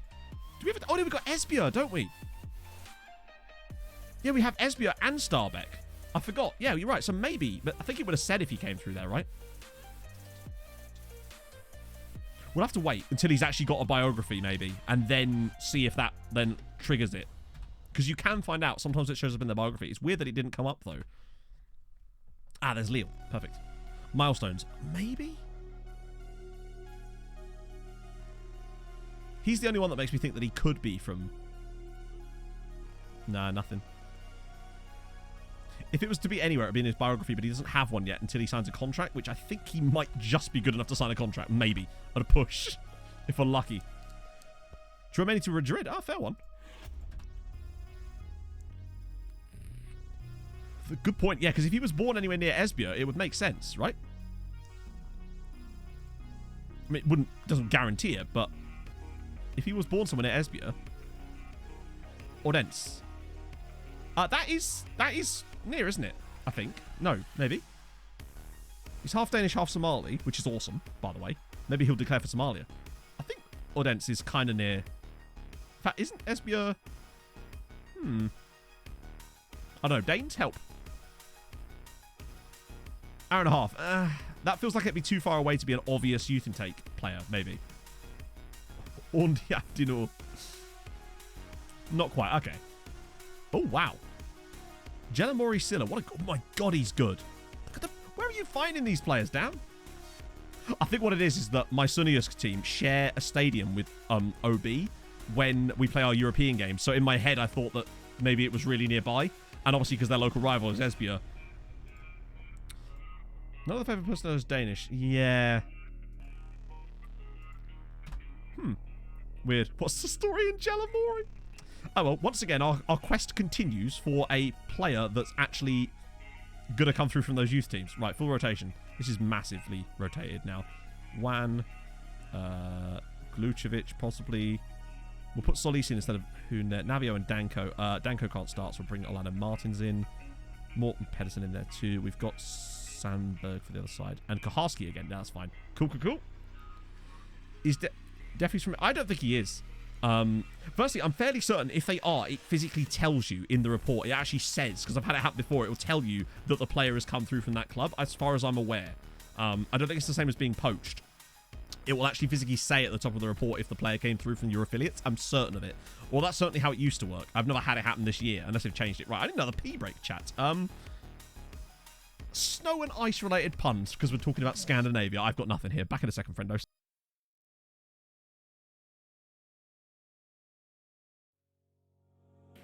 You and me stuck on the ocean now. Nothing but waves and they're spilling in. I wanna dry up, but you just keep on going, don't you? I don't even know how we got here. All my reasoning have disappeared. I wanna bury the hatchet and find the way back to our home, our home, our home. We don't have to drift inside this dome. I will not let us fade away. It's not a price I wanna pay, and it's not too late. No, we lost our purpose, chasing all that surplus. You were all that I need. I feel that we can break free. We can still go back there to a place with no cares. We can turn this ship around. We can turn this ship around all the way back home. Chasing all that we do not have. Chasing all that we don't have. Chasing all that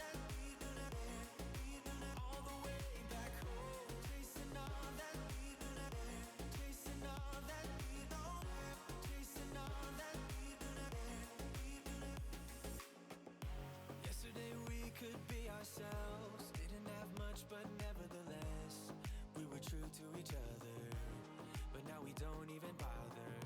I remember you being hopeful, but the tall waves have worn us down.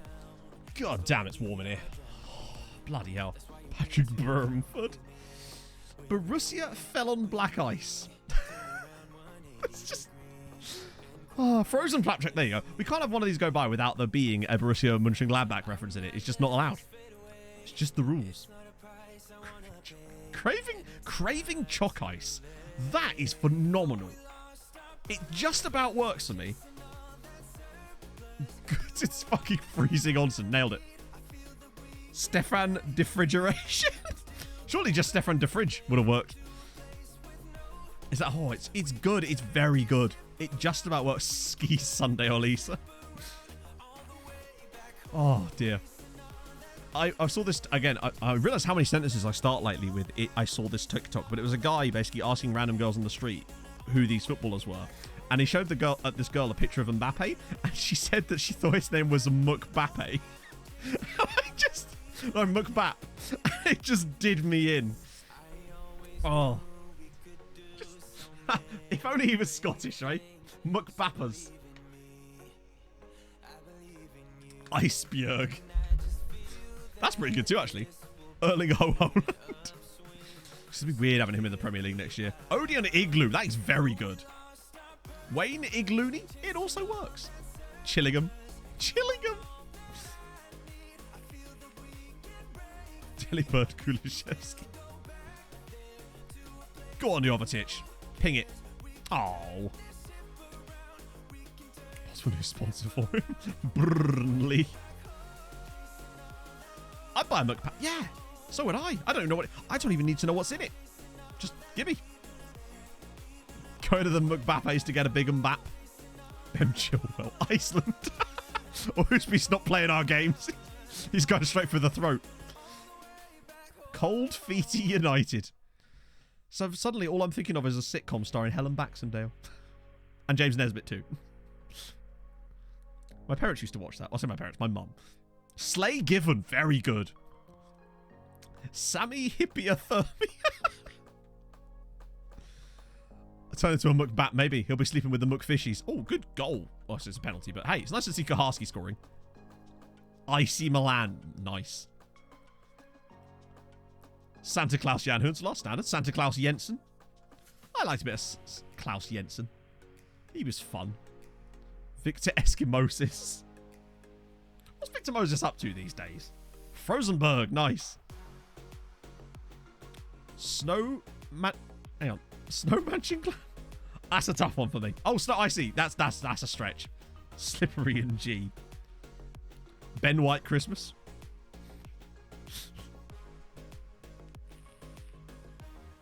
There's too many players with Santa in their names. It's become too easy for you. Ekman, thank you for the follow. Ice Crystal Palace. Penguin to Milan. It just about works. Thighs Freeze, nice work. Standard. Man's not even on the pitch and he's getting credit. Eggnog Haaland, nah. I don't know. There's too much of a stretch, I think.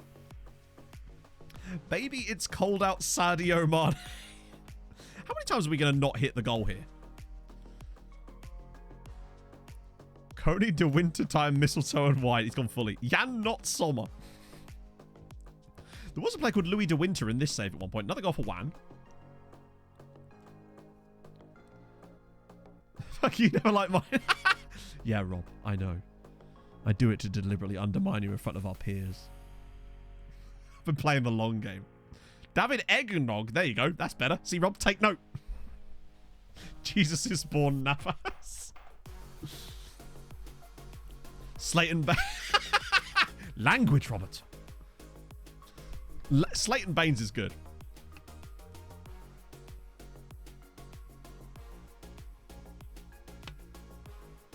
Well, not everyone's a bot like you, Basil. Hey, Jesus. It only occurred to me last night as well. Speaking of Rocket League, not really at all, but I was earlier. Only last night did I realise that all the bots in Rocket League, or most of them, are named after characters in Top Gun. Oh, Wan. Oh, what a finish. Frozen Quebec. Jesus Navidada. That.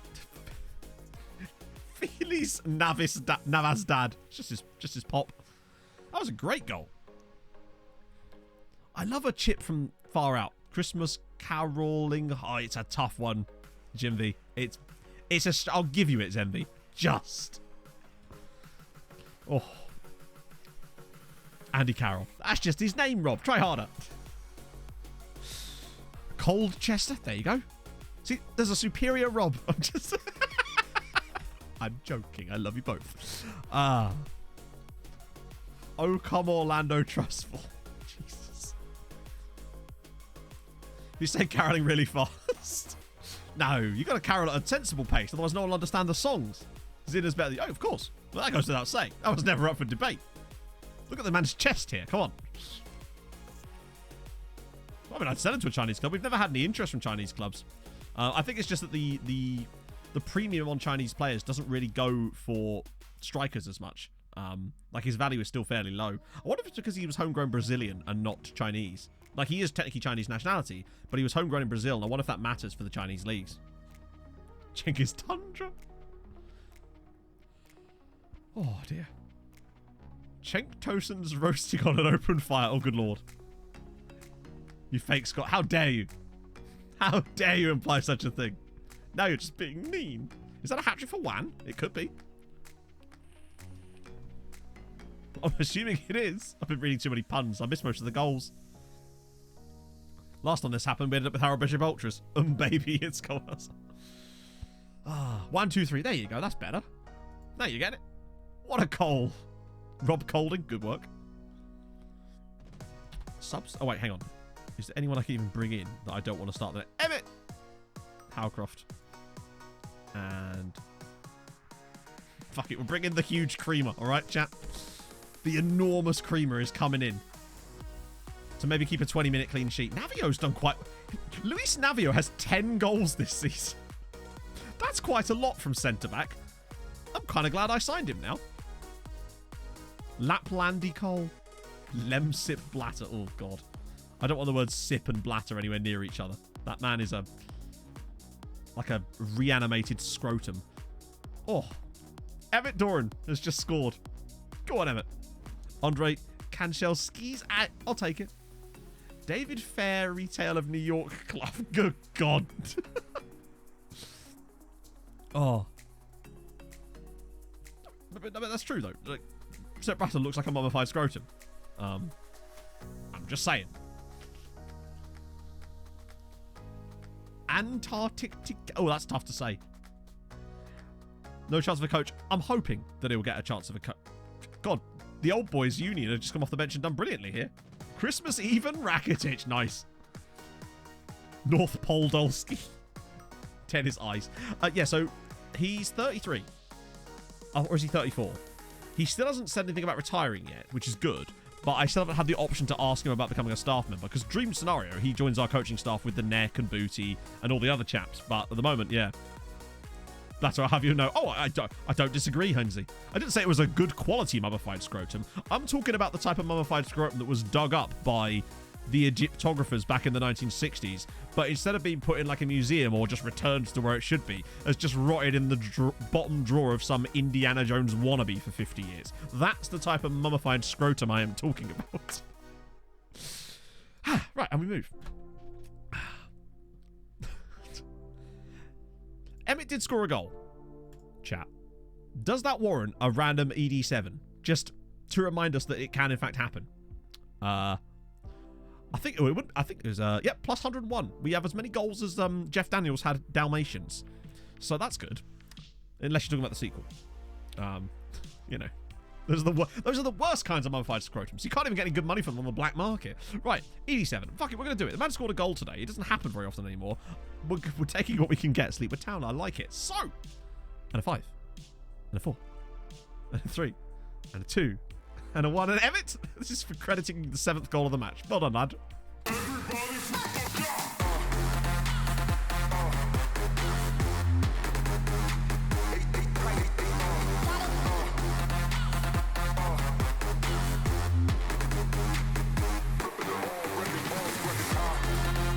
Oh, yeah.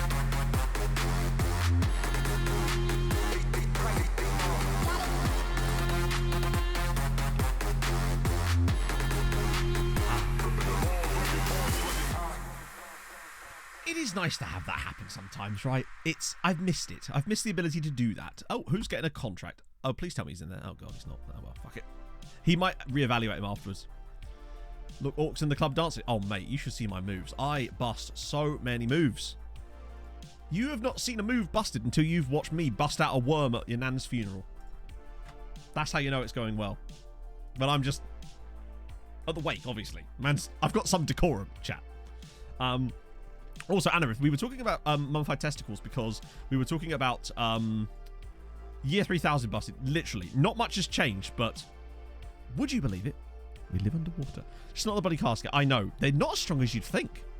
Incredible. 2 Serbians in the scouting update. Were there 2 Serbians in the scouting update? Did we get a scouting update? Hang on. Oh, wait. Is it in here? There's one Croatian, man. Busting out is what? I'll leave that for you to decide. I'll leave that up to the imagination of all of you. Aye, hang on. Innate. Thank you very much for the follow. Nothing at all, Kermred. I said nothing. You cannot prove it. Ah, here we go. Oh, shit, the bed.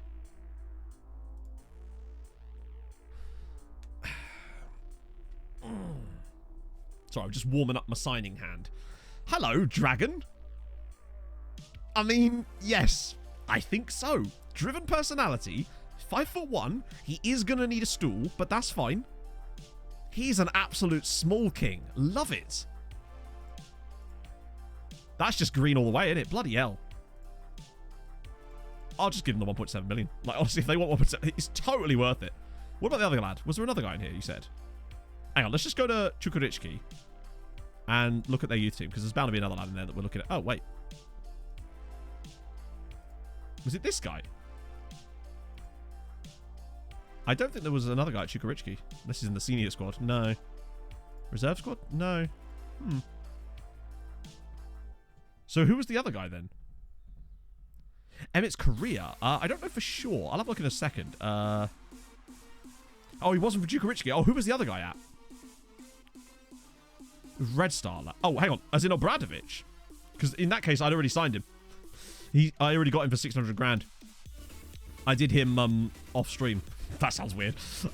I signed him up to a fully professional contract off stream. He'll join us in the... Okay, Sunday Effiong. Solid name. Big fan. There's also still this guy, remember? Tommy Kofed. Or Kofod. Also very good. What is it with left backs lately? We'll have so many left backs we won't know what to do with them at this rate. But he won't talk to us at the moment because he signed a new deal at one point. But he's also pretty solid. The Luzerne guy. Who was the Luzerne guy?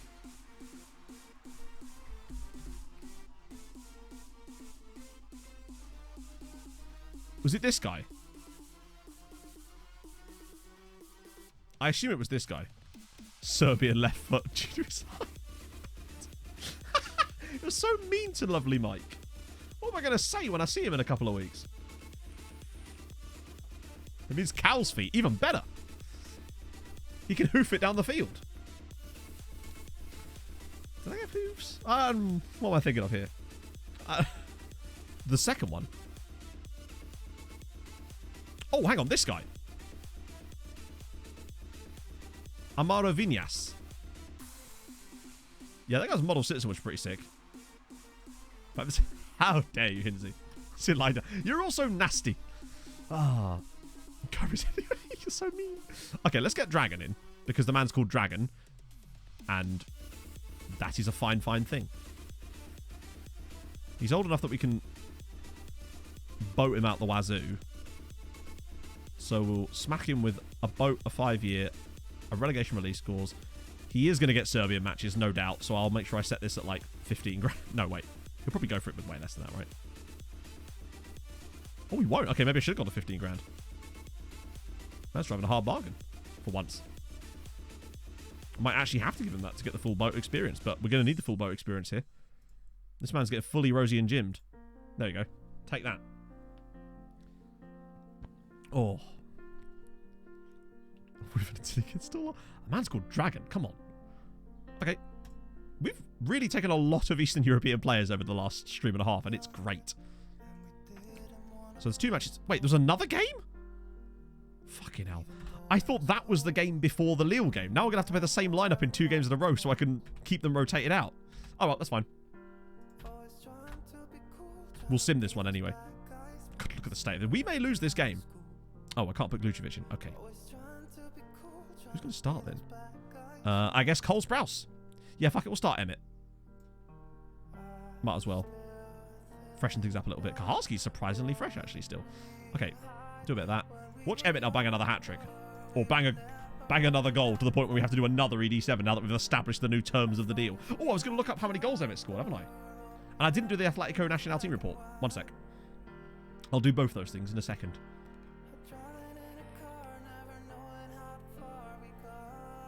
0-0. Thank God we got away with it. Oh well.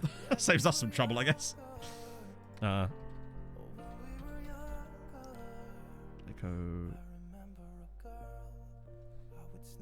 they just called Nacional or something? Might be FM doing weird things again. Okay. This is the part where I have to do it the long way. Maybe I spelled something wrong there, but I'm not going to stick around and find out. Maybe I spelled Atletico wrong. Needless to say, team report time. I think we've got one of them relatively recently, so I don't think this is going to turn up anything new. Not until I do the proper reports, anyway. Okay, we just have to pay them a lot of money, so that's always nice. National with the C. Oh, okay. That makes more sense than whatever the hell I was just doing. As for Emmett, he has got 407... Well, technically, he's got 408 goals in his career for us so far. 408 goals is quite a lot as it goes. Man has got a fair amount of goals. But God, Bart made 500 appearances. That's going to take a while for anyone to beat that. Because Stojanovic is still only on... Wow, he's got surprisingly few, actually, considering how long he's been here. Mate's only on 172. Baz has gone. Thais Fries is going to get a lot of goals, that's for sure. The Donut, Mayani's obviously gone too. Alaku, he could probably get to 500 appearances for us. Anyone new on the bench that's come straight in? No, they're all sort of... And Howcroft's moved out of it entirely. 407 goals. And it's 408, technically, if we count that one from the last game. I mean, it's not Ovalar numbers, but it's bloody good. It's phenomenal. It's going to be a long time before anyone overtakes Emmett Doran as top scorer. If ever. I think maybe someone like Vinicius could do it long term, but we'll see. Howcroft is still about. Yeah, he actually scored a free kick in the last game. I feel like we're going to lose them in the next couple of seasons, though. So, and those two are our captains as well. So that's going to be interesting. Anyone at all? Well, actually, these guys are kind of young, so maybe they've got some ability out of them. Actually, yes, look at him. He could be quite interesting. And also, this guy's called Martin Colorado. What's not to like with Martin Colorado? Last game was 0-0. Oh, right, yeah, sorry. The last game we watched, you pedantic man. Hang on. Wait. Are they not even playing, Bart? They're not even playing. Oh, yeah, Avs, by the way. Fucking winning in overtime last night. 4-0 in the series. Stanley Cup Finals. Yes, please. I might actually have to find a way to stay up late and watch some of these matches now. It's just that the times are dreadful. Okay, good. So we're getting the Dragon. I mean, that is a stunningly good piece of business. 1.7 million for him. He's got 20 determination, driven personality. Our left side is going to be absolutely stacked to high heaven. What about their under 20s? Whoa, Jesus Christ. Don't know if there's anyone new. Oh, no, there's 2 new guys, maybe. Arboleda. Good jumping reach, potentially. And then there's this guy, Pablo Gomez, who's a left back. Of course he is. Matt loves him. Loves Abs. Yeah, what can I say? Serbian left foot, come on in. You get to say that. I don't. Because I'm nice, chat. Oh, God. Right. Vinicius, Sandberg, Alaku, Falconos, Limburg, Freeze. Yes. Wow, he's taking that spot over completely now, isn't he? Carp at right back? I still trust Pab more than Carp there. Plus, they've got like a... In case Mihov does a Bart. We've got Vidovic knocking about. Who's he wanted by, actually? Benfica. Okay, we can make a lot of money there. There's probably some decent keepers knocking about somewhere. They're hard to come by, though. 3 to watch my team. Yeah, exactly. And most of those Avs games, I have notifications set up on my phone to get the results, but I don't even see the first goal go in, usually. Because the games don't start till like 2 o'clock in the morning sometimes. Weekend games are a bit better because sometimes they start a bit earlier. Oh, nice. New star left back. Hey, our new star left back is Doran Nishescu. Not Nishescu, that's even closer how he's pronounced his name. Niakshu. Left back's with a decent right foot. I don't know, actually. I know he doesn't. Actually, he's got a reasonable right foot, but there's no way I'd want to retrain him. He is a world beater. Right, Leon. Riff Raff. Thank you very much for the follow. You're not Riff Raff. Welcome on in. Okay, let's go and play against a team that somehow doesn't have El Barto in their starting 11. They spent £17 million. Yeah, he's their substitute goalkeeper. The man moves away from us because I won't play him because of Mihov. Goes to Lille and now they won't play him as well. Oh dear. I feel sorry for him, but also not really. To be fair, they don't even have a manager, so that would explain it. They've got Naldinho. Little Naldo in the back. Yeah, they really are. I mean, after all, Porto bought our keeper off of us, loaned him back to us for 2 years, then loaned him out to Lyon for a year, and then he retired, and he never played a single minute despite them paying £20 million for the privilege. Right, I need to get the other matches up too. On loan to sell the number 2 to Benfica. We'll just keep flipping it back and forwards every 2 years. We've already got the lead, and Paulo Vinicius is the man. Come on. Can't keep it true, but it's weird that they wouldn't play him in the Champions League. I mean, to be fair, the other guy did a good job. They only lost 1-0 to Bayern Munich in the first game. Right, let's get the other games up now. With any luck, they'll be close together. Dundalk there, play Hertha. Skamrock at home, aren't they? Oh, no, they're not. They're playing Red Star. Okay. It's going to be a case of we'll probably just have to focus on Dundalk and see what happens. But we've got to keep an eye out. But if we come here to France, win again, go 2 for 2 to start off with, it's really just a question of what happens against Bayern at that point. I think it's very unlikely. I think we're just a comfortable qualifying team at the moment. But, you know, a lot of things could still happen. Vice Freeze. Here we go. Go on, Pab. Oh, wow. Oh, God. We're a bit pushed up here. Get a body in there. Oh, my Lord. I've spoken too quickly, haven't I? Oh, it's missed the target. Never mind. Ha-ha. I spoke as fast as I intended. I think if Skamrock took anything from... Actually, I don't know. If they've got any hope of coming third in their group, it's Red Star that they're going to need to take points from, honestly. I know they got that draw against Hibs, but it's Red Star that they're going to have to try and beat. Oh, go on. Paulo Vinicius is up for it today. Oh, it's over the bar. Yeah, a bit of cheeky random yellow socks. It's nice. It's fresh. Dundalk losing. Hertha 1-0 up away at Dundalk. Frustrating times. They took a draw away at Lazio. Come on, you're better than this. Hertha aren't even that good. I don't think. Maybe they are, actually. Oh, dear. Oh, dear. I think that's going to count. I think.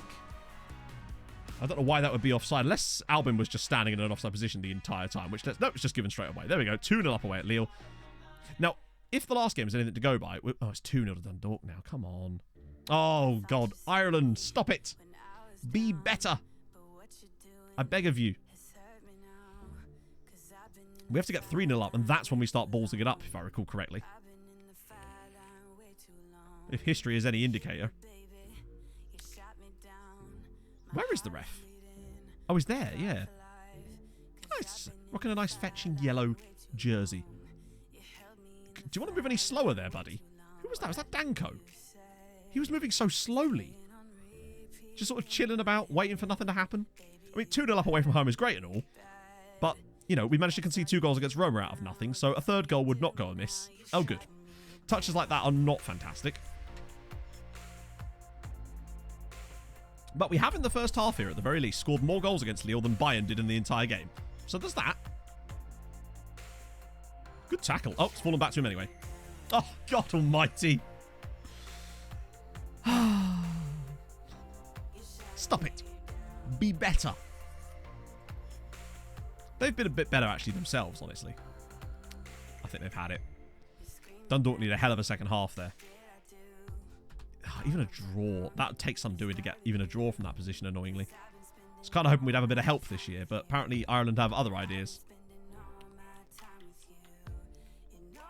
Spanko. Yeah, our new backline partnership with Spanko. Big fan of that. Right, 3-1 very soon would be lovely. There we go. Whip it across. Okay, that's... I guess... Why did he go so high there? Probably would have been better off just putting that on the ground. Particularly as I feel like we're now about to concede off of it.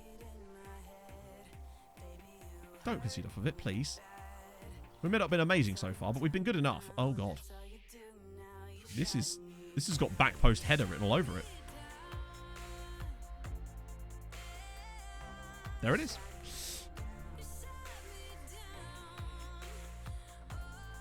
God's sake, man. Ah. That is annoying.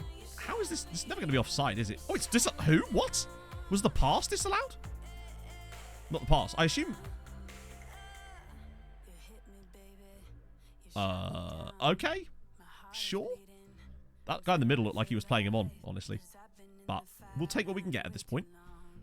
Ridden our luck a little bit there. Because I did not think that was going to get disallowed. Danko's had a really bad day. But both centre-backs have struggled a little bit. We are missing Mate a little bit.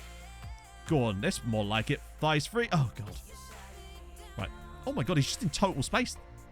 See, this is the thing. If that was Palek Mate, he would have come out and got that. Or he would have clattered the guy in the process. This is going to be a penalty now, I suspect.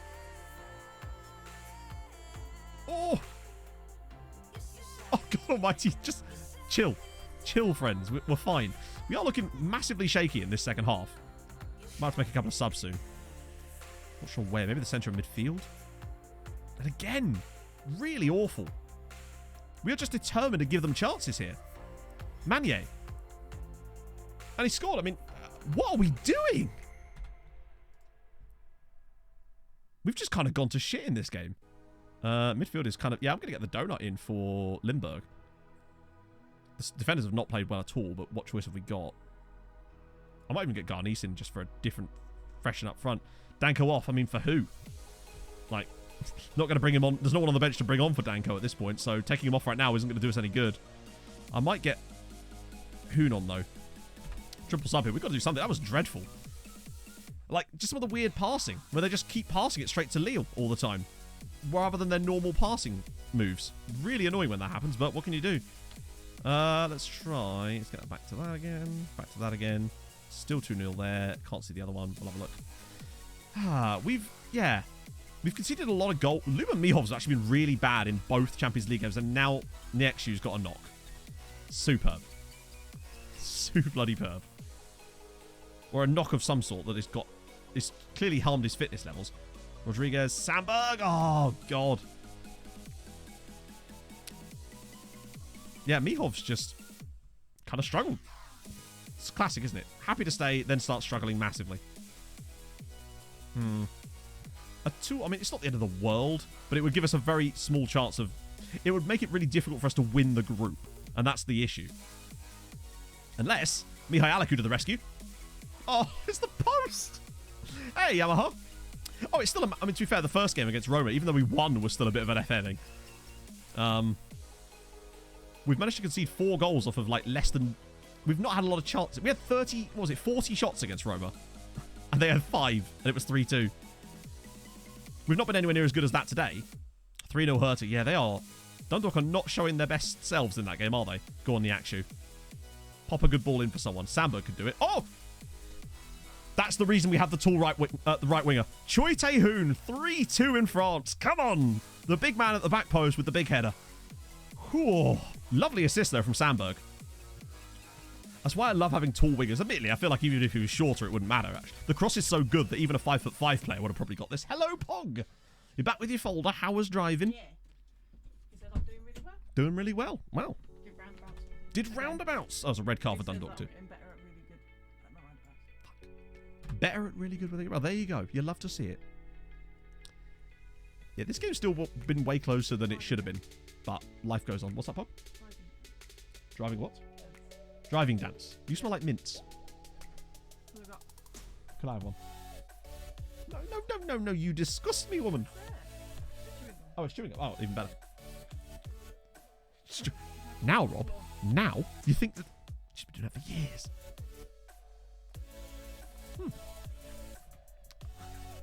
I love how both of you... Because the thing is, guys, when I said it, I thought I'd said that too.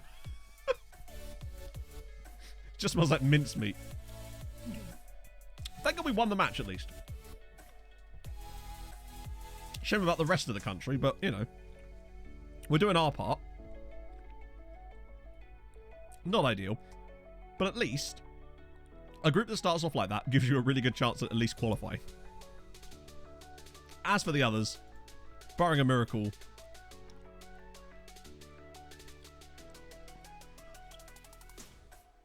Yeah, 2-0 to Red Star. That's not good. And then 3-0 at home. Can't really complain. The red card was pretty... Yeah. And then... Again. Wow. They did not hit the target much, did they? Oh, that's the Indonesian dude. Ronaldo Saputra.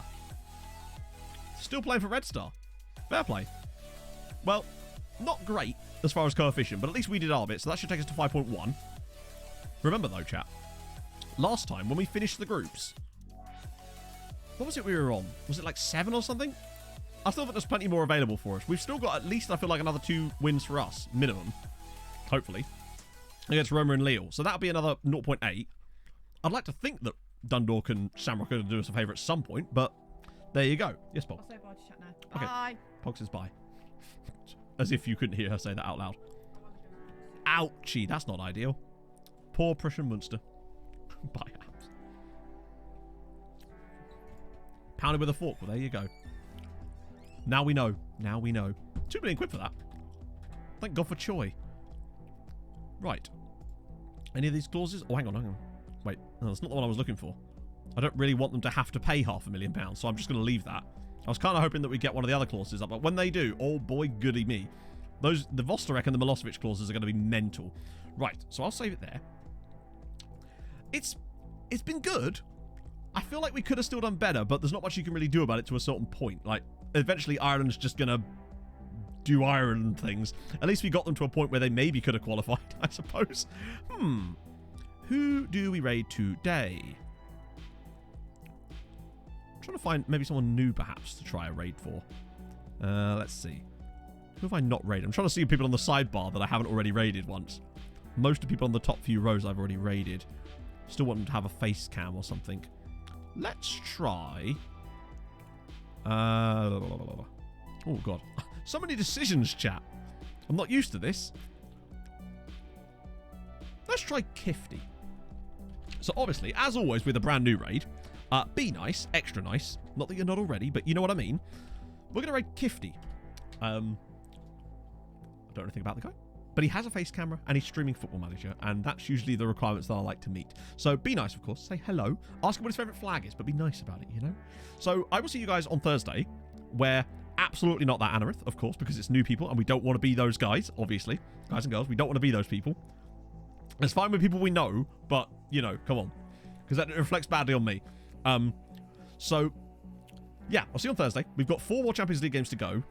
4 more games in the other groups for the other teams too. Maybe they can get some extra points. We need something, right? We need something. So hopefully we're going to find it then. So I will join you guys then. Thank you so much for joining me today. Thank you for all the new followers. Thank you for the gifted subs. Thank you for the resubs and all the loveliness alongside that too. I will see you lads and lasses on Thursday. And yeah, have a nice rest of your day, my friends. Hold your gun, capybara. The minute you get uptight, you did.